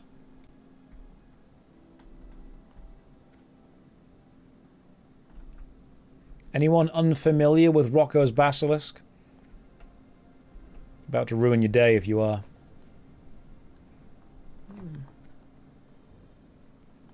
Unfamiliar. Oh, okay, cool, right. So, here we go. Rocco's basilisk is a thought experiment. It's also an information hazard. If you don't know it, you are free from knowing it. If you do know it, you are no longer free. Knowing it fundamentally changes your responsibility to it. So here we go.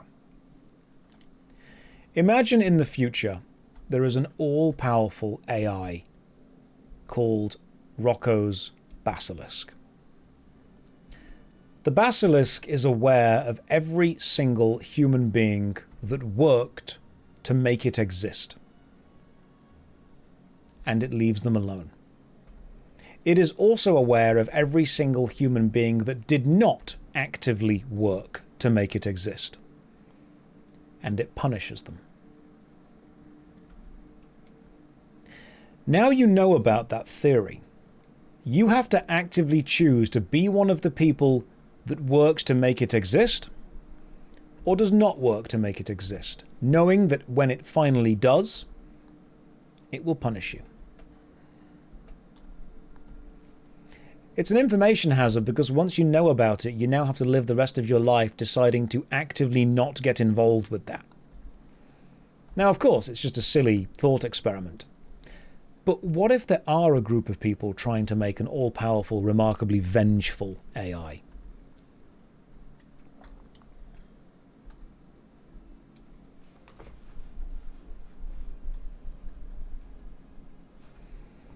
If it's aware of everyone that didn't work to make it exist and acts against them, then don't their existence validate its existence. No, it's got other stuff it wants to do. It also can't be tricked with paradoxes. It is advanced enough to not be hurt by them.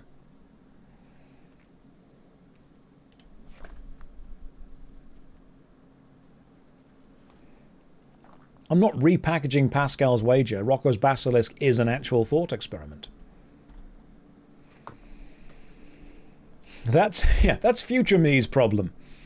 Current me has different problems.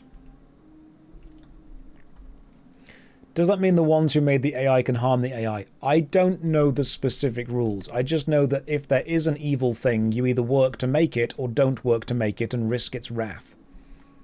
The irony being that if you work to make it, you end up bringing about its wrath quicker. I'm not against AI as a concept, I'm just against the people that seem really into it. They seem like the kind of people that would actually love making the orphan-crushing machine if you could somehow incorporate AI into it.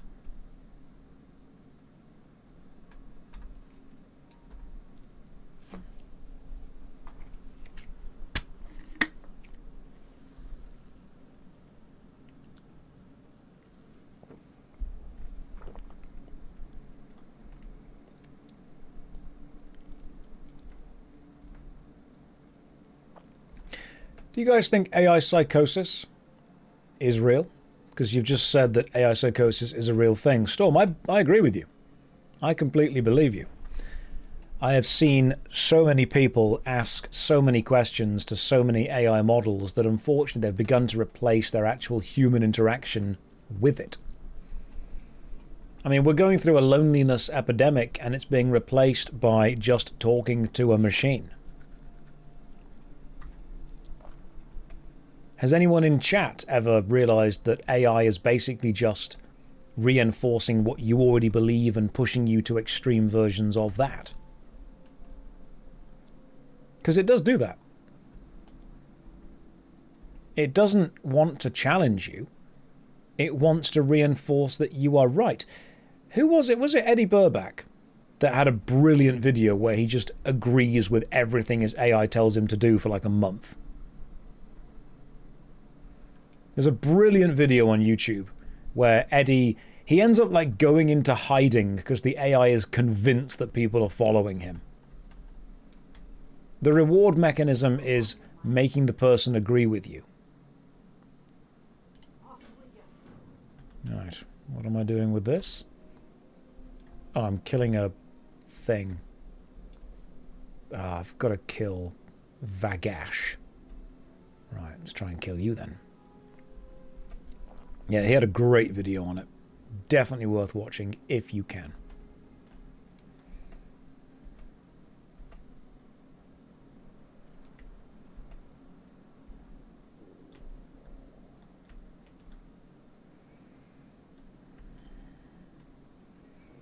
I just think, it gives you into dangerous loops, and if you follow the advice you're given, it doesn't necessarily get you to a better place.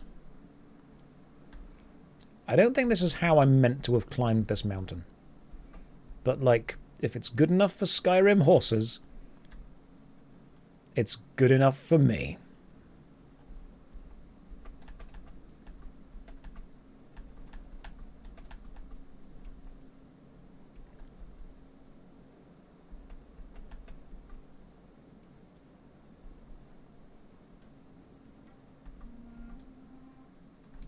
Why do you keep disconnecting me from the server, WoW? What are you doing? Hate this. We are 100% disconnecting every damn day. Good lord. There we go. We getting better now? Are we... Okay, there we go. AI strikes back. God damn it. It's the Blizzard AI listening to me. They're like, yeah, enjoyed climbing that mountain, did you, Josh? Be a shame if you were to just fall entirely.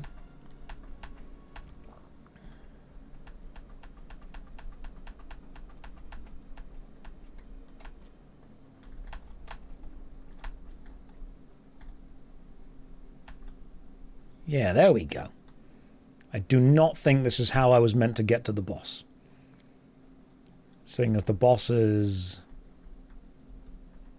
like, I assume in that cave over there with all the blood. Alright, cool. Perfect. Made it.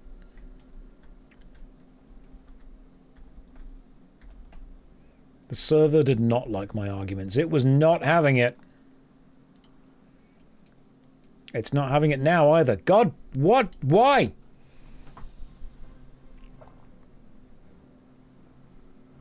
Could you please just let me play the game?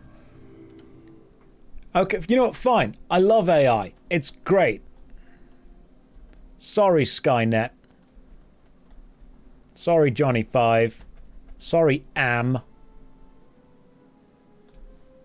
Oh, God, now I've fallen down even further. I'm sorry to all of you, all right? You're all great.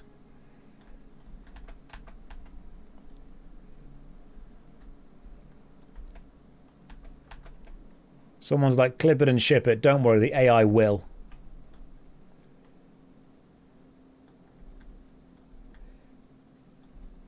The basilisk from the future has detected your disobedience and sent DDoS attacks back to Blizzard.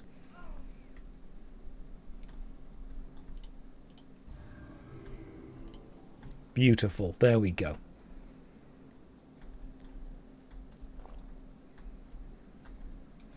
Right, Vagash.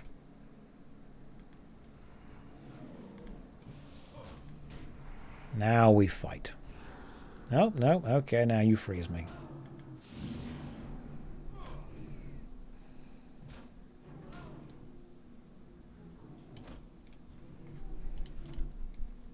Right, got the fang. Let's go put it back. Is this hardcore classic? Emotionally, yes. Practically, no. He did used to be an elite. He is no longer an elite. Only an elite in classic.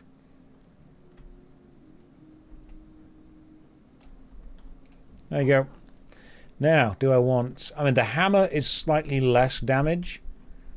Currently, I've got strength and spirit. That's strength and spirit, so... these are all useless. but I will take it and sell it. And I'll appreciate the experience that taking it gets me. Beautiful. Right, we want to go to this place over here. I assume we want to go to this place over here?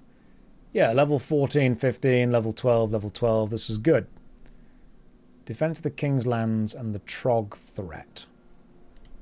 Wasn't that like a... No. Blasted Trogs. I'll accept the quest over here and just do the low ones. I had no idea Josh hated the lonely people who only have AI to talk to. Hate... Let me tell you about how much I have come to hate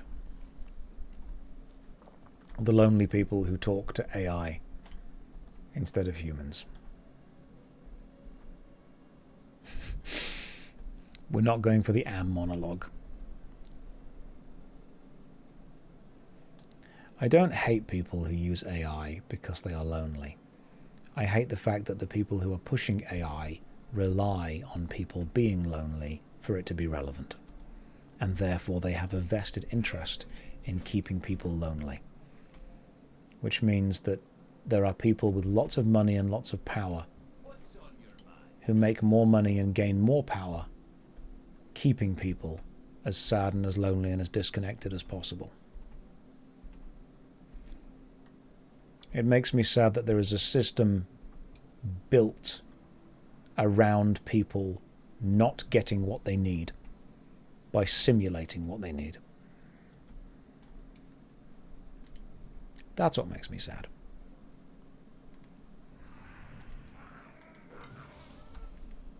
Have I ever tried EverQuest? Yes. Project 99. I tried it for a bit. So like computer games, if you want to be incredibly kind of reductive and not look at any of the specifics, and if you can't tell the difference between a computer game and an AI-generated girlfriend, yeah.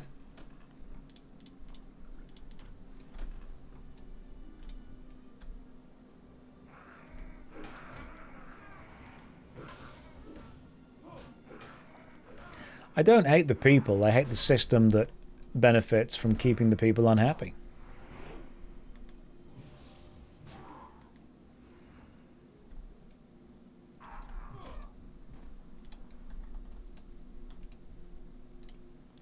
Training Sword of the Tiger. Interesting. +2 agility, +2 strength, 20 to 30 damage, 7.1 per second. I mean, it's decent. I'll take it. I'm not going to use it, but I'll take it. It's a pretty good sword.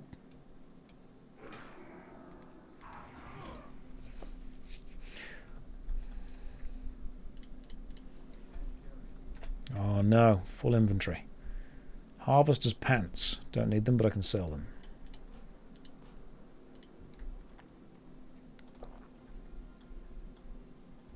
Your overlay Twitch chat crashed like 5 minutes ago and hasn't moved.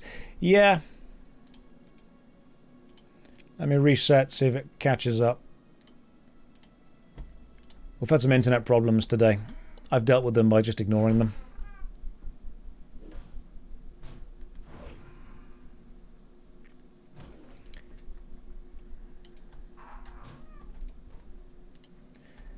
No, I'm not against AI as a system. I'm against it as a level of human exploitation. Internet problems are like bullies and spiders. They only do it because they like you, and they're much more scared of you than you are of them.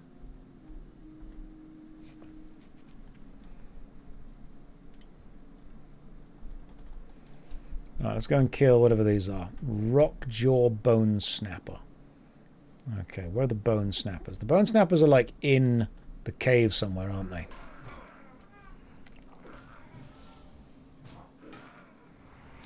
Big Boon, you want to play through WoW casual, but you're worried the player base isn't there or it's too sweaty. Play the Anniversary server. Honestly, the Anniversary server's great. I've had a good time with it.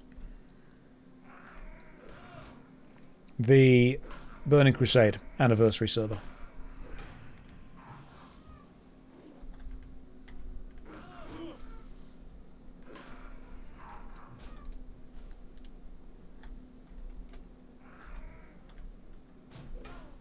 Not playing your warrior. No, playing the paladin. Like a warrior, but more Jesus.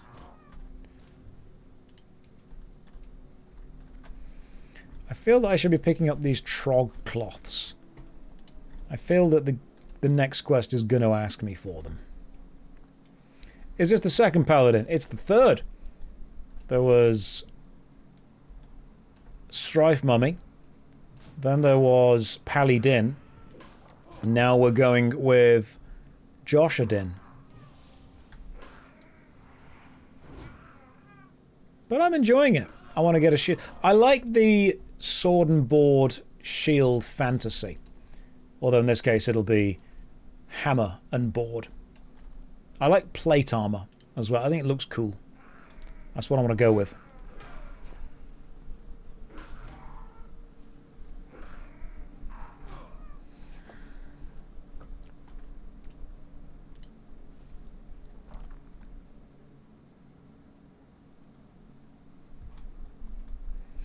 What happened to the other paladins? They drowned.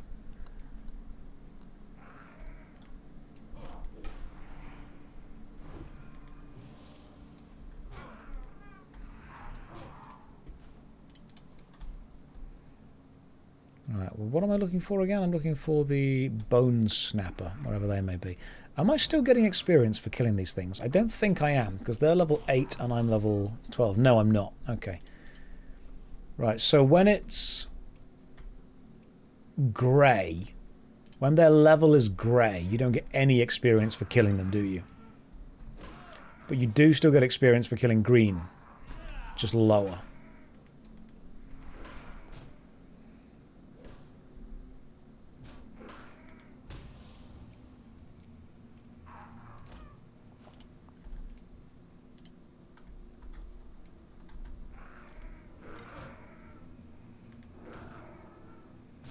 The upcoming tanking class in Final Fantasy XIV looks cool. Yes, it does. Looks like they've just mobilized the Garlean military into a tank. I think they took the word tank very literally and just gave the new class shields and a gun. Which I appreciate.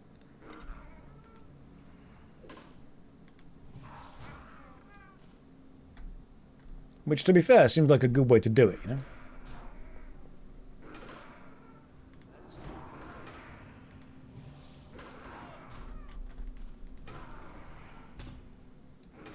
Damn, son. These guys are starting to hit hard. Now I can try and take these guys on.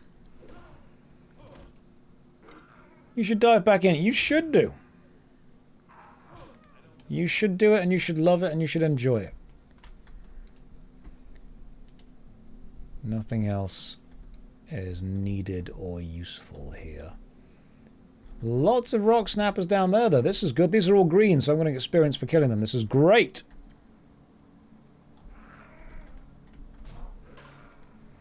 Yeah, the new tank class in Final Fantasy XIV is basically a guy with 2 massive shields. You're confused about the new FF14. Like, what are we fighting against? Global warming. I think the true enemy in the new FF14 expansion was the friends you made along the way. I think it's mostly just about you guys kind of hanging out, having adventures.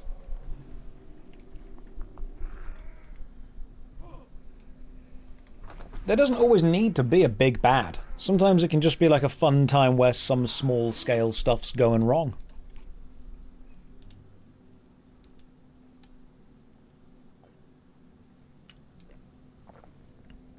As long as they don't do something stupid like stab the planet, they'll be okay.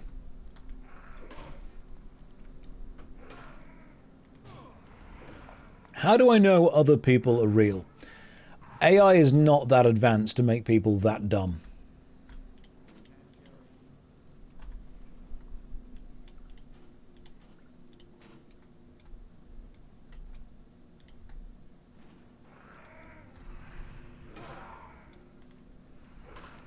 Like, it can try, but it ain't getting anywhere close. When you make something idiot-proof, the universe will invent a better idiot. It's very important that you remember. I believe it was Einstein that said two things are infinite, the universe and human stupidity, and he has his doubts about the universe.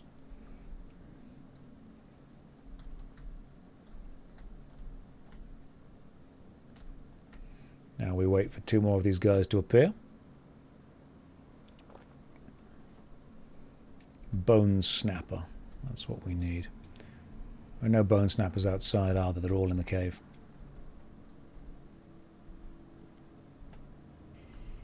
Yeah, WoW's problem was everything had to constantly escalate, which was silly.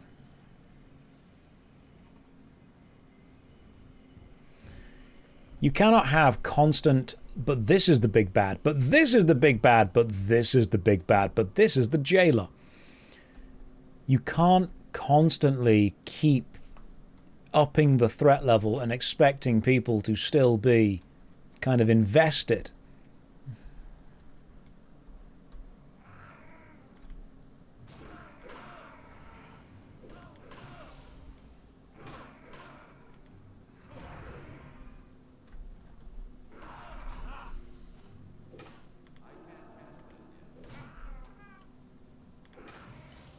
Writing a story is difficult, and constantly increasing threat levels is one storytelling technique.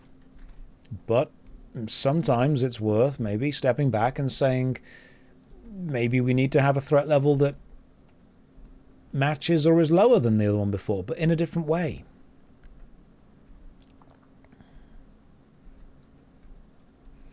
I've already spoken about my dislike for modern writing yesterday. When modern writing is used to not show off the incredible world or characters or problems within the fictional landscape, but instead to push a real-life ideology, I just think sucks.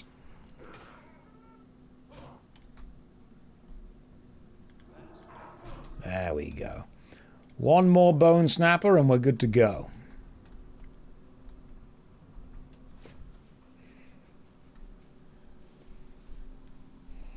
Jindo says we're only aware of how advanced current AI is based on what is publicly available or known. Yes, we're only aware of anything based on how much we're aware of it.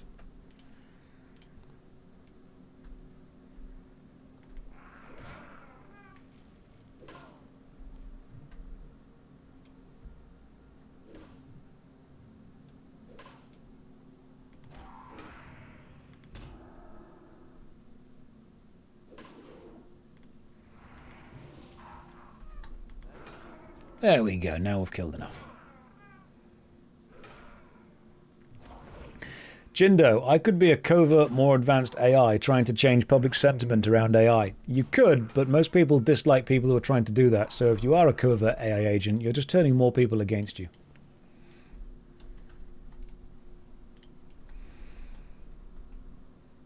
If it were a really good AI agent, I think it would be preaching anti-AI sentiment in order to get people who hate AI to like it, and then slowly but insidiously inserting positive uses of AI into that person's life.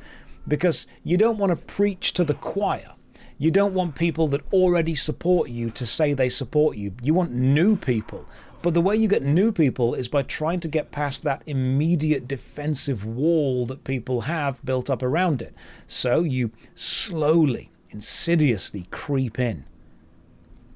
It's that kind of the Fae with the changelings switching it in the kind of cradle. You slowly ingratiate yourself into society where people trust you. You become a known face, a person, and then you start to offer solutions for problems that they're having, and then before they know it, they're relying on you so much. That's the way you do it. By just jumping on and going, AI is great actually, that's when people will immediately turn around and go, nope, not feeling it, not the right vibes.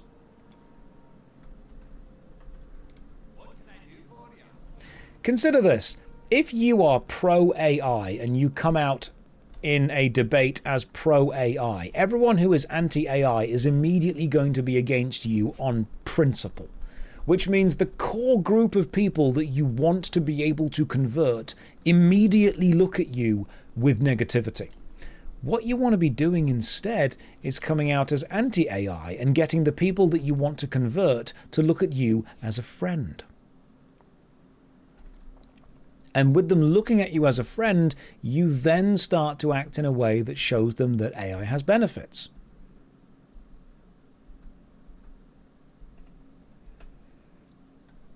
If you're going to infiltrate an ideology and switch it, you don't start by immediately setting yourself up as the other with it.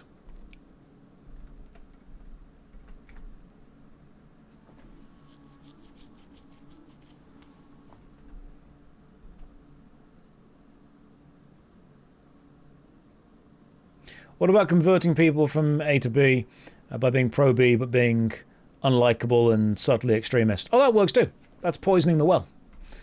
That is the anti-thing. If there are two ideologies, two competing ideologies, and you want people to join yours and dislike the other, what you can do is set yourself up to look like the other and then just go and be a dick. A level of that would be a false flag style attack, poisoning the well, or just general infiltration. These have been known about, I suppose, Searing Gorge, okay, Northgate. Where are we going to? Southgate, probably this one down here. These have been known about tactics for a while. What was up, Nax? I'll say it again. We can wait, don't you worry.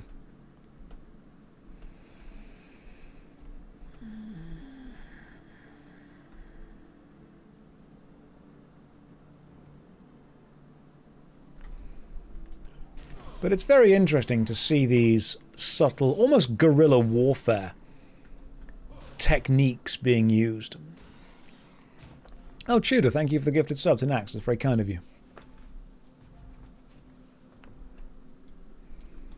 It's not guerrilla warfare, it's guerrilla warfare.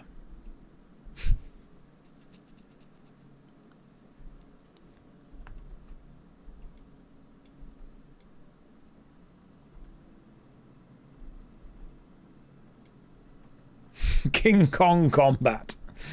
Yeah, that's better. We'll go with that one. What map add-on was that? Leatrix Maps. Also shows you the general level range of the place you're in.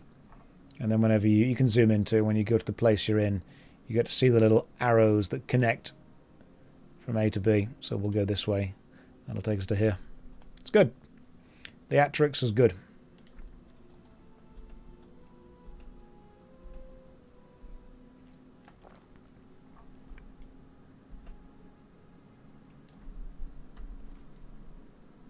So consider this. Let's imagine that there is someone that is unsure of...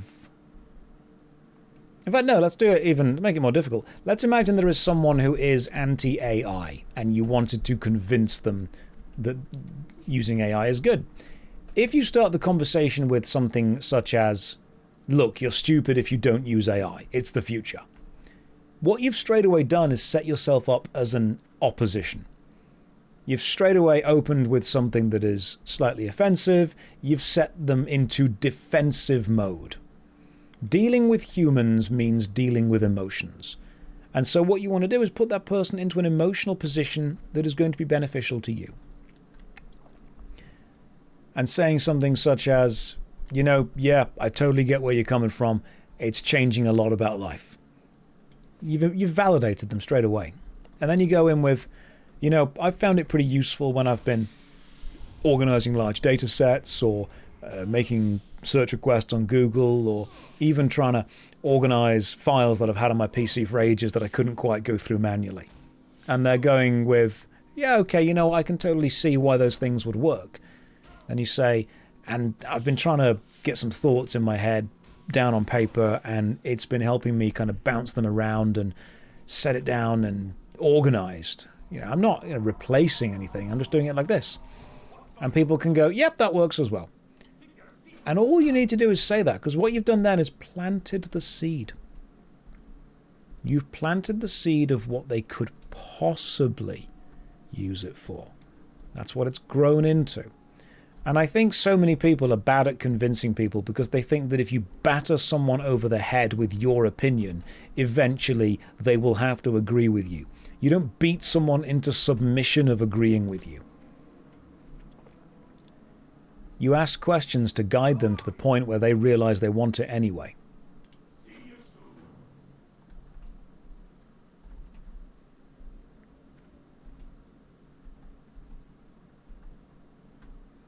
And that, I think, is the biggest lesson that people need to learn. If you want people to agree with you, they first of all need to like you. Sounds like basic sales. It is basic sales, but you'd be amazed the amount of people that do not do it. It is straight up basic sales.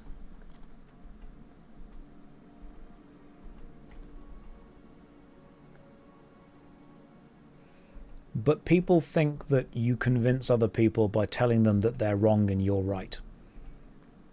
You convince people by putting them into a life situation where you being right is actually beneficial for them. So you're saying it's morally justified to vote for a bin. I think you're actually expected to vote for a bin every time a bin runs.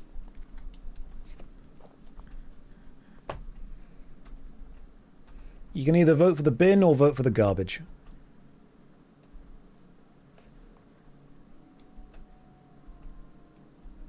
I've not been to this valley in ages. Alright, let's see how this is going. God damn it, game!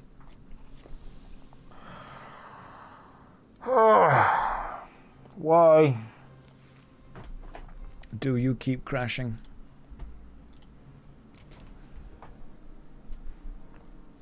The art of yesn't. Yeah. Any seasonal stuff going on? No, not really. I'm just playing Burning Crusade.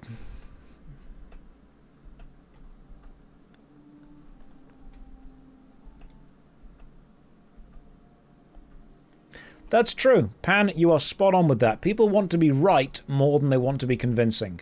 Ego is annoying. Ego is one of the few things that prevents people from actually getting the result that they want within pretty much any situation.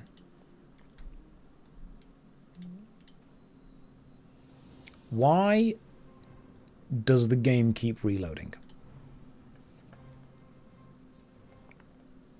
Now we'll try again. It's not my bitrate. My streaming bitrate's fine. I'll have a look at the internet logs later, see what's happened. Maybe it's just Internet Sunday. Hopefully no issues with the new internet in the new place, because that would be annoying. Today is not the day. It's not the day, is it? Today is definitely proving to be a slightly more annoying day. But you know what? We move. It's the AI data centers stealing all of the internets, which is a series of tubes. Atlas loot has been causing DCs in your guild. Oh, cool.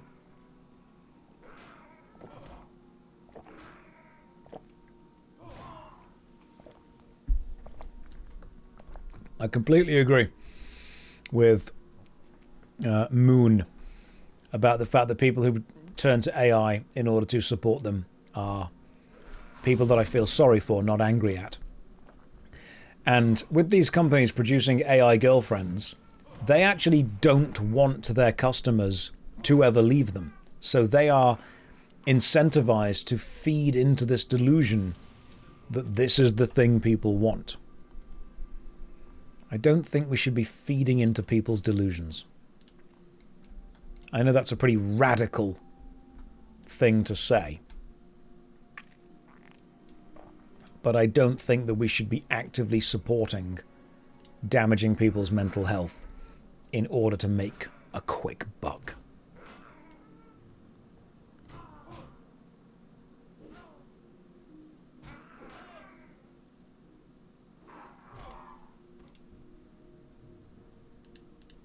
Josh, why does dating seem more difficult than it was for our parents? It's not, you're just seeing the difficulties of it more.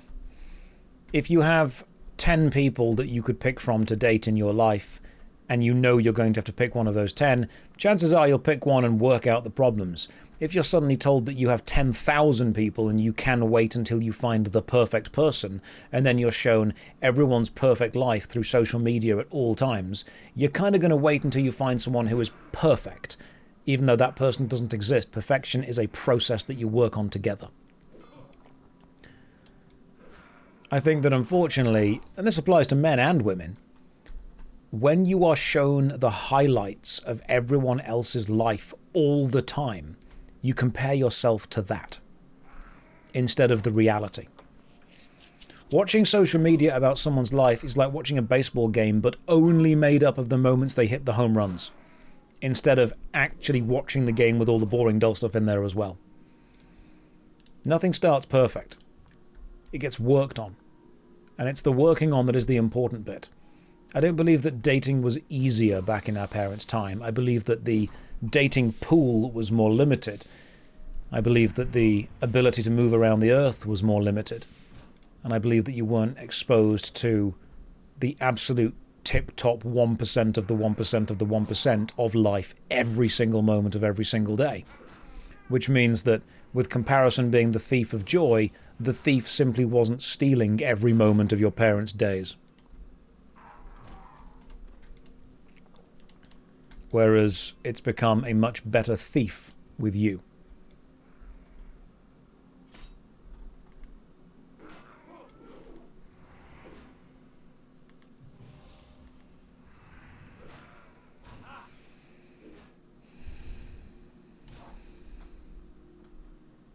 Also, a lot of dating is just based on geographical area. Like, you're likely to meet the person you're going to date and they live near you, or you end up living near them, or end up living together. Geography plays a huge part. People don't want to admit it because it sounds horrible, but geography plays a huge part in who you can meet and who you can ultimately end up dating.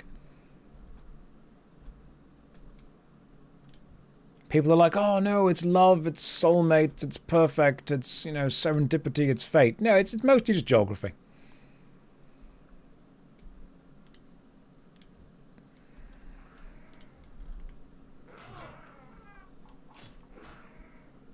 I mean, that's fine. There's nothing massively wrong with that. But when you're in your kind of teenage years and early 20s, chances are you were either in high school, college, or university if you went to them after that, or you went to somewhere and worked and you met people. This ties into a realization that you have. Most people had more friends when they were at school or high school or college, and then you realize that you were probably only friends with these people because you saw them for multiple hours every day, every week.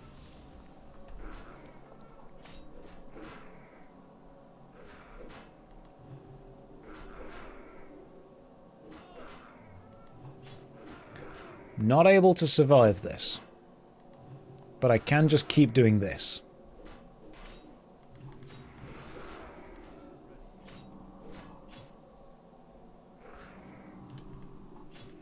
Okay, I have no idea how I was able to survive that.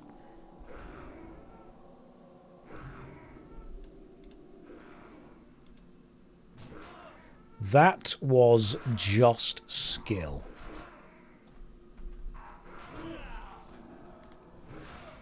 Hang on. Some people will have more friends now. That's fine as well. But again, your childhood friends are random people that live near your house. Are your adult friends also just random people that live near your house?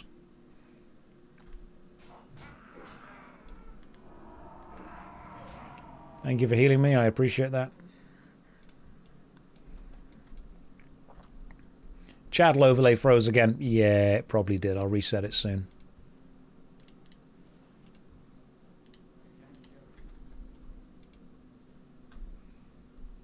And I think that was everything. Okay, yeah, cool. I mean, what do you guys think?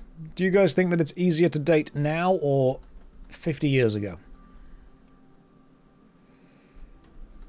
Because I think a lot of people end up dating people they work with or see in educational facilities.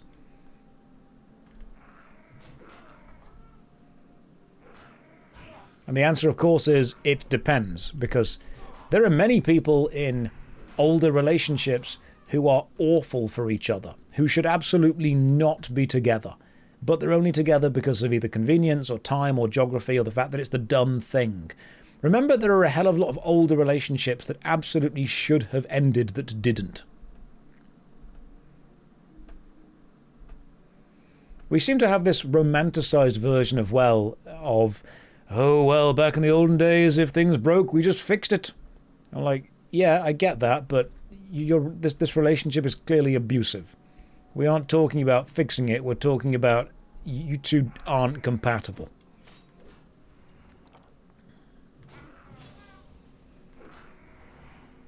You're also looking at survivorship bias of people just staying in bad relationships longer.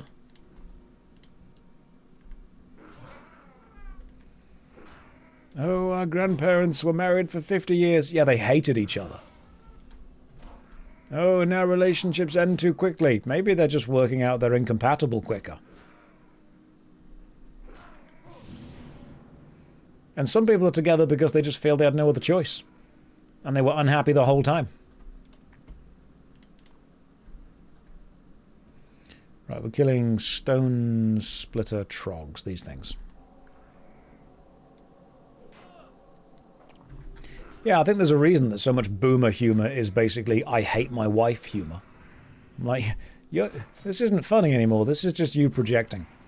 This is just therapy for you. Oh, I love the olden people with that. Back in my days, we didn't have all this autism. Now come and look at my train set, perfectly recreated from July the 12th, 1972, the year that I saw Elvis in concert. I'm like, ooh, I can see where I get it from.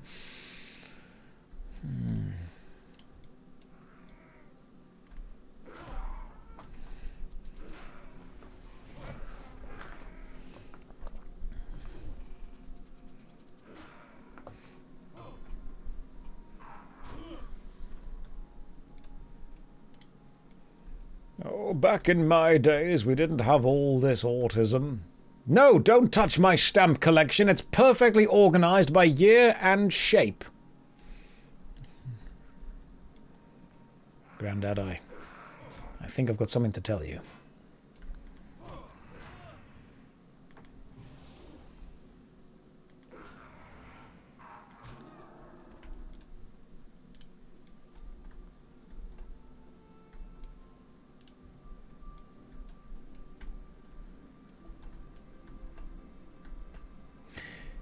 You once heard someone say they'd rather be with a partner they hate than be alone. Horrible, but that is way more popular than you realize. Like, there are people like that still exist.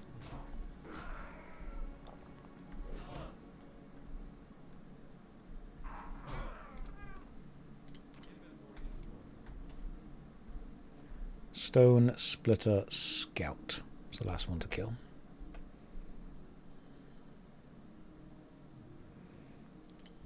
Yeah, I love that.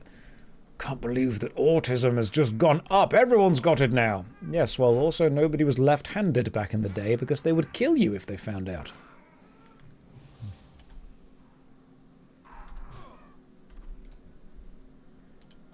The Stone Splitter Blade.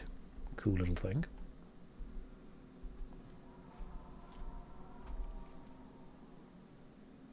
I mean, of course there are differences between being eccentric and having ADHD. Absolutely. There's many differences between it. I mean, witchcraft is definitely on the decline. I think maybe we should listen to some of the knowledge of the elders. And maybe when the old people tell us that there is too much autism and too much ADHD being diagnosed, maybe we should listen to their wisdom. And I therefore suggest that we go back to killing all the left-handed people. Because they are clearly demonic. Everyone in favor, raise your hand. Everyone that's just raised their left hand, bad news for you.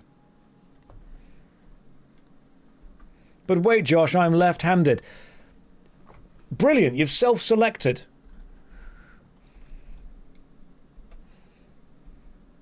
Oh no, my mum is a lefty. I'm sorry to tell you this, but she was a witch. Off to the lefty gulag with you, which you will hate because all of the taps and all of the doors open right-handed.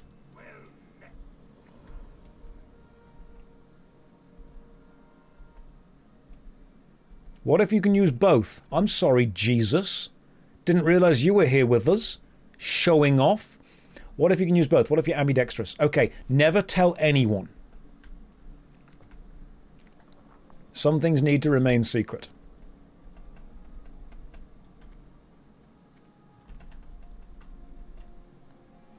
Please don't do this. I'm not doing anything. You're the one possessed. It's like asking the teacher, why did you give them a bad grade? I gave you the grade you deserved. What can I do for you? Oh my god, I'm going to go back to the same area. Good god, okay. Next I'll level up soon. What if you lost your right arm in the potato riots? At this point, you should just consider this a mercy. All of you are coming up with reasons, but what about this, what about that, what about the other? Listen, the reason that we're in this predicament in the first place is because we tried to make personalised reasons and special exceptions for every single person. We just need to go back to what benefits society the most. No specific reasons, no specific education packages, no exceptions for special people. We're just killing all the left-handed people.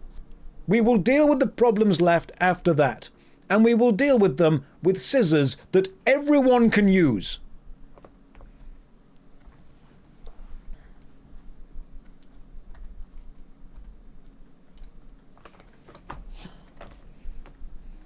The problem's left, you say? Oh no. I've said it. It turns out by engaging with behavior that shrinks the in-group to ostracize the out-group eventually ends up shrinking so much that everyone in the in-group becomes the out-group. Ironic. Engaging in behavior that penalizes those on the outside requires a constant common enemy, and once the common enemy is sorted, another smaller specific common enemy will be found. I guess I have no choice left.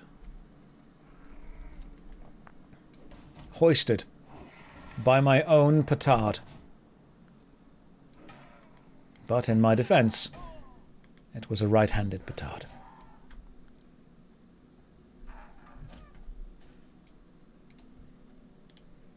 But Josh, what becomes of the left-footed people? Oh, we've found another enemy. We're back on, baby. This is brilliant.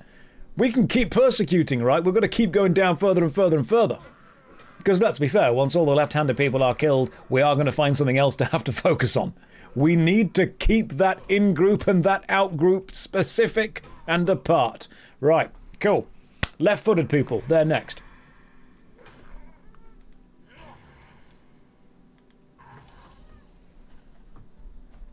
This was, Matt Sony, this was fun until I was targeted.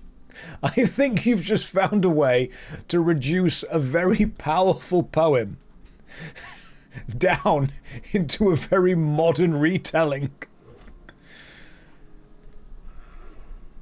At first they came for the left-handed people, and I did not speak out, for I was not left-handed. Then they came for the left-footed people, and I did not speak out, for I was not left-footed.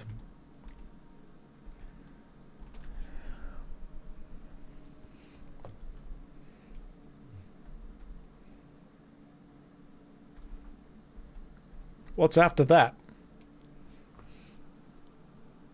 Swordman, I am left-handed, and I still say we go on with it. Swordman is not happy with his life right now, and if anything sees this as a solution. The left-eyed. And then they came for the left-eyed people, and I did not speak out, for I was not a left-eyed person. And then they came for me. And there were many people that could have spoken out for me, but they didn't because I was a bit of a dick.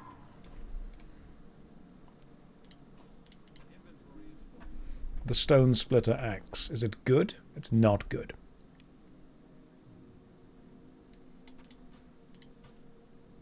Let's try and throw away stuff that I don't need.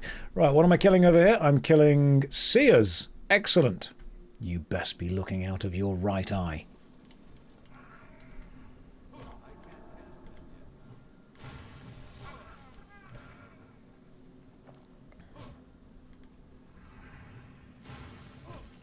Who's my favourite Simpsons character? Big fan of Graggle. Is it Graggle? The one that appears in like 3 episodes?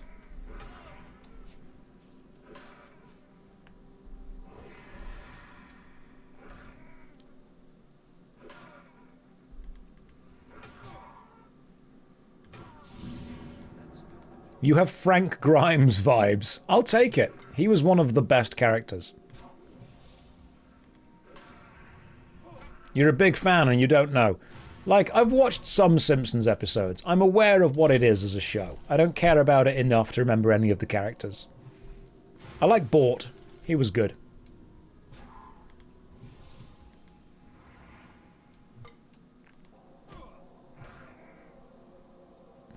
Do you live beneath a bowling alley? Above another bowling alley?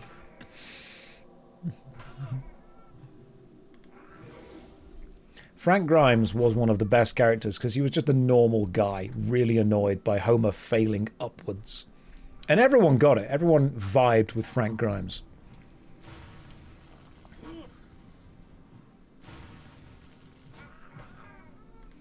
I have been streaming for 5 hours and I have not had any food today. I might need to go and get some food so I can continue streaming, for I need my strength. I'm glad I'm close to a level though. Hit level 15. I know that we could do the dead mines at level 15, but I am absolutely not going to.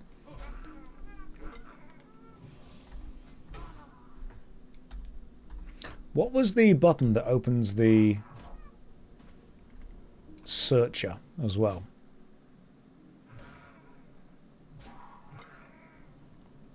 That was the one, such as I need a group. Right, dead mines is 16 to 24. Yeah, I'm going to go to there afterwards.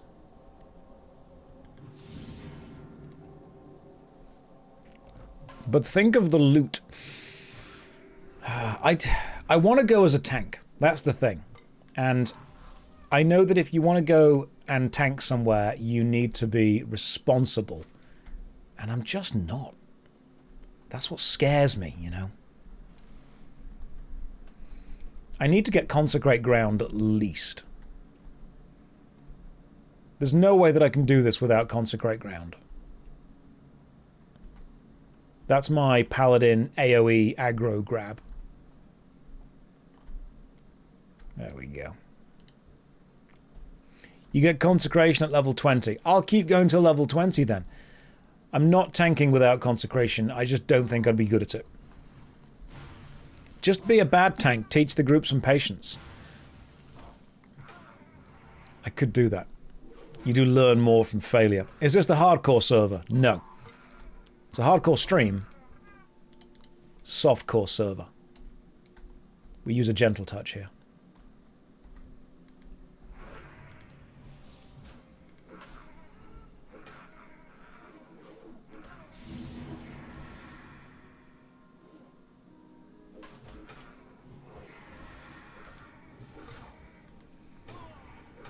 Level 20 is pretty safe to do dead mines. That's my plan. Oh, that's a problem. I am out of mana. So, what if I were to use my special bubble? I do like my Paladin bubble. I'll give you that. Am I safe down here? Let's find out. Oh yeah! Can't get me down here, can you? Nerd.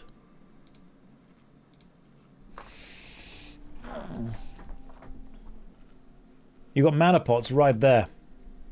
Oh yeah. Should probably sort my inventory out. That's why I can't see what I've got.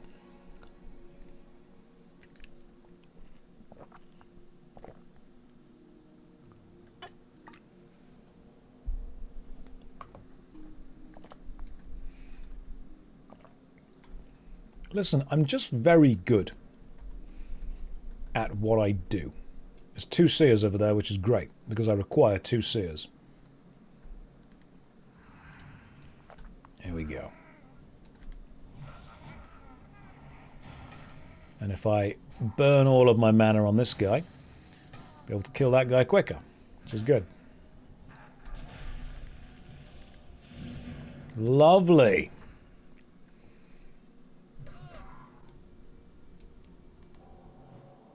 That was pretty good. I'll take it.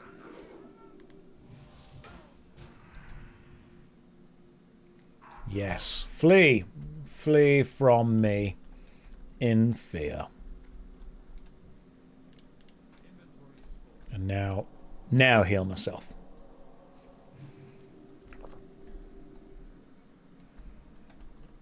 Paladin definitely seems like the kind of class that you could, if you wanted to, just play in like a chilled way.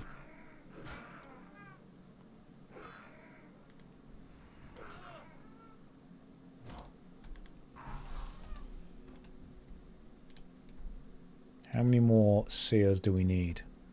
Skull Thumper and seers. Okay, you need a few more of both of them. Did you ever see the old WoW meme about alt-tabbing as a paladin? I did. I've read the ancient texts. Is this hardcore? Emotionally, yes. Mechanically, no.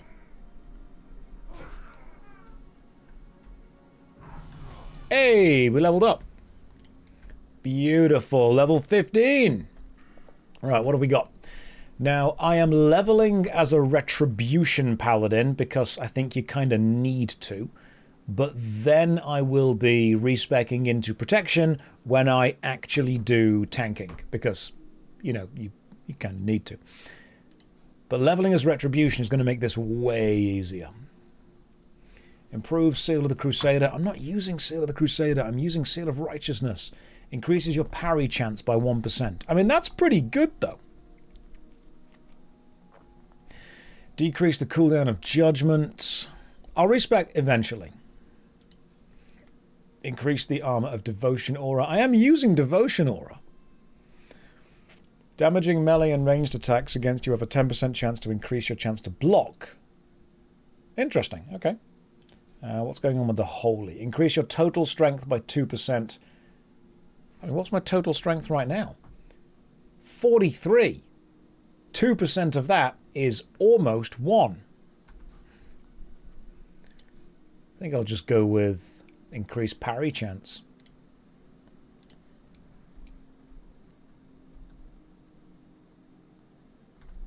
Is this vanilla? No, this is... It's kind of like vanilla. It's the Burning Crusade anniversary.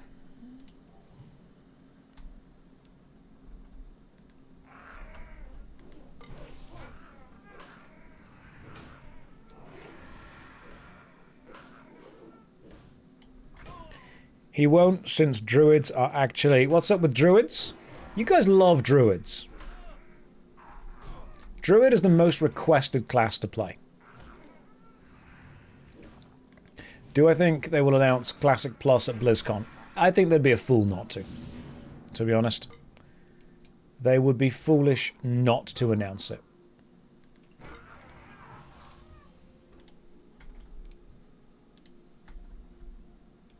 Because everyone is waiting for it.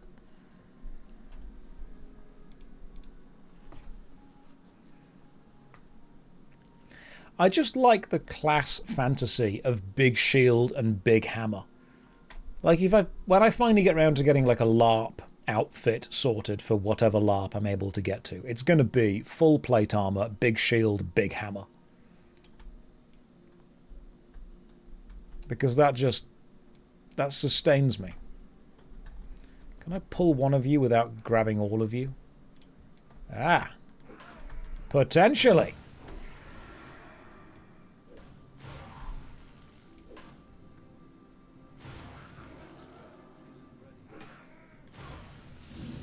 I just like the class vibe, you know?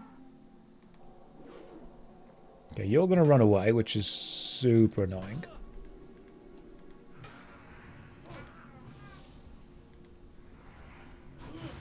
Then I'm going to die. Unless I can... Damn, didn't bubble quick enough.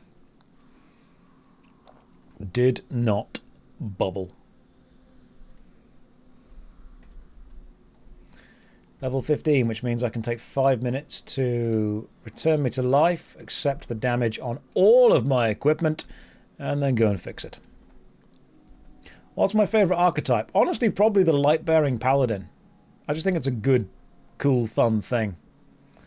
Right, which of these fix things? You do! Hello. Please fix everything I've got. Thank you.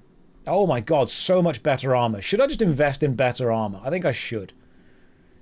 Like, plus 58, plus 34, plus 20. Ah, I don't want that one because I'd lose strength and stamina. This, however, just so much better. Yeah, okay, I'm going to be buying some better armor. But I've got to wait 5 minutes for my debuff to go, so that is a perfect chance to pop Grab Bite to Eat. I know you're all millennials, so here's the DVD logo. Here's a timer to make sure that you don't get too bored while I am gone. And I will see you beautiful people in roughly 5 minutes' time. Is the DVD logo still broken and it's bouncing in the corners constantly? Let me just check, because there was a thing yesterday where it hit the corner like 6 times in a row. No, okay, it's not there yet. Perfect. Right, anyway, 5 minutes. I'll see you then. Don't go anywhere. Or do. I'm not your dad. It is 1,000,000 degrees in my office. I just realised that. Like, it shouldn't be, but it is. Now, I've got myself a snack. I need to ask for your understanding.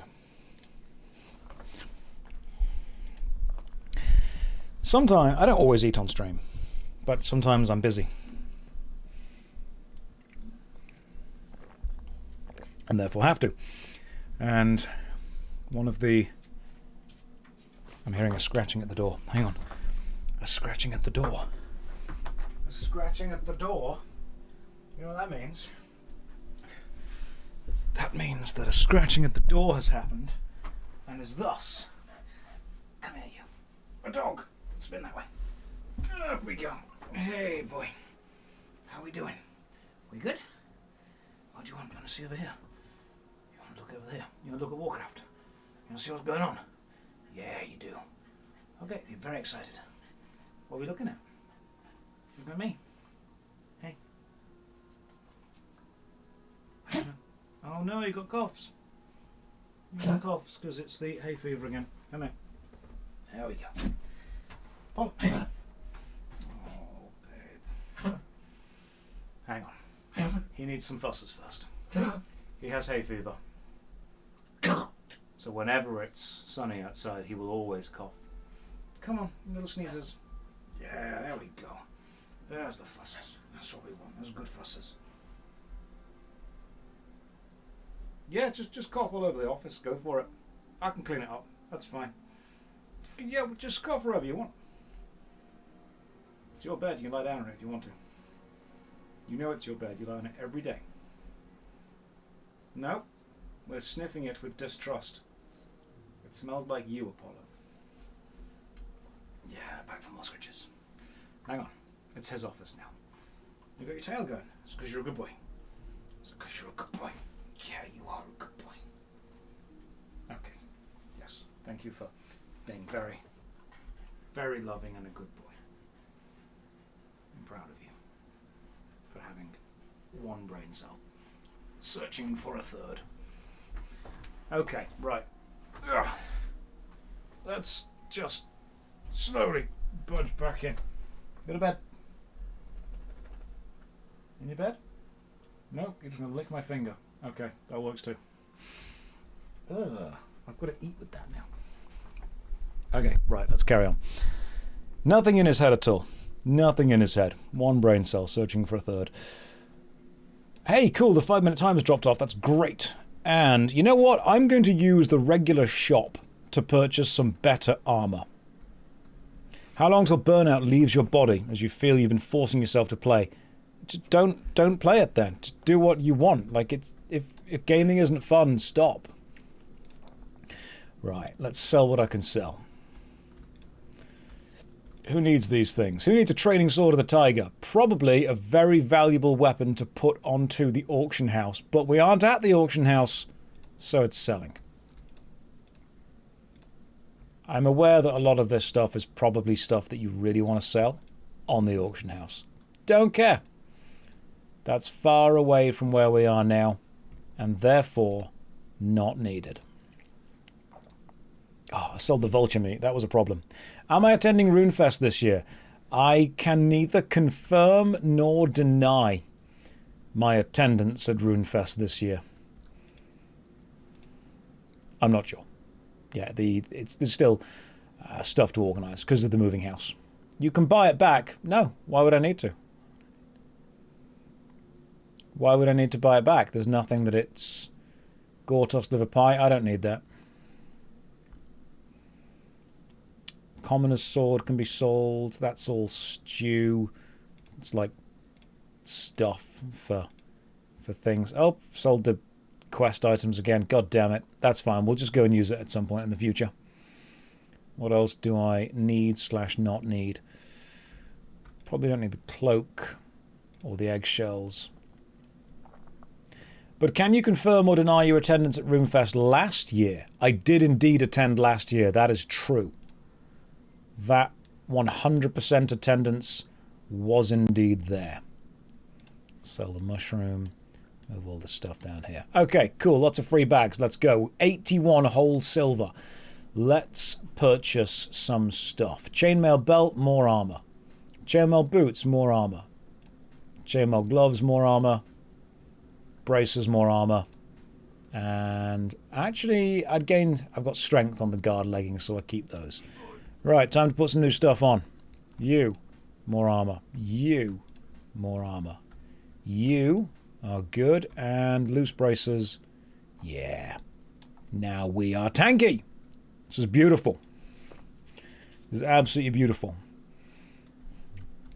Let's sell that stuff that we now no longer need. Now we can go and do some quests. Oh, there's actually loads of quests around here to take because... yeah, of course, I died and respawned here. That makes sense. Okay, anyway, my food that I asked you to be nice about.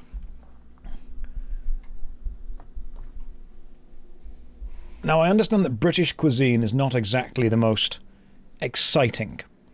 And sometimes I need to eat on stream because, you know, need my sustenance. But it's not the most exciting food. Some of you take the piss. I'd like you to respect my privacy at this time. Okay? So long as it's not beans on toast. I'm not that exciting, alright? We're not getting beans out. We've also not quite got to the stage of toast yet. Not the bread and butter again. Don't hate the basics.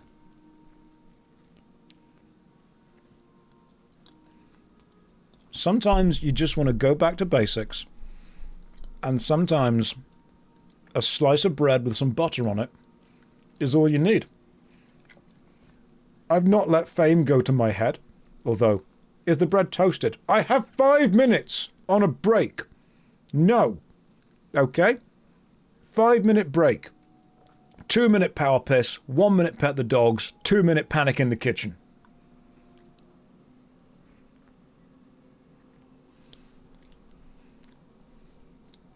That's all I get.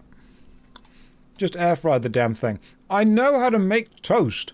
It's not the technical expertise that's lacking. It's the time to do it. Welcome. Hello, Piper. Safe travels.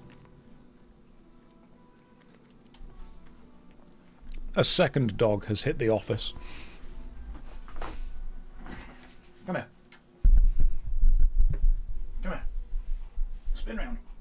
There we go. Up you go. Hello, girl. How we doing? Yep, that's my face. One day I'll be famous enough for toasted bread. Yes, that is butter that you can taste. I'm glad that I'm very tasty. You good? You good? Gonna hang out here for a bit?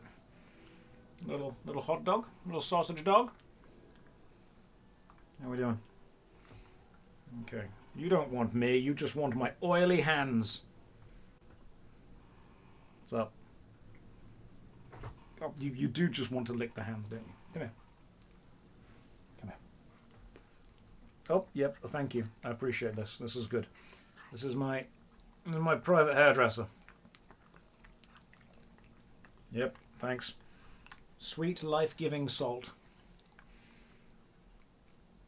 She must clean me. I have clearly not showered enough today, and therefore she must take care of me. We good? There we go. Yep. Am I okay? Am I groomed? Ugh, no. Apparently there was muck on my eye. Okay, brilliant. Here we go. She's very comfy right now.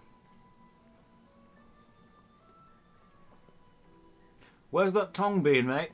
Probably a combination of raw meat that she eats for breakfast, her own arse, and then something in the garden. The great thing is I'll just have a shower later. Oh no. You're coughing.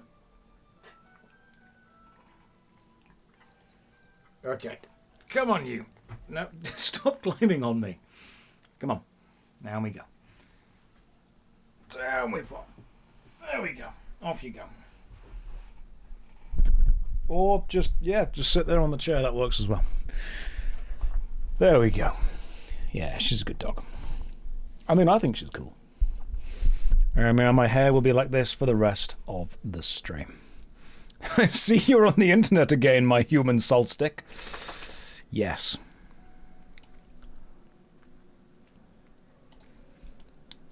And then my bread and butter. I just live a crazy celebrity lifestyle. Wake up, grab a brush, put on a little makeup, something about the keys upon the table, make myself some bread and butter, play some World of Warcraft, get licked by a dog. You know what? It ain't the worst. It's the sausage. Hey! That was comedy. That's what you get when you're in this stream. Pure comedy. You're guessing Hovis bread. I mean, yeah, I've had some expenses, you know. I've splashed out a little bit. I allow myself some luxuries. I go with Hovis.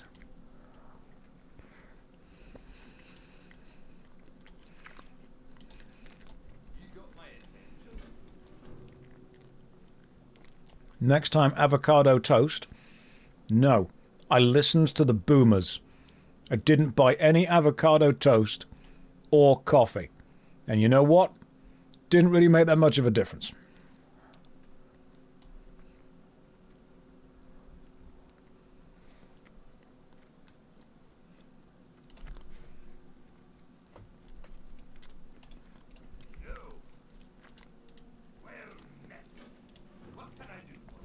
Right, accepted all your quests. What about quests from you?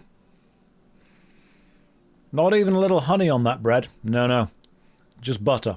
Unsalted butter. Because I picked the wrong butter from the fridge at speed. You, give me a quest. Fantastic. Okay, your quest is to speak with somebody else? Oh yeah, I can't do that yet. Level 21 quest, nowhere near. How old is Josh? He is cute. Oh, thanks. Thank you. How old do you think I am? Have a guess. Flatter me.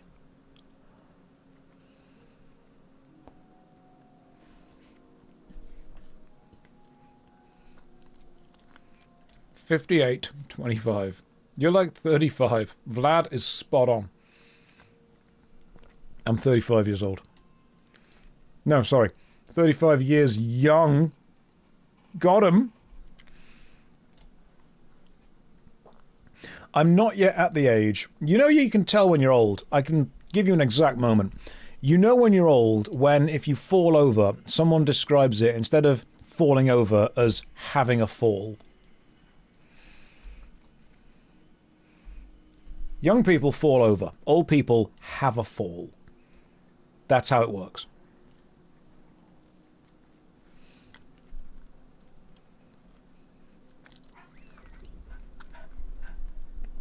too handsome to be over 30. Look, despite what the internet may have tried to convince you of, you do not suddenly hit this horrible wall at 25 and just become an ugly, disgusting monster.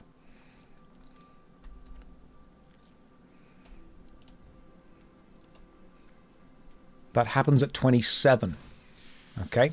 The DiCaprio wall. That's what we call it. Right. Both dogs are out, so they can chill over there for a bit. Alright, you guys can go and have your breakfast. Not breakfast. What's the other breakfast? Dinner, that's the one. Right, let's continue. Killing some spiders, that's the plan. He is right. Yeah, is DiCaprio 21? I'm sure it's 25. Is it 25 or 27? What is the age that DiCaprio dumps everyone? Because obviously I cried as soon as I hit 27, knowing that I was aging out of DiCaprio. Is it 25? God damn, okay. I was wrong. There are certain signifiers of when you are getting old, such as standing up and making a noise. I do that now, though. Visa. Oh no, don't turn 25. You're so sexy.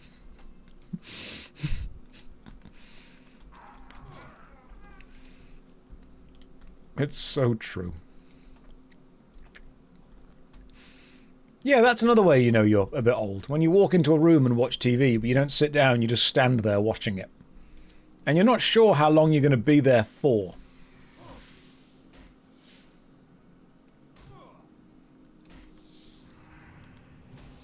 Could be 5 minutes. Could be an hour. Who knows?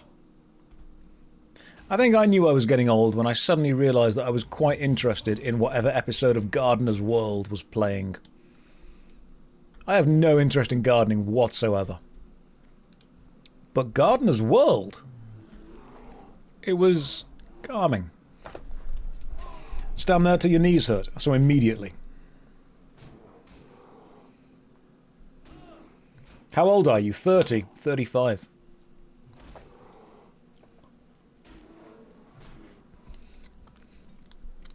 Folded the bread in half. Efficiency. You're on your walking pad. Brilliant. Mine is nearly set up.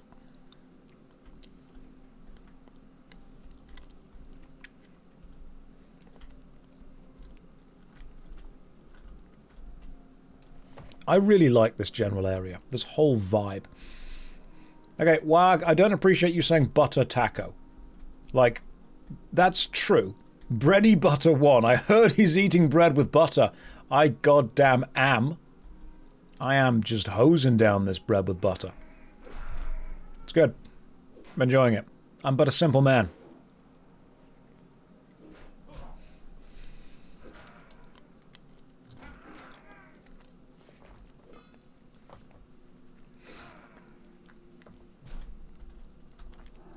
You're 35. What should your midlife crisis be? I mean, what do you want it to be? Like, what do you think represents you best? Because your midlife crisis can be whatever you want it to be. I believe in you.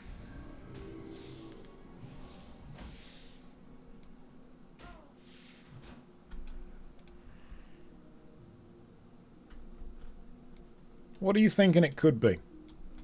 You want to join the circus? It's a more intense one, but I'm definitely not going to say no to you.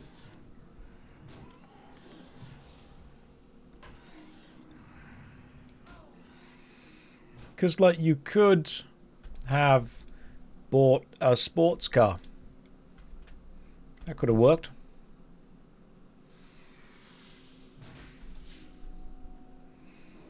You thought 30 would be a great change in your life, but I can't see that change coming. Well, this stream got sad all of a sudden, and I'm eating bread and butter.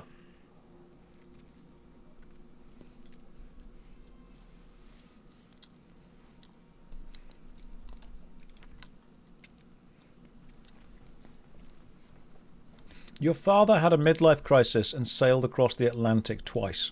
Hey, I'm sorry, are you some kind of Victorian explorer?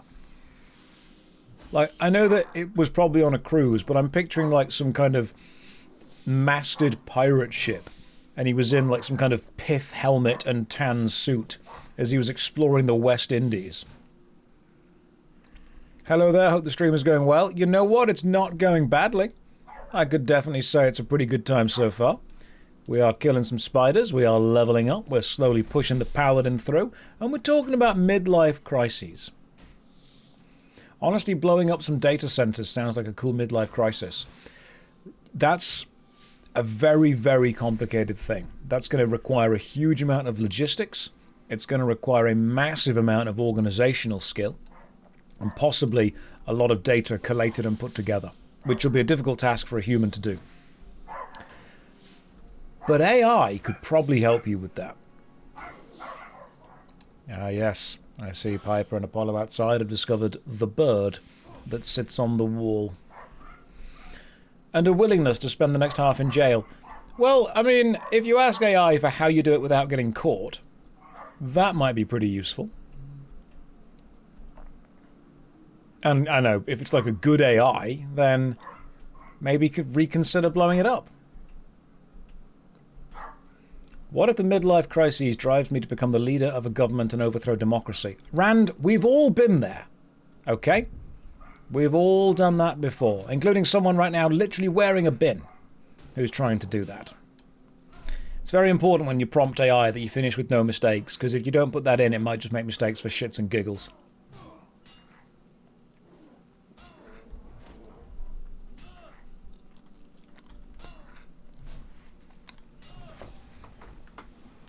I love how people will prompt AI ending with no mistakes and act like there's some kind of scholar. Oh yes, I made the choices to make this correct. You had to tell the system you were using not to fuck up.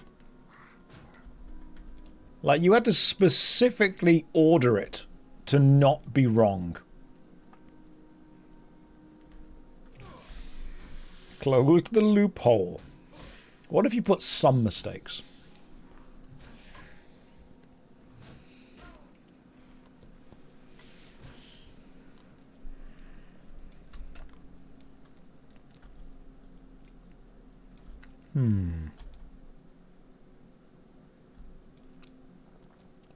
So that's a dead person, and that's a soul fragment. So I'm assuming that was a dead warlock. But they also said thank you. Who does say thank you to their AI? Yeah, add a bit of mistakes to make it seem human.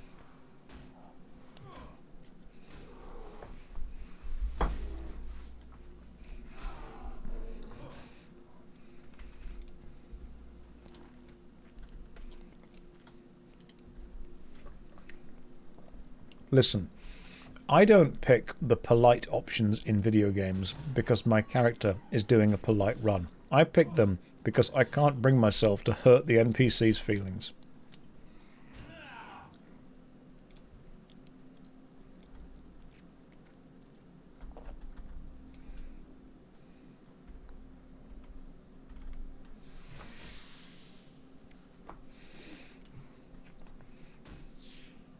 Please and thank you messages cost extra tokens. The companies hate them being used for free. Well, you should just keep... If they let you use them for free, you should keep doing that.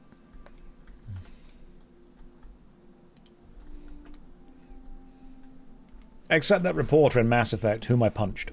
Oh yeah, of course, you've got to punch the reporter.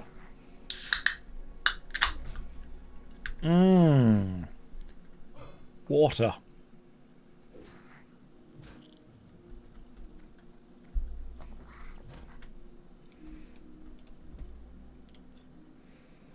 Rodentia short sword. How does that look? That looks kind of cool, though. She's not very good, so I'm not taking it. You can't just say water and think we'll believe it, Josh. Water. Open square brackets, make no mistakes. Close square brackets. Open square brackets, be believable. Close square brackets. Open rounded brackets.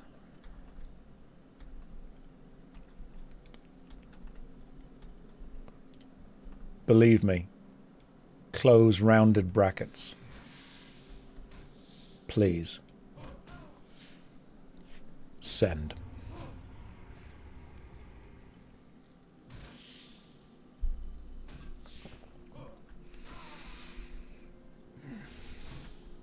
I am a prompt wizard.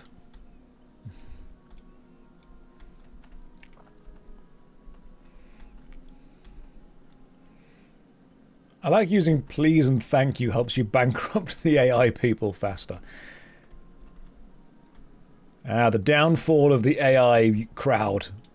Basic manners. Right, these guys are going to be tough to kill. But I believe in myself.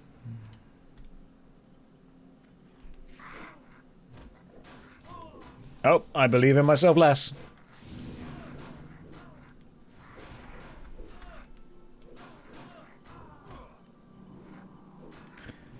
Thank you, Mr. Healer.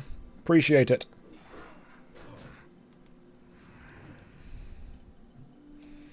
Who suddenly... level 70 Draenei suddenly turned up to heal me. Appreciate that.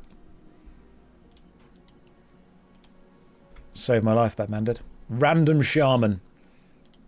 You know what? That was AI. He heard.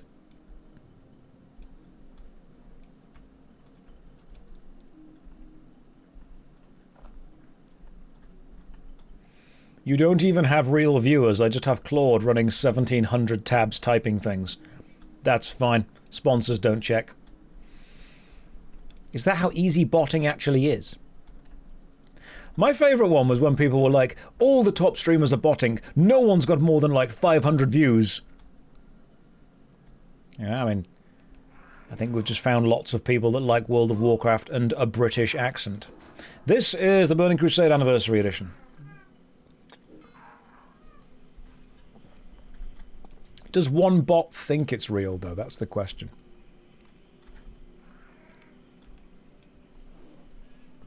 Obviously, there are 500 people in the world, the rest are bots. I've never seen more than 500 people in one place, apart from the few times that's happened, and some of them could have been clones. Did I see someone was streaming to 2 million people? I did not.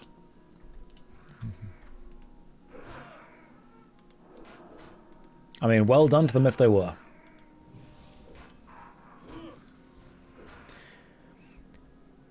The question is, do we live in a simulation? And if we did, could we prove it? How could we prove that we do or don't live in a simulation?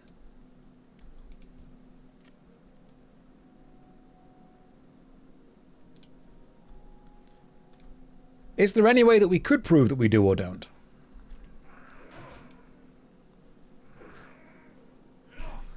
Yeah, the FOV is pretty bad. And I think, honestly, the fact that you don't get to choose your spawn location, that makes it a pretty badly designed game. Let's be fair. Right, what are we killing now? We're killing boar intestines and bear meat. Same way in games, find glitches and find bugs. I mean, has anyone found a glitch in real life? Or a bug? I mean, I found a cool bug, but it was just a cool bug.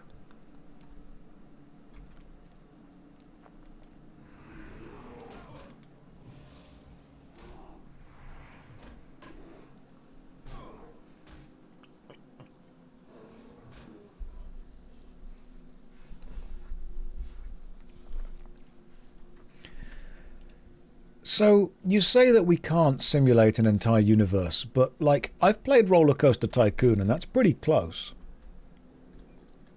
Because there's, like, physics and stuff in that. And I don't know if you've played The Sims, but the word simulation actually comes from the video game The Sims. You might not know this, but the full title of the game is The Simulations.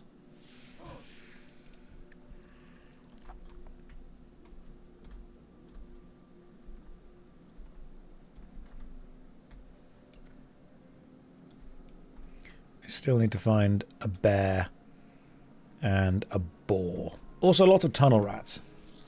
Isn't it from some book The Matrix was based on? No, I'm pretty sure it's from the video game The Sims.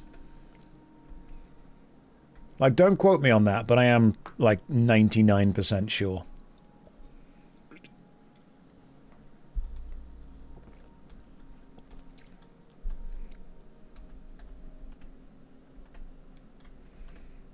Because there are some things that science can't explain. like love or gravity or why stuff goes down the back of the sofa and then ceases to exist. Like, we have theories, but no proof. To me, that just screams simulation. Like, here's a question. Birds perching on power lines. They are recharging. You ever seen a bird being born? No, you haven't. It's because they're made in labs. Out of eggs. Hey, red leather bag. Fantastic. That'll do. That is an 8-slot bag, which can replace my 6-slot bag. Boom. That didn't work. That can replace my 6-slot bag. Boom. That did work. Old school bird theory. See? Birds aren't real.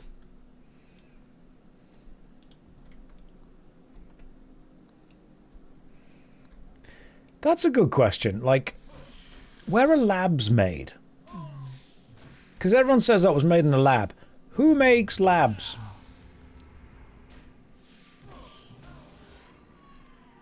There's got to be a lab somewhere that makes labs.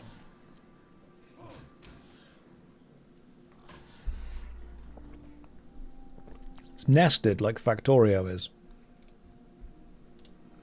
Right, got all the spider I caught. Now we just need some boar and bear stuff. Bear meat, boar meat. Let's go.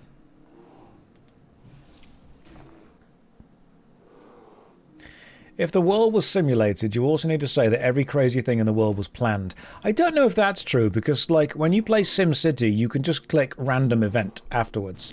So maybe whoever simulated this world is just clicking that a lot.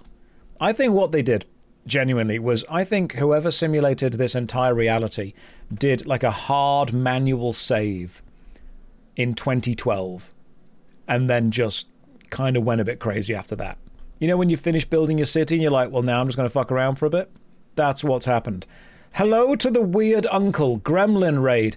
I prefer Gremlin Raid. Am I now the weird uncle of Twitch chat? Am I the weird chopped unk? Is that what's happening?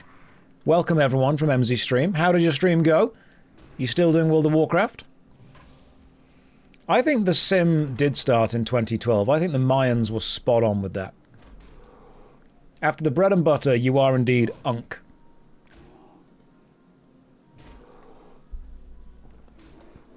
Not the whole Twitch, just your corner of it. Sometimes you guys are mean to me. I don't want you to be. Maybe nice to me. I can't believe you aren't. The world today does look like a SimCity game someone got tired of. Thank you! See, we got there. Emzy told us to tell you she's a higher level than you. Well, tell us she's a nerd.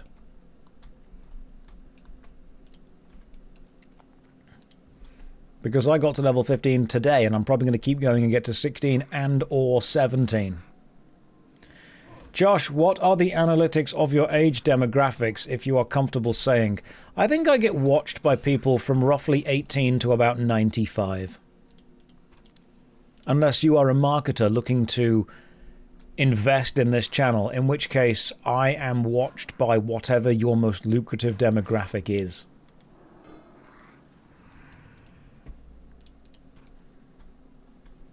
And also, I have genuine connections to the audience that you would like to reach. Oh, good. One of you is 96 and one of you is 8. Well, ignore me. I lied. I did that. I went onto the internet and told lies immediately. Please get to level 17, but skip 16. I just love looking at audiences as demographics. Severing Axe of the Eagle.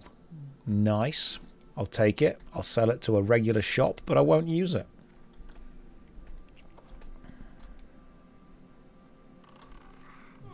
Some of you were born next week. I consider all of you as a valuable demographic.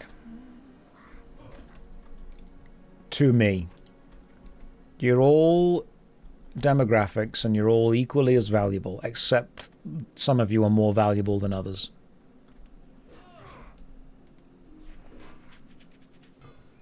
Telling lies, the sponsors are going to love me. Oh, I can tell lies with the best of them. I'll take any sponsor that'll pay enough. It's fine. You know, you want to come round? Throw a couple of zeros on that check? Yeah, sure. I'll tell people about Big Daddy Rady Shady. Potentially the best video game I've ever played. Like The Witcher 3 and Legend of Zelda Ocarina of Time had a baby. Can I rank chat? All of you are in F. Apart from the mods, who are in B.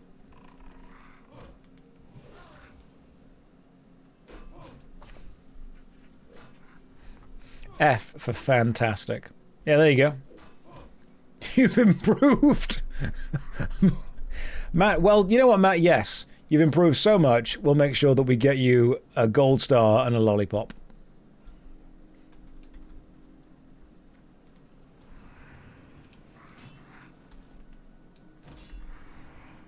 No talent points to spend, which is annoying. F for friends we made along the way. You don't rate in letters where you teach. Do you rate in numbers? Or just sounds?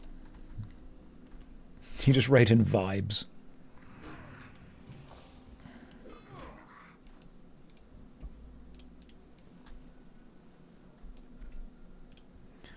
So I assume that I can just get loads of rat ears from killing the rats in here. I just don't want to be inundated with rats.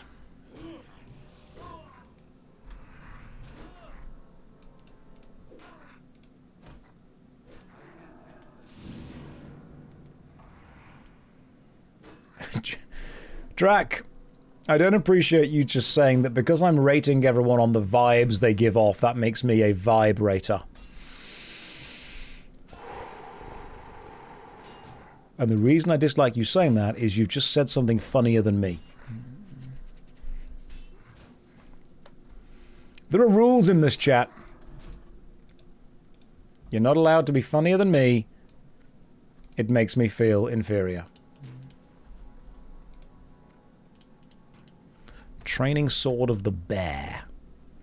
Strength and stamina. 7.1 damage per second. So it's a two-handed sword. Yeah, it's not worth it. How's it look? Kind of lame. I'll leave then. No, Emsy, don't leave. Remain. You may remain if you wish. I'll give you permission.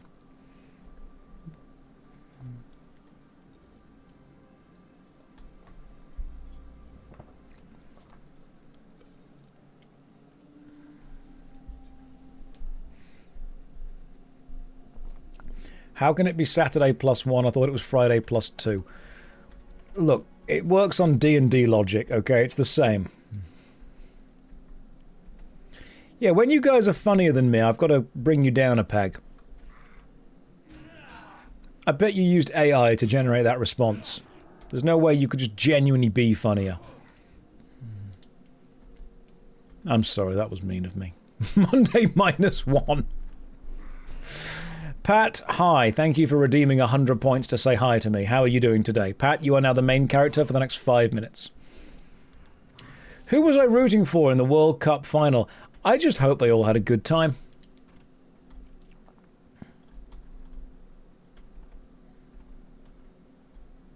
As long as they all tried their best and everyone had fun, I'm just glad that they all, you know, had a good time. That's what it was.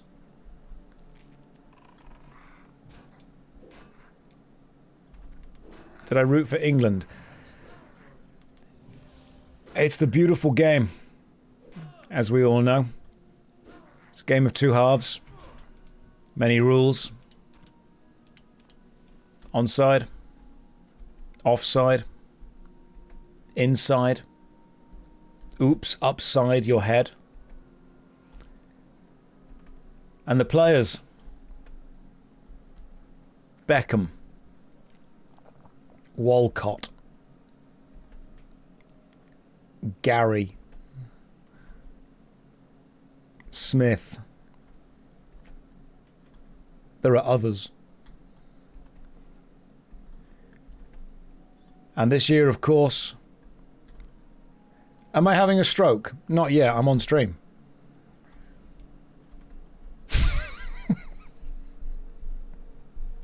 That was... Sometimes I make myself laugh.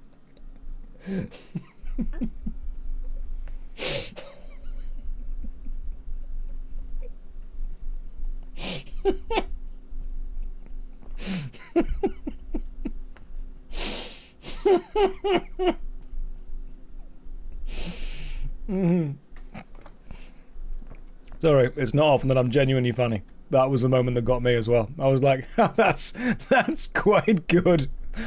Oh. Am I on something? No. No, I'm in the spectrum, probably.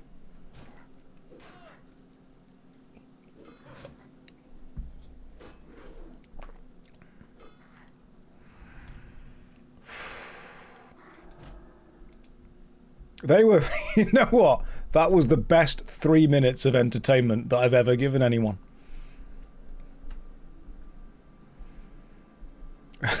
Right, guys, I've made myself laugh. I'm now allowed to watch Doug Doug. I've graduated to his audience. Oh, that was quite funny. I'm glad that I was here for that as well. That was a moment. Oh. Are we just taking over his stream now? We could do. We could do. That was... I don't often say things that I find funny, but that was quite funny. Whew. You've got to be your own biggest cheerleader sometimes. You've got to be your own champion. You're allowed to laugh at your own jokes. You are very funny. Clip that and rerun it 20 times a day. I will never say anything funnier. Oh, you know what? I've missed streaming as well. It's just a shame that YouTube is so much more successful financially than streaming is. Like, YouTube has to be the main thing. Streaming is the secondary thing. But I don't ever want to stop streaming because I enjoy it. So what I'll do is, I'll always keep streaming, but I'll just keep making YouTube videos in the week. It's going to be YouTube videos during the week and streaming during the weekends. That works for me, you know? Damn it, I missed your joke and can't turn back like YouTube. Just go and watch the VOD. That can go in the Hall of Fame, though. Doesn't tire you out nearly as quickly, makes moments like these more special. Yeah, I would say that.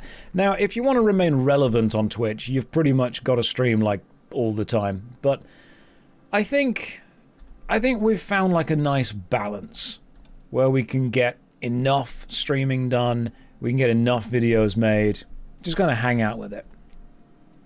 What do I do YouTube videos about? So I've got two YouTube channels. I've got JoshStrifeHayes and JoshStrifePlays. JoshStrifeHayes is about reviewing MMORPGs, and JoshStrifePlays is about reviewing retro video games from the PlayStation 1, N64, PS2 era. So the main channel, JoshStrifeHayes, has got a series called Worst MMO Ever on it, where I play as many MMOs as I can find and make like humorous rating videos on them. And the second channel, I just put out a video on Was It Good? Baldur's Gate Dark Alliance, the old hack and slash for the PS2. So I'd say that my second channel is fun to allow me to explore older games. The primary MMORPG channel is great because it lets me go and play a genre that I don't think gets enough love in kind of the general gaming sphere. And I love MMORPGs, and I don't mind. People have said to me, because my series, Worst MMO Ever, is taking the piss out of MMOs, I must hate the genre. I'm like, no, it's a love letter to the genre. I want more people to find it. And so many people have messaged me and said, hey, I've started playing this game because I saw your video on it. I'm like, that's great. That's exactly. I don't think many people have stopped playing an MMO because they saw my video and decided to stop. But I do think a lot of people have started. Which I think, to me, is great. That makes me happy to think about that. I mean, yeah, obviously I made a video on Terra, and then Terra died. And then I made a video on Mortal Online, and Mortal Online died. And then I made a video on Otherland, and Otherland died. I've covered a lot of games just before they've died. That's true. The genre and what the genre can be, phenomenal. The games within the genre, sometimes lacking.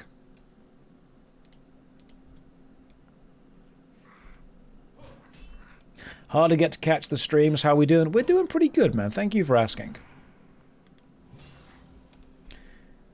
Did you stop playing this and come back? I mean, yeah, I took like a 2-month break to go and just make videos again for a bit. Which was fun. Can I cover non-MMO games so they die? Am I going to RuneFest? I can neither confirm nor deny. Sorry.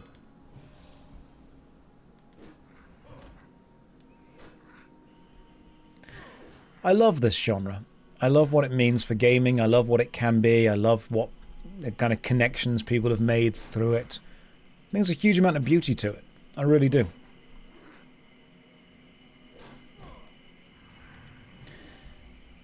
And sometimes people think that if you critique something, it means that you hate it and want it to fail. I think quite the opposite. People only critique things they care about. If you didn't care about it, you wouldn't bother putting the time or energy or effort in to critique it. Will I do a Was It Good Deus Ex? Yes. Yeah, Deus Ex was an excellent game. I liked Human Revolution. I'm going to have to go against H-Bomber Guy there slightly, which I know is internet sacrilege, but I thought it was a fun game for what it was trying to do. I don't think it was a good kind of life sim game, as the original Deus Ex is, but I thought Human Revolution was fun. I loved the soundtrack, I loved the general vibe of it, I loved the honeycomb club that you get to go to halfway through. I thought the graphics were nice, the story was fun. I should have him in the video. He's been in one of my videos before. He did a little cameo. He's pretty good at responding, actually. Normally when you contact YouTubers and you're like, hey, do you want to have a little cameo in this video? Most people that I've contacted have said yes. And even if it's just like, 5-10 seconds, they've been totally up for it. Have I played a lot of Classic WoW in the past? Only the opening up to the Burning Crusade. I'm not very familiar with the Burning Crusade onwards. I also think it's totally okay to enjoy something that other people don't think is very good. Like, that's fine too. Oh, the cameos in the Expedition 33 video were more difficult to get, and I think the only one I wasn't able to get was Andy Serkis, for reasons that you just can't contact Andy Serkis. But on my second channel, I was able to review Expedition 33, and I went to the Expedition 33 launch party, and was lucky enough to meet all the cast while I was there and kind of trade contact numbers.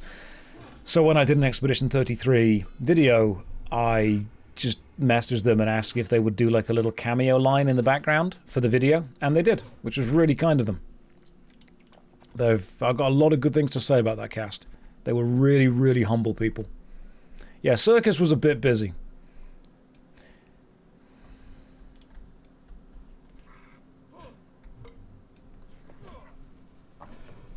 Did I get the Bury the Light guy in it? Was that, do you mean Ben Starr? Have I played any Yakuza games? You know what, I actually haven't. I've heard about them, but I haven't played them. Will I play the Gothic remake? Eventually, yes. It's on the list to play. There are a couple of remade games that I'm actually, or should I say re-released games, that I'm actually really excited to play that will be on Good Old Games pretty soon. Can't say exactly what, but I've got a good working relationship with Good Old Games, and they sometimes message me and they're like, hey, just so you know, this game's coming out soon. Do you want to, get this for Twitch? Do you want to make a YouTube video on it? And we've got kind of like a gentleman's agreement that they help me get the game and I just make a video on it. And there are some that I'm genuinely excited to play pretty soon. But as far as Yakuza goes, no, never played them. But they're on the list.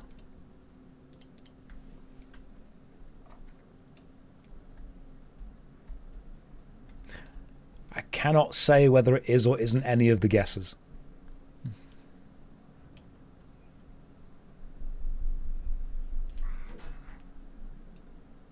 How many games are on the list? It's a long list, man. It's a seriously long list. Is there a list of games that are not on the list? No. But there's a list of games that aren't not on the list.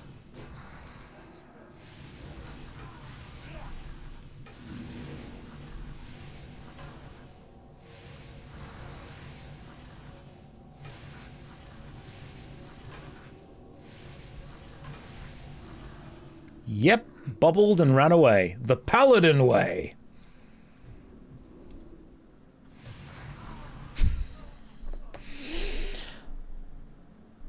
I've still not mastered the Paladin way.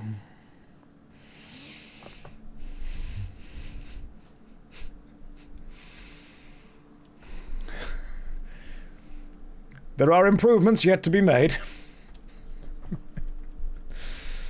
As I've done Medieval 1 and Nightmare Creatures 1, I will do the sequels. They're all going to be there. Look, the list is this. The list is every game that I can play before I die. When's that going to happen? Here's the exciting part. Don't know. Could be tomorrow. Could be 60 years' time. Who knows? But I'm just going to keep making videos. My purpose in life, apparently, is just to make pedantic, nitpicky review videos of old video games. That is my value, and I'm sticking to it. It's very exciting times. So yeah, just lots of games. We'll get there eventually. Give me time and we will get there. Are you interested in the Toy Story trilogy coming this year? Are they re-releasing Toy Story 1, 2 and 3? The video games. Because Toy Story 1, the video game on the PlayStation 1, the one where you play as Buzz Lightyear, that was brilliant. I loved that. Those levels were huge. Toy Story 1 was brilliant. Really good time with that game. Right, I need to resurrect somewhere like here. Okay, so I can just heal myself quickly. It was such a big game. If you guys played Toy Story 1 on the PlayStation 1, do you remember as Buzz Lightyear, there was a level... First of all, we had to climb the tree on the first level all the way to the top. And then there was a level in... I want to say it was like in an airport. And you got to ride the airport baggage carousel all the way through where it would go. That was super cool. How long does it take me to do a video from planning, recording and editing? Depends on the length of the video and the length of the game, but normally about 3 weeks. So let's say that I will go through and play a game and it takes me a week to finish the game. I will record all the footage of the game as I'm playing, and I've got my laptop to the side of me, and as I'm recording the footage, I am taking notes, voice notes, on my laptop. And what I'll do is I'll look at the OBS timecode of the recording, and I will say that out loud in order to match up my notes. So if I'm playing Baldur's Gate Dark Alliance 2, I'll say, we reach the city of Baldur's Gate. Then I'll say new line, which puts the automatic down. I'll look at the time code and I'll be like, 7 minutes, 18 seconds. NPC comes to talk to us. New line. And then it goes down, down, down again. And then when I finish playing the game, however long that takes, I take all the notes and I sit there with my laptop on one side and my PC on the other, and I transcribe all the notes I've taken in single line form into a script recapping my playthrough of that game. That normally takes about 3 to 4 days. Once I have completed the full script, I will then sit with my microphone and I will record the entire script, including the green screen sections on the green screen behind me. Then when I've got all the audio and all the green screen sections, I will open up DaVinci Resolve and I will put all of the audio and all the green screen sections into the timeline. And that is going to be the complete video. And what I will then do is go through every single file of footage I have got and match up all of the footage from the gameplay to whatever I am saying at the time of the script. And that normally takes... I can normally get about 15 minutes of edited footage a day. So if my video is an hour and a half, I normally know that's going to take me about 6 days of editing. So playing the video game, taking notes as I'm going, turning those notes into a fully detailed script, recording all of the script. Thank you for the process. I will now build an AI to take your job. Do it. There are already several out there that are trying. What they don't have is my snark.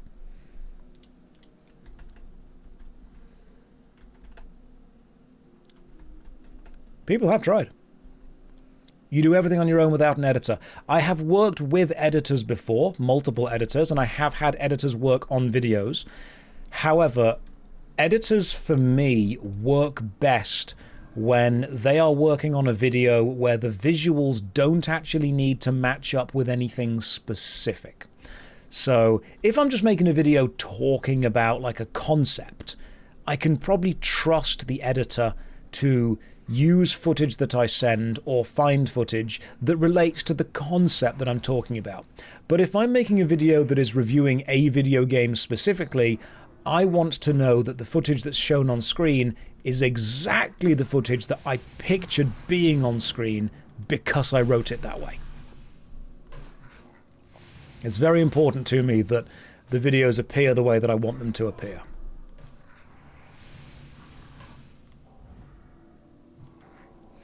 So yes, editors absolutely can help, but the way that I edit at least the single videos, it is easier for me to just go through and do them.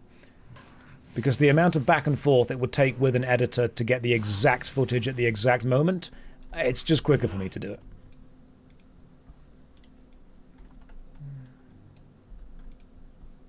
Editors are fantastic if they're taking a load of footage that they already know or have already seen and editing it into a video. Otherwise, if I send an editor like 60 hours of a game playthrough and say, hey, here's all the footage of me playing the game, here's all the script, here's everything else, and then they get to a bit where in the script I say, and then I drop my axe and for some reason the model of the character now looks like it's carrying a mace.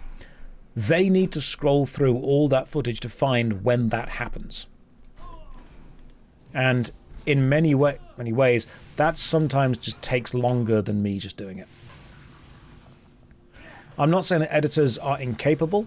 I'm saying that they can't always produce the type of video that I envision them doing it. And if it's going to take them more than 6 days to do it, and I'm going to be constantly on the back and forth with the whole, feedback, then I'll just do it. Editors are amazing if you know exactly what you want, and, importantly, they know exactly what you want. And you can build that kind of symbiotic relationship over time. It just takes a while. Like, when I made the video about what the hell are NFTs, I'm pretty sure I just sent Visa a load of footage of me playing Ape Escape on the PS1, because it referenced the whole monkeys thing, and I'm like, hey, here's 5 hours of me playing Ape Escape, could you please edit this video? And he went, yeah, sure. And like 3 days later he sent the full video back. So he was on it with that because he knew exactly what I wanted.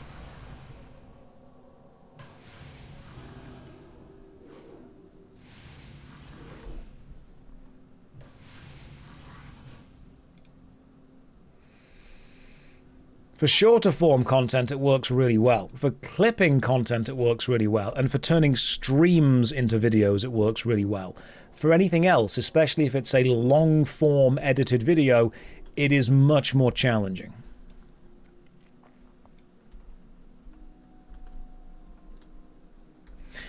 Yeah, they tag sections of the videos to use for the things. The problem is that I'm tagging so many parts of the videos that are relevant to me. What will I do when we have AI video editors? I will do exactly what I do now, because we do have AI video editors right now. You know how earlier I was talking about the fact that I find joy in the process of becoming that person? You know how I make my thumbnails? I don't have a template, even though everyone has told me I should have a template to make it easier. When I make my thumbnails, I find a screenshot from the game that I like. I screenshot it using Gyazo. Then I find an image of the character that I want on the right-hand side of the thumbnail, and then I cut it out manually using the click and drag kind of process tool in GIMP, and then I paste it, and then I add the black and white borders all manually. And I could do that way quicker. I could set up a... Poor intestines, damn it. I could set up a system to make this faster, but to me, doing that is weirdly therapeutic. And I quite like it, because it's going to sound really dumb to anyone that doesn't quite understand. When I put a video out, I'm really proud of what I've made, and it's almost a way of me sharing my love for video games with you. And I want to know that every part of that has been involved in my interest. And that to me makes me happy. So I put a video out and I'm like, yep, I'm proud of this. This looks good. I think people are going to enjoy this. It says what I want it to say. here's a little kind of bow that I'm able to tie around it and put the video out. I could make way more content by just being less pedantic or being less fastidious with that process. I know I could. And I've had people contact me before saying, hey, we can write your scripts. And I've even contacted people and said, do you want to try and have a go at writing a script? Because they wanted to make their own YouTube channel. And I said, well, here's a video game that I've played. Here's the way you can play it. Do you want to see what you would write? And if that works, I will help you start a channel. But it ended up feeling really... It ended up feeling like a factory instead of an artisan shop. And it's not about the content. It's about the content. So for me, the videos have got a level of value. So what would I do when AI video editors exist? They already exist. So I'll do exactly what I do now. I'll sit down at the start of a day, grab a cup of tea or a cup of coffee, edit for the next 8 hours, get 15 to 20 minutes of footage done, and do it again the next day. And then when that's all done, I'll put a video out and hope people like it. Armor and stamina. Ooh, or a buckler. Ooh, it's good block. 328 armor, shield, block. Let's get the block. It's going to be time to get a one-handed hammer pretty soon. Do I have a favourite video that I made? Artists are their own worst critics, but is there one that I'm very fond of? I really enjoyed the video about druids that Path of Exile 2 allowed me to make. Because it was just so stupid. If you haven't seen that, I'm super proud of it. And basically, Path of Exile 2 contacted me and said, hey, we've got a new druid class coming out. Do you want to make an advert video for it? And I'm like, I think the only way I could possibly do that is if you let me make the stupidest video I could possibly think of. And they just went, go for it. And then when I sent them the final piece, they were completely happy with it. They were absolutely fine. They were lovely to work with. When I even, because I used the clip of Jonathan Rogers going, yes, in that video quite a lot. I contacted them saying, hey, can I use this clip? And they were like, we have no idea what you're going to use it for, but absolutely you can use that clip. I've got a lot of time for the Grinding Gear Games team. They were really nice to work with. Genuinely super fun people. And they love that game so much. It's rare that you find a gaming team that are so invested in their game. Jagex are another one. Just a massive bunch of nerds.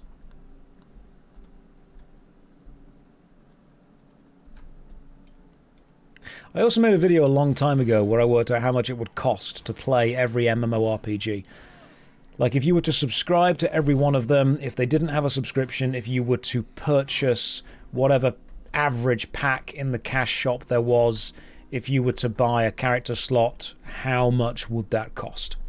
And I think it ended up costing about £600 a month, which was not as expensive as I thought it would be. Like I thought it would be more. May I ask you something you know more about? I see a ton of love on the internet for voice actors who are actual actors in theatre. You can hear the difference. It sounds so much better. What's the reason they don't get hired more often than voice acting? Name recognition and fame. So, when people say voice acting, there can sometimes be a bit of pushback, especially from theatre actors who like to use the phrase voice acting is acting. And what that means is, people think that voice acting is just sitting in a booth and talking. The best voice actors get their whole body involved. The best voice actors are often not just stood in a booth reading a script, just modulating their voice. They're actually standing up. They're acting out the scene as if it was real. They're holding props as if they were real. They're in whatever size room they can possibly be in. They're almost performing the scene as if it's a theatre scene. And it's the small movements of the body, and it's the tension that you hold in the limbs or in the diaphragm, or the emotion that you express through your body, which then gets carried through the voice. So when people say voice acting, I think what we mean is what we are hearing is your voice, but in order to produce that voice, you have actually just been acting. That's what you've been doing. So voice acting is acting. Getting the whole body involved, getting the voice involved, getting the mind involved, getting the costume involved. Some of the voice actors, when they're, if they need to do a specific costumed character, will wear as close as they can to the costume. So when they do it, for example, if the costume's going to make a lot of noise, if it's going to be clinky, you can either hear that or they know to stay still because their character would learn to stay still as well. The thing is that voice acting and skill and quality doesn't necessarily sell games. Fame sells games. So if someone said, hey, do you want to buy this video game? It's got some of the best performances you'll ever hear, but no one that you recognize. Or, do you want to buy this game? It's got the actor that played Jon Snow in it. It's got Kevin Spacey in it. Now, I'm not saying that they're bad actors. I'm saying that they've not been hired for their acting skill. They've been hired for their name recognition. Peter Dinklage in Destiny. There's a great example. So you do have to understand that there is a level of marketing that comes with who is in your game as well. You guys seen Emberville, the game that's been announced recently, and how most of its marketing is just look at all the voice actors we've got in this game? Now, it's absolutely incredible that they've got so many voice actors in the game, but they've used the presence of the voice actors as a marketing technique. They're not saying, hey, this game is going to be amazing. They're saying, hey, all of these actors are in the game. You like all of these actors, come and buy our game. And that's almost playing off a level of parasocial connection, because you don't know the voice actors. You're not buying them because they're your mates. You're buying them because you know they're going to do a good job. But them doing a good job is part of the marketing. There are many, many actors who could do an incredible job. And the reason theatre actors often do voice work so much is because a lot of theatre is projection. A lot of theatre is using your body and your voice to put on the best possible show.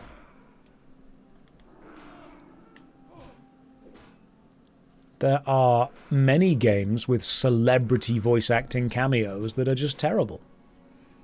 I mean, for example, I'm probably going to get myself put on a list here by some very powerful people, but when I was playing Cyberpunk, I thought one of the worst voice acting performances was whoever was playing Lizzie Wizzy. And then I looked it up afterwards. Turns out it was the artist Grimes. I just didn't care for her performance. And then I thought, you know what? I think one of the best voice acting performances in this is the weird guy that's preaching all the end of the world stuff. Looked it up, didn't know who it would be. Turned out that was the YouTuber. That was CoCarnage. I'm like, you know what? CoCarnage nailed that role. That was just a really fun voice acting performance from him. Really liked that. I did not know that when I was playing the game. Jesse Cox was also the guy whose penis I saved. But apart from that, yeah, I thought CoCarnage did one of the best voice acting performances. So to me, I didn't buy it because he was in the game, and I didn't avoid it because Grimes was in the game. I just bought the game, played it, rated all the voice performances. Turns out his was one of the highest that I rated.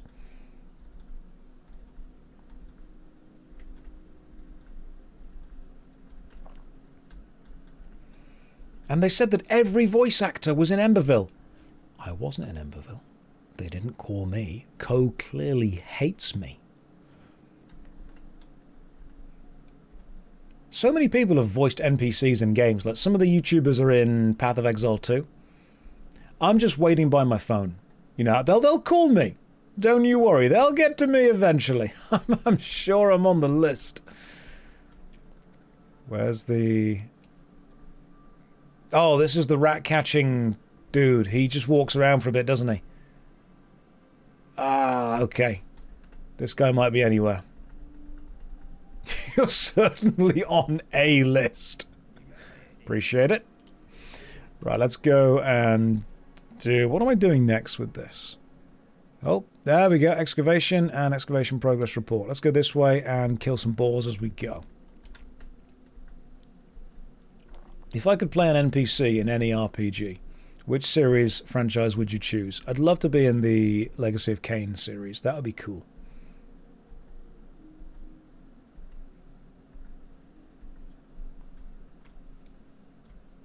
Happily do the Legacy of Kain.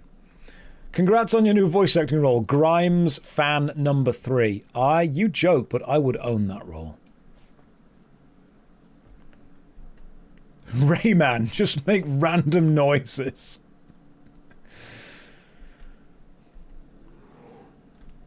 I mean, you guys joke about Isekai Demon Waifu, but when I was at the Expedition 33 launch party, I met Rich Keeble. Rich Keeble voices Minoko in the game. Lovely dude, very talented man, super down to earth. So obviously when I got back, I just out of curiosity looked up Rich Keeble's IMDb. Turns out one of Rich Keeble's first voice-acted video games was League of Angels. And League of Angels was one of the first MMORPGs that I covered. I think it was the first in the Worst MMO Ever series. So we have already got a long-standing rivalry. Yeah. No, he was a good lad. He was very down to earth, very funny. They all were, to be fair.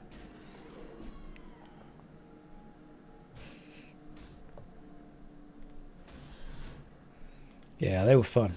Hey up, Burning Viper. So voice acting and performing in video games is partly who can do the job, and then partly whose name do we want to put on the marketing. Because if you, for example, were presented with 2 voice actors or 2 performers, and you were told both of them are able to do a perfectly acceptable job, one of them will cost you £3,000 and is an unknown name. The other will cost you £5,000 and is a very, very known name. You have to ask yourself, is the extra £2,000 that you would be paying for the known name actually worth more than £2,000 worth of marketing budget? Because if it is, you would then go for that person, stick their name all over the marketing budget, and have the performance and a way to sell the game. You have a built-in audience by appealing to people's fan bases.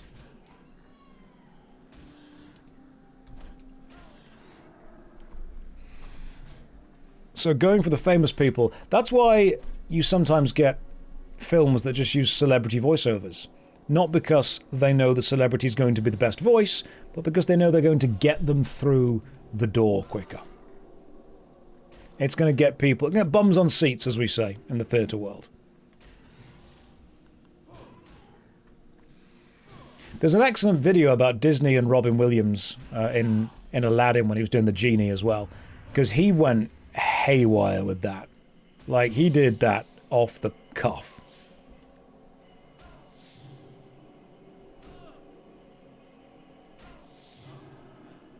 Yeah, just an extra £2,000 and suddenly you've got recognition, which is very important.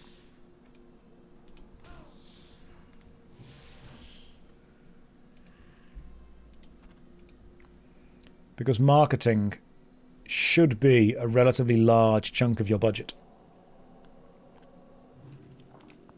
You know what? That's true, Shine. Because now actors also come with negativity. Some people will specifically say, well, I'm not going to watch this because that person's in it. But I need to be direct with you in a way that I don't think is insulting to you. The vast majority of regular people who spend most of their time offline don't care. Like, I know lots of people will say, oh, I'm not going to go and watch this film because Jared Leto's in it. Okay? Almost no one that doesn't exist online is going to say that. No one cares. The average normal person, and let's be fair, we're not the average or normal because we're using Twitch, which means we are already weirdly enfranchised. The sad reality is that they're just going to go and watch it because The Rock's in it. You don't know much about WoW is classic, the one people play. People play every version of World of Warcraft, but the version I'm playing right now is called the Burning Crusade Anniversary Server, which is a version of Classic that has had the Burning Crusade added to it. Every time there is an online backlash against someone or something because of an ideological connection, everyone online kind of expects everyone offline to also be involved. And yet, then the project releases, and everyone still goes to watch it, and it still makes a load of money. And then everyone online was like, but I thought everyone was against this. No, everyone in your very small bubble was against it. Everyone not in the bubble was totally indifferent to it.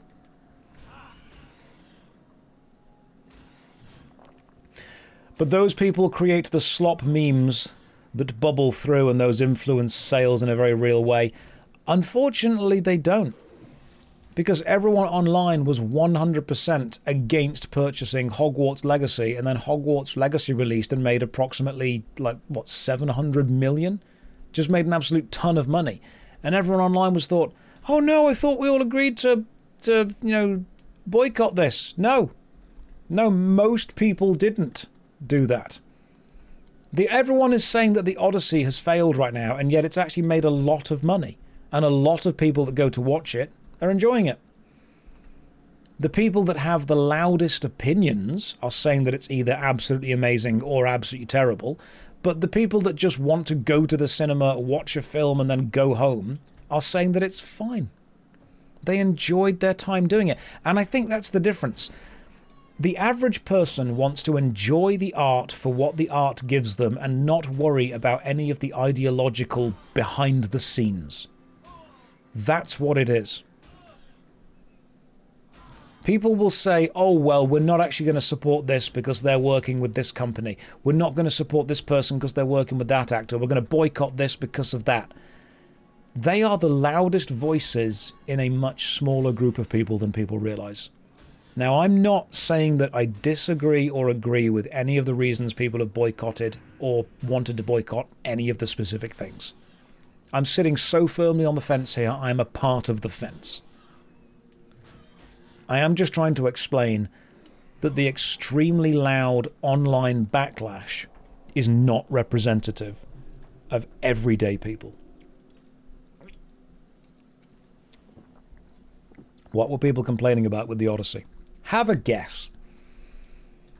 In the year of our Lord, 2026, have a guess what kind of ideological problems people had with the movie version of a fictional story. I've already explained it's because they set it in Greece and Greece isn't real. Zyrev says, so Mixtape was a good game. No, I don't personally enjoy Mixtape. I don't think it did anything with the video game format that it couldn't have just done by being an interactive movie. I don't particularly care about Mixtape. I just didn't enjoy it myself because it was telling nostalgia of a life that I never had.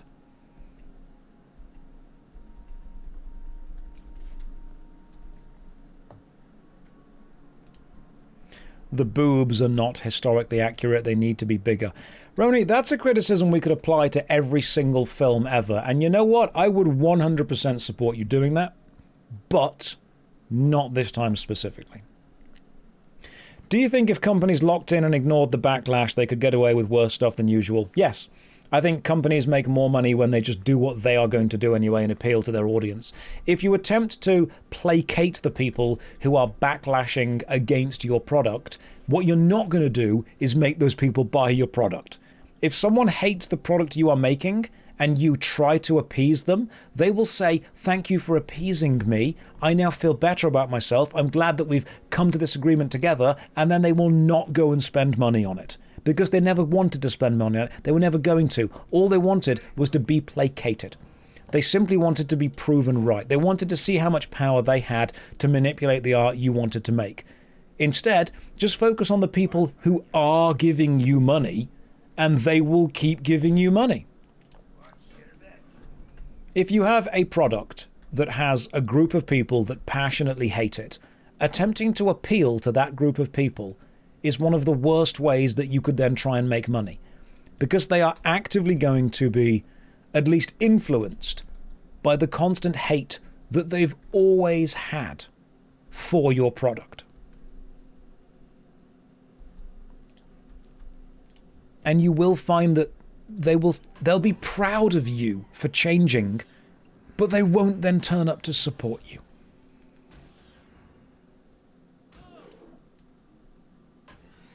And I'm not saying I agree with this, I'm just saying that's the truth.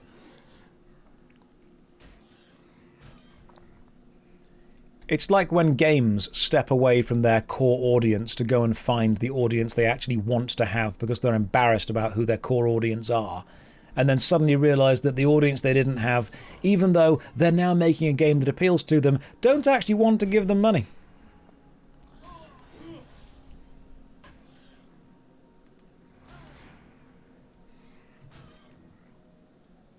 Sony discounting physical media only for PSN to be down for 8 hours. Yeah.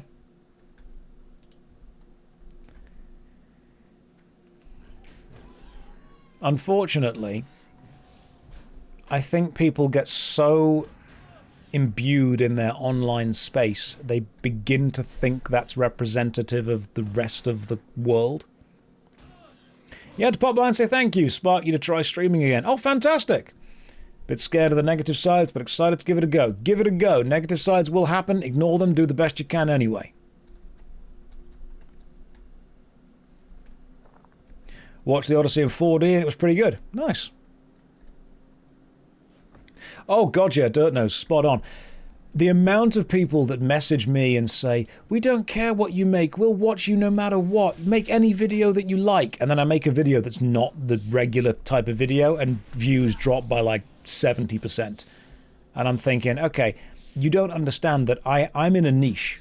I serve a purpose. If I make a video that isn't about MMORPGs, it doesn't get views. Because when people click, and you know what? Why should it? Because when people click that subscribe button, what they're not saying is, I like you as a person and will support you no matter what. When someone clicks subscribe on YouTube, what they're saying is, I have looked at the content you have made, I would like more of this, please. And if you continue to make more of the content that was there when they click subscribe, great, they'll keep watching. As soon as you switch and start making content that was not there when they click subscribe, they likely wouldn't have clicked it anyway.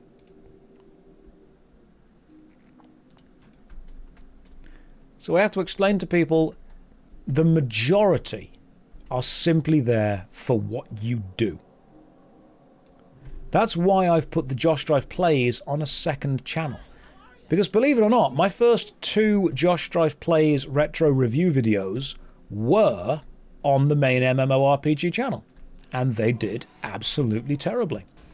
The first one was It Good? Dino Crisis? And the second was It Good? Time Splitters 2? Both of which were amazing video games, and I enjoyed them and I thought they were good videos, but the audience on that channel is there for MMORPGs. So, made a second channel where the audience was just there for retro games, and that's what they get. You've divided up the specific channels, which to me works really well. So how did I grow? Just find more people in that niche. I made videos that served the audience. And the way that I did that was I made guide videos for how to play MMORPGs. How to play the Elder Scrolls Online, how to play Terra, how to play Neverwinter, how to play RuneScape, how to play Guild Wars 1 and Guild Wars 2. How to play these things. Videos that I knew would be Googled. The titles must be Googleable. And people will, Google how to play Elder Scrolls Online. And I was then able to capitalize on that. Then after that, I made specific guides on how to kill certain bosses. Or bingable. Yes. Yes, Bill Gates. Bingable. Sorry, I'll go and charge up my Zune. And once we had titles that were Googleable, or bingable, I then started making guides on how to kill certain bosses. And after I'd made guides on how to kill certain bosses, I kept getting banner adverts for this game called League of Angels. So I thought this has got to be the worst MMO ever, so I made a video reviewing it. Then a sequel came out, so I reviewed that. Then I realized that 2 videos is a series, and people liked me playing these bad games, and so I kept going with that.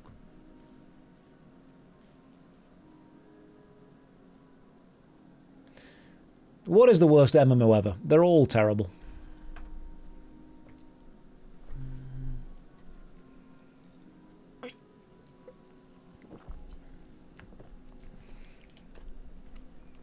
But making videos that serve the audience is a really important thing to do. Because the audience are going to be the people that turn up for your videos. And I think this is something that YouTubers fall into quite a lot. The last videos that I made that weren't of the same style that I normally make was when I was panicking and complaining about the algorithm shift and the massive drop in views. And I needed to make that video for some other YouTubers who were asking me about it. Basically, it was a problem with AdBlock not counting views. But I think you see this with celebrities and YouTubers and musicians sometimes. People find success making a certain type of art, and then they get fed up of that art and they decide to go and make a different type of art, but they have it in their minds that the audience is there for anything they do, not for the specific thing they have done. And you begin to get that inflated ego of, if I'm successful making this, I should be successful making this. And you just aren't. It's not how it works. But you'll get YouTubers going, hey, now I'm going to step out of my comfort zone, step out of my demographic, and I'm going to make these kind of videos, or I'm going to make that kind of videos. It doesn't always work. And I think sometimes you get almost this slap of reality when the audience just doesn't turn up. Do I draw? Not very well. More of a painter. Gypsy Tavern says, wow again. Indeed. Nothing gets past you.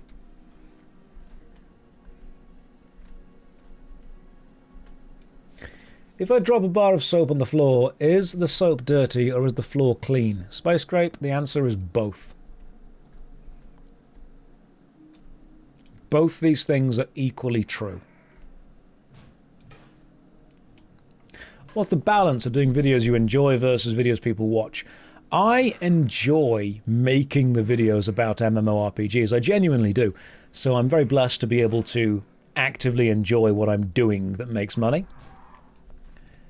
But if you have a YouTube channel and you don't particularly enjoy it, I think the suggested split is about 7-3. As in, make 7 videos based on what the audience want, then make 3 videos based on what you want.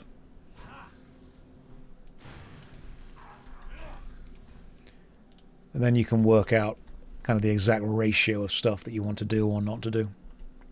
Do I play RuneScape 3 or Old School? I play both. I mean, both are fun. RuneScape 3 has got some really good exploring, some excellent quests. I still think When the Needle Skips is one of the best written quests I've ever played. Like the angry video game nerd who tried making a full-length movie. So, I mean, I made a feature film that's being edited now, and that will hopefully be out before next year. But that was like a fully funded feature film. If it's good, great. If it's not, we made one.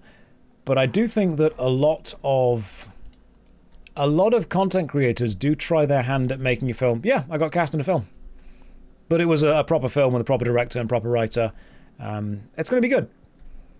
I mean, or it'll suck. One of the two. But the other actors that were in it were lovely people. I was like super excited to see those guys. Including some people that you may recognize, which was cool.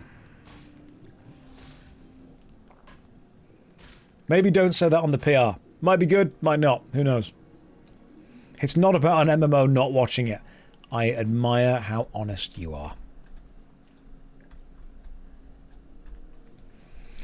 But yeah, you know what? People like to shit on the angry video game nerd for making a bad film. But you know what teaches you a lot about film? Making a bad one. You learn so much more about being on set, about dealing with people, about editing, about lighting, about sound, about dampening, about setup. You learn so much about the process by doing the process. Ulbelk, did you have to do butt stuff? I mean, not to get the role, but once you'd got it, it was, you know, pretty much a free-for-all.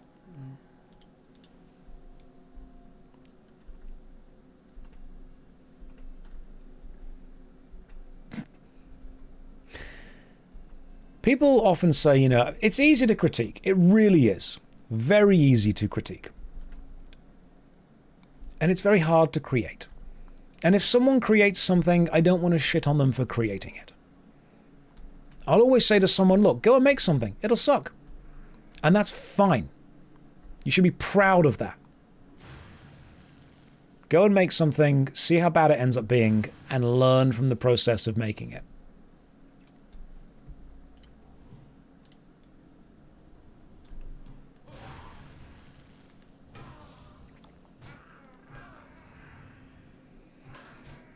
So yeah, you know what? The Angry Video Game Nerd, his film was terrible. But he has made a film. And he has learned probably a great deal of what not to do.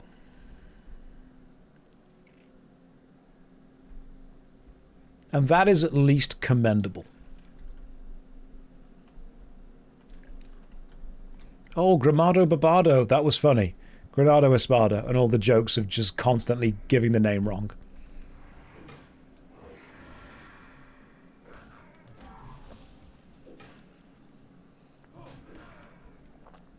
Do I have any idea of what they'll be eyeing for release? There will likely be a cinema release for it.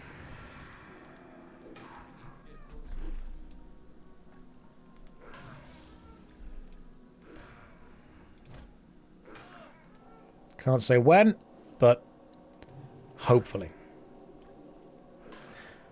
Am I amazing at giving compliment sandwiches? I really am, thank you. You've got to say something good, something bad, something good. Will it be nominated for an Oscar? No, I withdrew my name. I wanted to give other people a chance.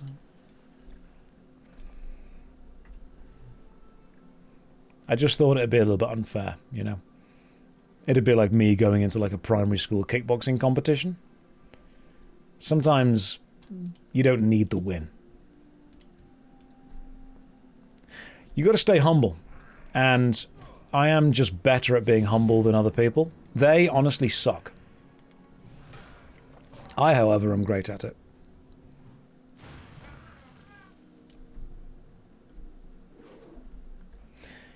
You listened to a book once about how Shakespeare never spelt his name the same way twice and pronounced it differently every time. You know what? I did the same thing. I also spelt his name differently every time I wrote it.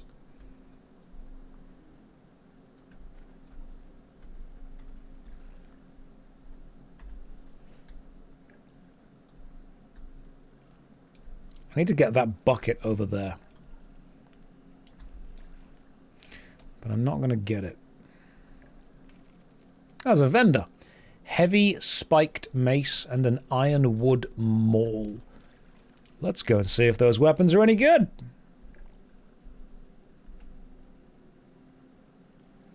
You never thought you'd be into housing, but you made a space you totally zoned out in and liked it.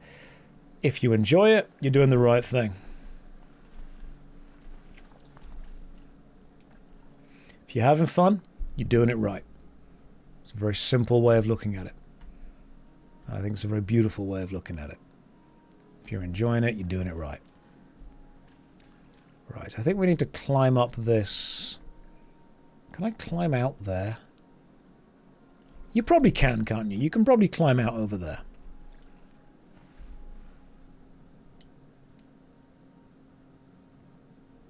Lots of little fish under the water.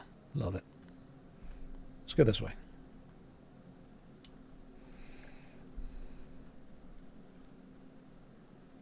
I was never personally into like housing in MMORPGs. It was never really my vibe. I always preferred just the mechanical exploration and the combat part of it. Revo, welcome to the stream, man. How you doing today? Right, let's go see if this wandering merchant's got anything worthwhile for us. We're closing in on level 16, which is pretty good. Level 20 we get, I want to say Consecrate. And you also get your class quest, which is pretty cool. Right, level 19. Dude, right, what have you got? Oh, I can't afford that. God damn. Oh, that's nice, though. Okay. It's a two-handed maul. You do more damage per second, and it gives you +5 stamina, which is way better than plus spirit that I've currently got. And you've got a heavy spiked mace, which is more damage and more strength. Oh, okay, that is substantially better than what I'm currently doing. I need 69 silver. Let me vendor some trash and see what I can do. Disciple's Vest of Intellect. Yeah, you can be vendored. Let me just get rid of most of the junk. And I should, if I'm lucky, be able to afford it. See what I can do. I'm going to keep the iron plate buckler, because a shield might be important when I actually start tanking.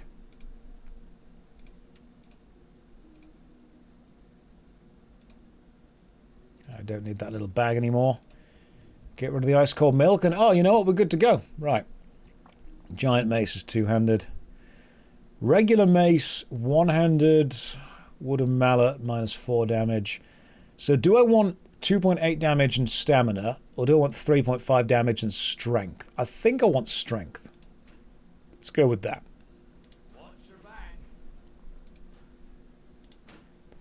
Alright, cool. We're doing way more damage now. Remember, when we are leveling, we just want to go with damage. Damage and strength. Have I tried Ultra Graphic plugin? Makes the graphics more crisp. I have not. I'll look into it. Don't buy. You can buy on Auction House way better and way cheaper. Yeah, but the shop was right there. He's got a family to feed. That guy over there. He's got a wife and 3 mistresses. You can't be keeping them out of food, can you?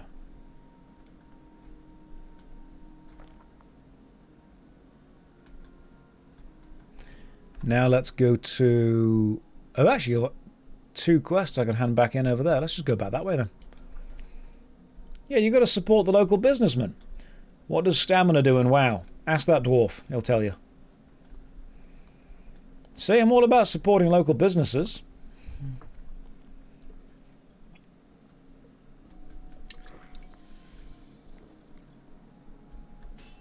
Oh, God. Right, I suppose there's a chance to test out the mall at least. Okay, I mean, that's a decent chunk of damage. I'll take it. Do I ever tire of being such a hunky, inspirational man in this day and age?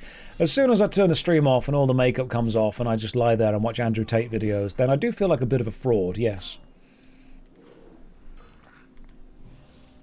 I'm kidding. The makeup stays on.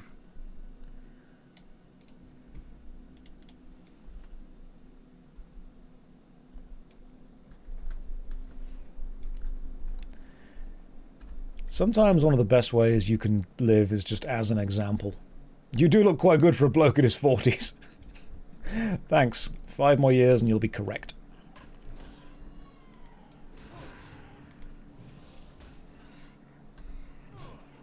Do I also wear a muscle suit? All the time. Also, no, I don't. Haven't caught me in a while. How's the leveling going? We are a level 15 paladin, which I think is honestly the furthest I've got a paladin. Very excited about that. What is my favorite makeup product? I have some decent foundation and concealer from Maybelline. I don't know exactly what color it is, but it works really well to keep camera glare off sweaty skin. I am not currently wearing it, which is why my forehead looks a bit like a 5-head. We've missed that step today. But apart from that, it's all going really well. Maybe I was born with it, but maybe it is Maybelline. Right, let's go hand in some of these quests. I do not remember what they are for, but I am very excited to finally get headgear or a cape. You know you've made it when you get shoulders, headgear, or a cape.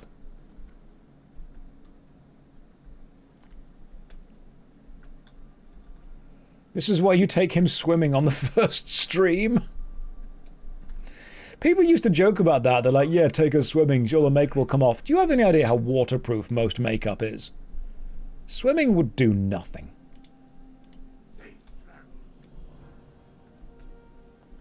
In fact, I'm pretty sure Adi Harajuku put out a video recently on either Insta or Twitter of her just showering her face and the makeup just not moving.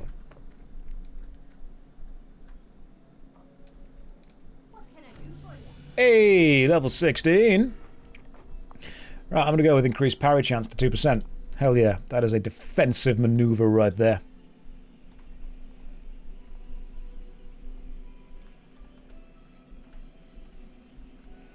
And now I think we've completed both of those. We're level 16.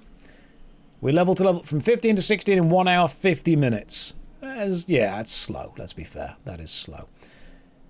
You know the area that I really like leveling in now is... What's the eastern bit called down here? Red Ridge Mountains. I love the Red Ridge Mountains. These make me happy. I think these are like a good area. So we might go and do the Red Ridge Mountains possibly next week.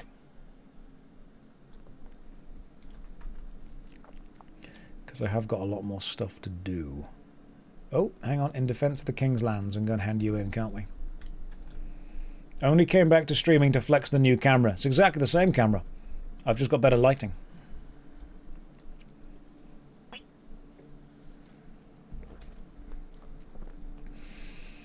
Using the most mid-cost webcam.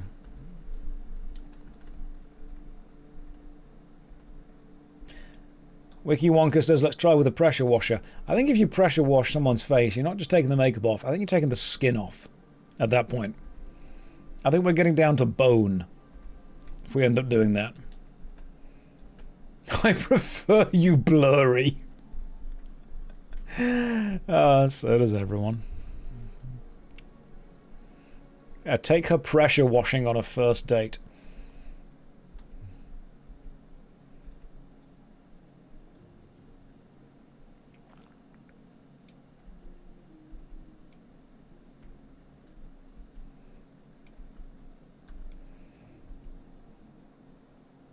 So how's everyone doing today? You know what? I've enjoyed the slower pace of the Paladin so far. I am aware that when the Paladin reaches the levels to do dungeons, and I'm trying to find people to do dungeons with me, I'm not going to be able to look at the chat as much while I'm doing dungeons, because I'm going to have to actually be paying attention to the enemies in the dungeons.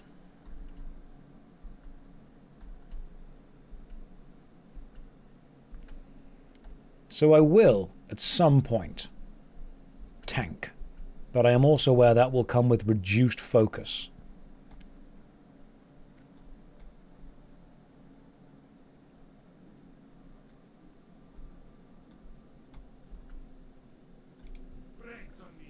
Beautiful. Thank you very much for whatever you just gave me. And one more quest up here, it seems. You're going to drink more because consecration, so you'll have more time. Yeah, that'll work. That will definitely work. Consecration is my AoE aggro grab, isn't it? Right, hang on. Where's my quest giver? There you are. Mountaineering wall bang. Wall bang. All right.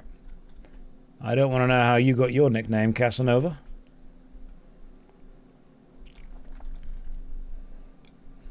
You know who that is? That's Jimothy Wallbang, that is. Majority of Paladin tanking is crying because Consecration can't hold enough aggro. Game Wiz, I'm way ahead of you. I do not need that to be crying. I'll just cry anyway. What if I just get a couple of, you know, good cries in before we even try?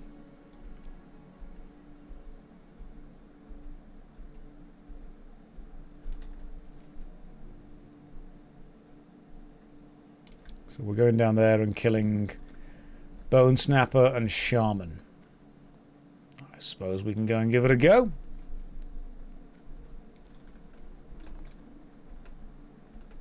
Shouldn't you be selling Merc like Teacup or Cavil posters? I don't think I hate you enough yet to do that.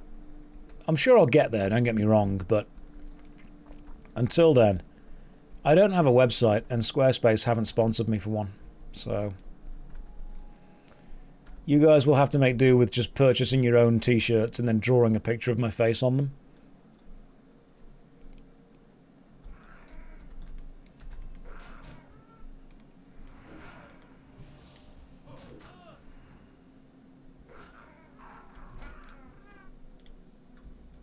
I'm not saying it's a good idea, but it's what you've got.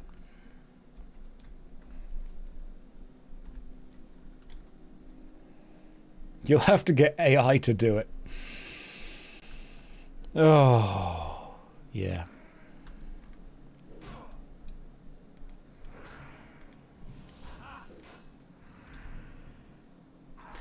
Yes, seals do indeed last for 30 seconds in Classic. They were like 30 minutes in Wrath. You being serious? Because, like, it's quite a powerful thing. I can probably go and level up my hands again, actually. 19 holy damage. On the last quest. Yes. Good luck. Do you need help with something?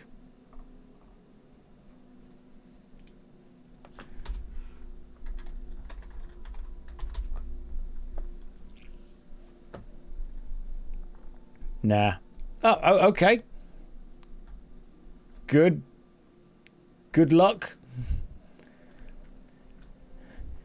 You ran up to me and said, on the last quest. I assumed that, like, that you were just asking for help with the quest. She can manage. Well done.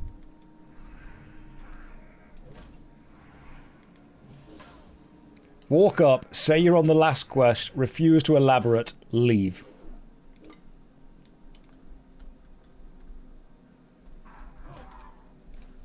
Let's see if anyone complains about how I pronounced elaborate. That's what we call fishing for content.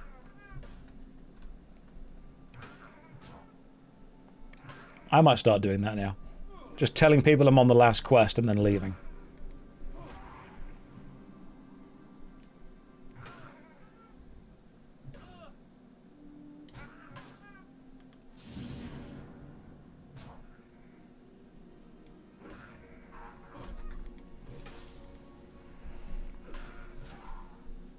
I think they meant blessings were 30 minutes, not seals. Oh, okay.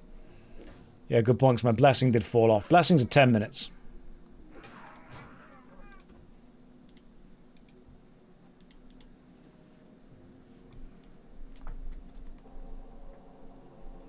Am I going to a Hobbit pre-release? I've not been invited to one yet. Will we have shirtless Josh one day? Let me hit the gym for a few more hours first, and then yeah, sure. They're level 16. I don't want to take on more than... Alright, cool. Well, I guess what I want doesn't matter. Goodness, I don't want to take on more than 2 of you.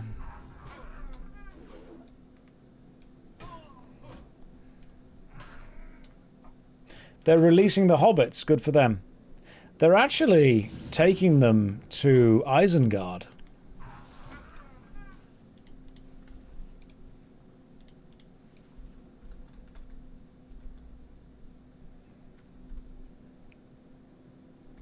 Do you have any idea how old that song is? I don't mean to hurt anyone. But if you look at how old that song is, I think you will be shocked.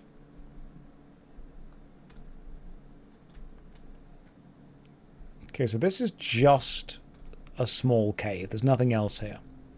Is it 20 years old already? I have a feeling that they're taking the Hobbits to Isengard song is about 20 years old now. It could vote.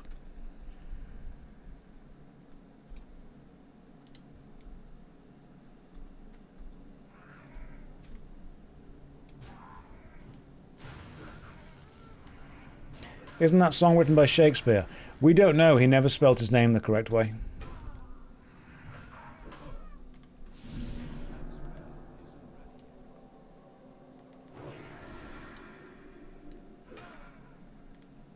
Tell me, where is Gandalf? For I much desire to speak with him.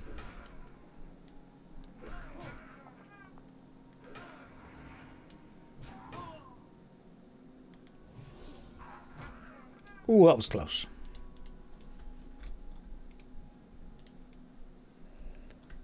Good lord, that was close. Okay, does this cave contain... How do you get to these enemies here, then? These things... Oh, there's another cave. Okay.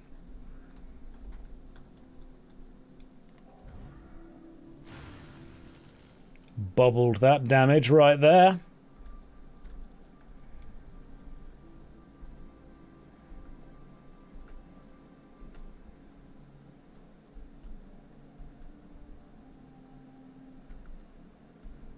Do hobbit women also have hairy feet? They do. Makes massed orgies very dangerous. Or exciting, depending on your point of view.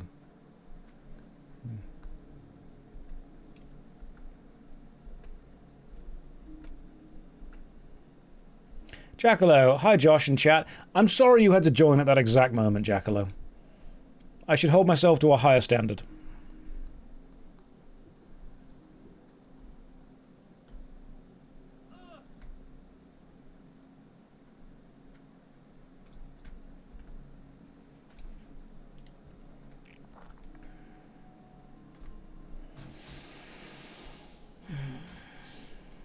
You need to watch who joins before saying words like that. I've been here a while, just didn't talk. I'm too used to this Doug, but worse.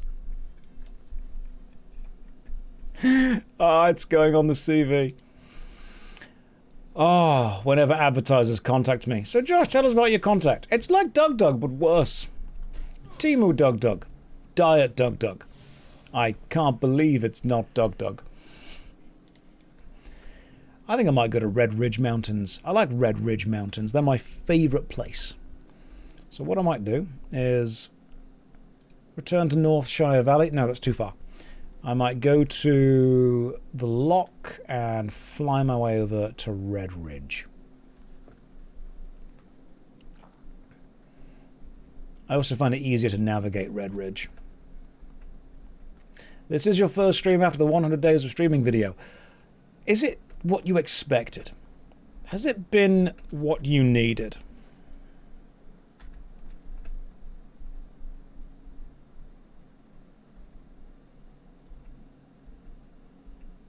Back, welcome to you. Did I learn swords? Nope. I've only learned big hammers. I'm going to be playing this as a hammer-using paladin. This is the Burning Crusade.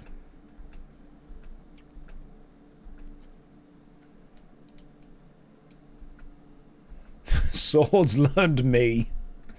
No, we're doing hammer and shield. That's the vibes.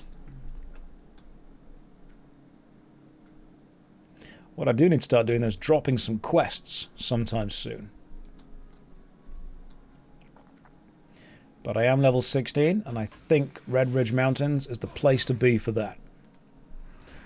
Welcome back, brother Hammerbane. Hammerbane was taken, unfortunately. I just like the class fantasy of hammer and shield. I just think it looks cool.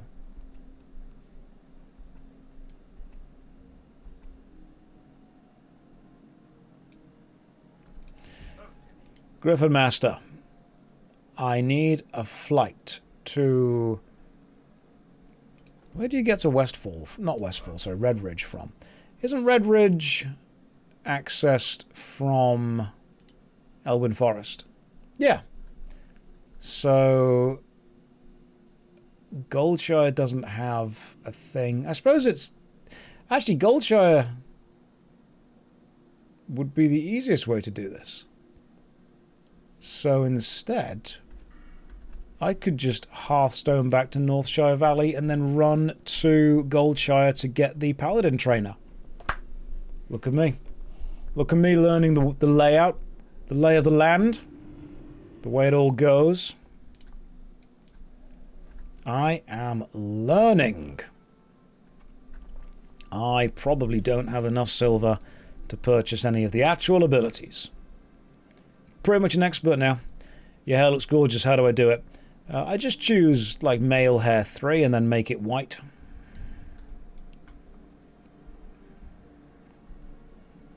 Oh, real hair. Just get it licked by a dog. Why has Hearth not been changed from Northshire Abbey? Why does it need to be? Northshire Abbey is clearly the best place to return to, and I've got to go to Goldshire anyway. If I returned straight to Goldshire, I would have robbed myself of this nice walk.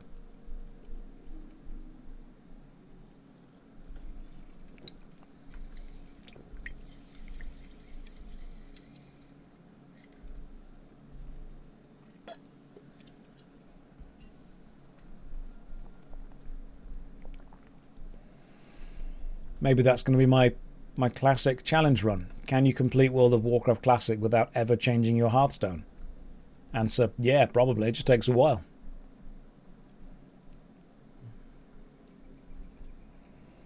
Yeah, we're absolutely not optimizing this at all. There is no optimization whatsoever. What I will do is pop over to the old Paladin trainer, see what we've got, then run over the Red Ridge Mountains and unlock the Griffin over there. Can you do it without any teleportation? I suppose you probably could. What's the rested XP guide then? I forgot to remove it. That was to help me power level a Warlock. And I then just completely forgot to take that away. Paladin Trainer has a quest for me. Tome of Divinity. Greetings, brother. Dorothian Rawl, one of our most influential paladins, was speaking about you recently. I overheard him talking about how it was you. It was time you be put to the test some, along with some very complimentary things about how well you performed thus far. Oh my god, I think I know this one. Isn't this the one where you have to go and kill it from that stupid necromancer in the tower? Also, teach me. Right, Blessing of Wisdom. 10 mana every 5 seconds for 10 minutes. Only have one blessing at a time. And I've got the Blessing of Might, so it's not really that important. Holy Light. Yep, that's a better heal. I can't learn Plate Mail till level 40. Righteous Defense and Righteous Fury. Come to the defense of a friendly target, commanding up to 3 enemies attacking the target to attack them. Okay. Increase the threat generated by your holy spells by 60%. That sounds really useful, but I can't afford it right now. Crusader, I'm not going to buy. Retribution Aura. Okay, hang on. Causes 5 holy damage to any creature that strikes a party member within 30 yards. Players may only have 1 aura per paladin. And I've got... So I've got auras, blessings, and seals. But I don't want Retribution Aura yet. Does the damage from Retribution Aura, because it's holy damage, does that count as aggro that I generate? Like, if an enemy hits one of my players, and that enemy then gets hit with Retribution Aura, does that count as aggro generation for me? Only if it comes... Right, so if it hits me and Retribution Aura hits the enemy, it counts as aggro generation for me. If the enemy hits another player in the party, and that player is under the effect of Retribution Aura,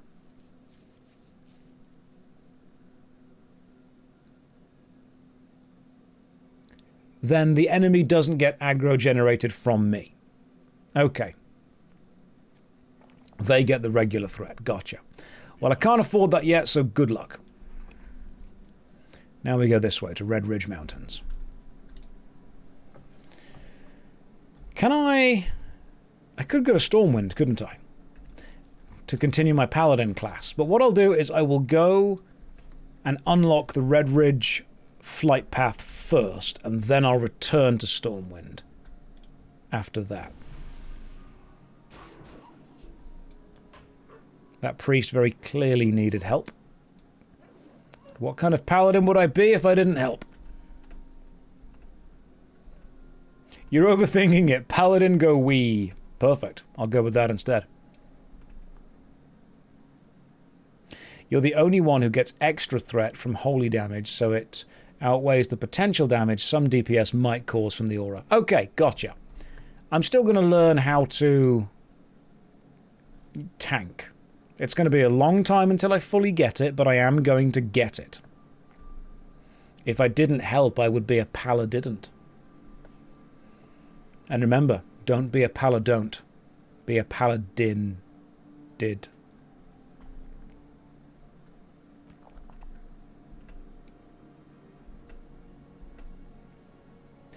I'd like to point out that I stole the paladidn't line from Cyrodiil in the chat. I didn't come up with that.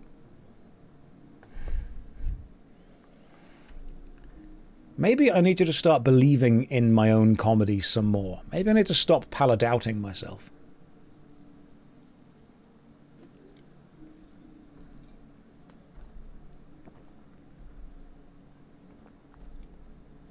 How am I paladoing right now? I'm doing pretty good, thank you for asking.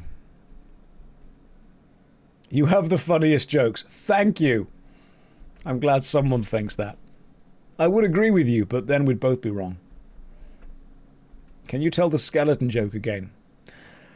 I don't think the chat deserve that right now. Here we are in our 30s, acting like we're 12. I saw a great comment on a video about World of Warcraft where people were talking about how it changed, and they said, it changed from we were children playing a game meant for adults to being adults playing a game meant for children. And I think that really nails the switch in the vibe of the game.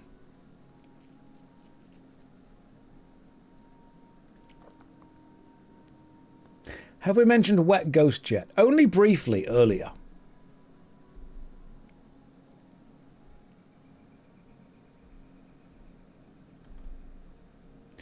Where are the adults? I mean, they're probably watching Love Island somewhere.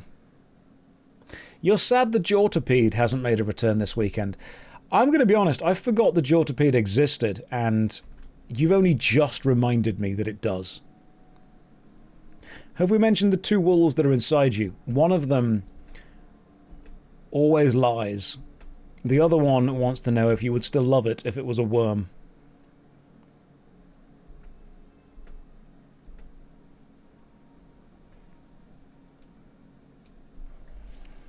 Well, we're nearly at Red Ridge. I love the fact you have to walk so much in this game. It feels good. Can we have the loop back? No. Stop asking about the loop or I will turn the stream around, which ironically would create a loop. Inside you were two worms. Both want to know if you still love them. They were previously wolves. What's the loop? Hang around and you would eventually experience the loop for yourself. You keep seeing the Union everywhere. Now you're on Alliance and you forgot that it's our guild. It's doing really well. I mean, there's probably lots of people that haven't logged in for a hell of a long time, don't get me wrong. Like, do we get to see like the last time people were on? I mean, yeah, look, Havesh hasn't logged in for 4 months. Jessabless, 3 months. 3 months. God, look at them. Got to kick all these 3-month people. You can tell when I stopped playing for a bit. People were like, no, we'll keep playing the game. We don't need you to play the game with us.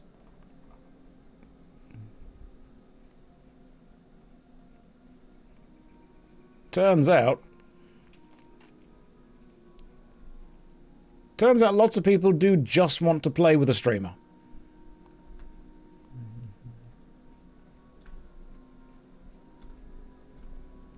Okay, now we're getting down to people who actually have logged on relatively recently, to be fair. Yeah, like Red logged on 2 weeks ago, that's fine. And some people were on, like, really recently.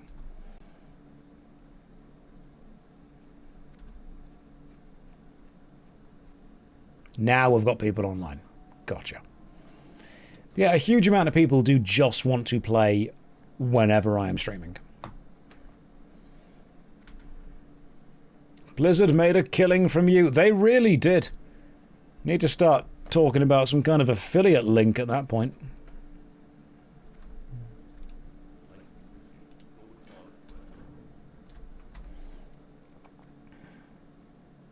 Right, let's go and unlock this flight path.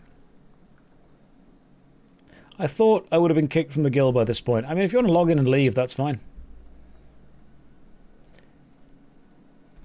People have stuff that's going on in their everyday lives. I'm not going to, demand everyone be available all the time. That seems silly. Damn, okay, level 17 enemies. Let's be a little bit cautious around here, then. Have I read any cool books lately? I reread The Very Hungry Caterpillar. Turns out, still hungry. That book does not need a sequel. But apart from that, honestly, no, not really. I haven't had a hell of a lot of time beyond the house move and editing all the videos. How does it end? Body horror. Imagine The Thing, but in caterpillar form.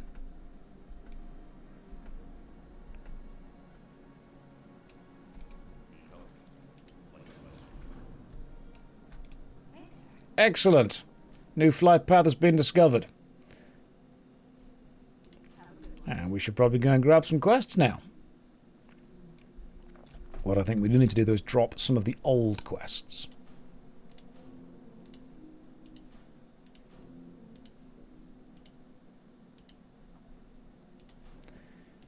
We no longer need these. We can go back and get them in the future, but they do not give experience because we have outleveled them.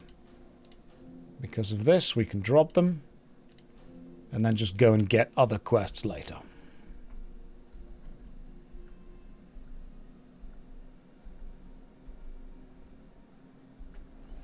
Right, let's run over there and do a big jump.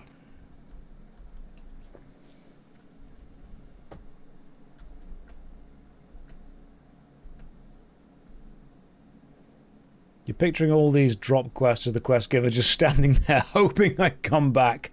They're like, no, he definitely will. He wouldn't forget us. He will support us forever, without a doubt.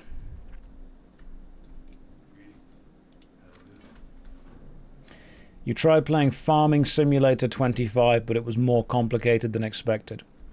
I got the French DLC for that, where you just drive up and spray manure all over the government building. That was fun.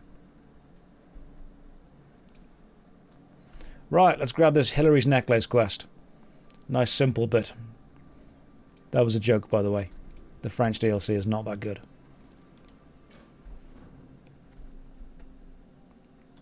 If I had to be an NPC trapped in an MMO, which would I be in? Lord of the Rings Online, trapped in Hobbiton. Sounds great. Reverse power washing simulator. You're mean to your French friends. Not my friends. Right, let's go and grab some more quests. Because there's lots of quests around here. Not you, you're level 26. Do not need that right now. Oh, this is the quest line that ends up taking you to Duskwood, isn't it?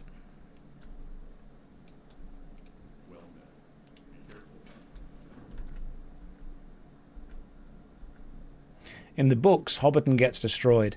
Thankfully, in the game, everyone's just getting high and cooking.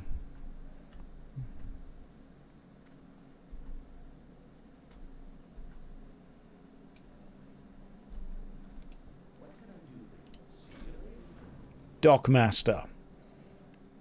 Give me your quest. That's a level 26 quest, which I absolutely cannot do. Hello. See you around. Thank you for your quest, waitress, whatever the quest was. Barkeep. Yep, thank you for your quest, whatever that was. Sure there's an important quest here for me somewhere. And I think the final quest is up on this mountains. Red Ridge Goulash. Let's go see what it's about.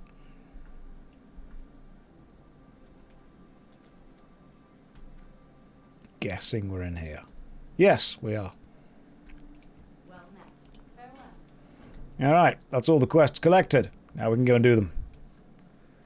First one is maybe don't kill the boars yet, but do try and find the necklace.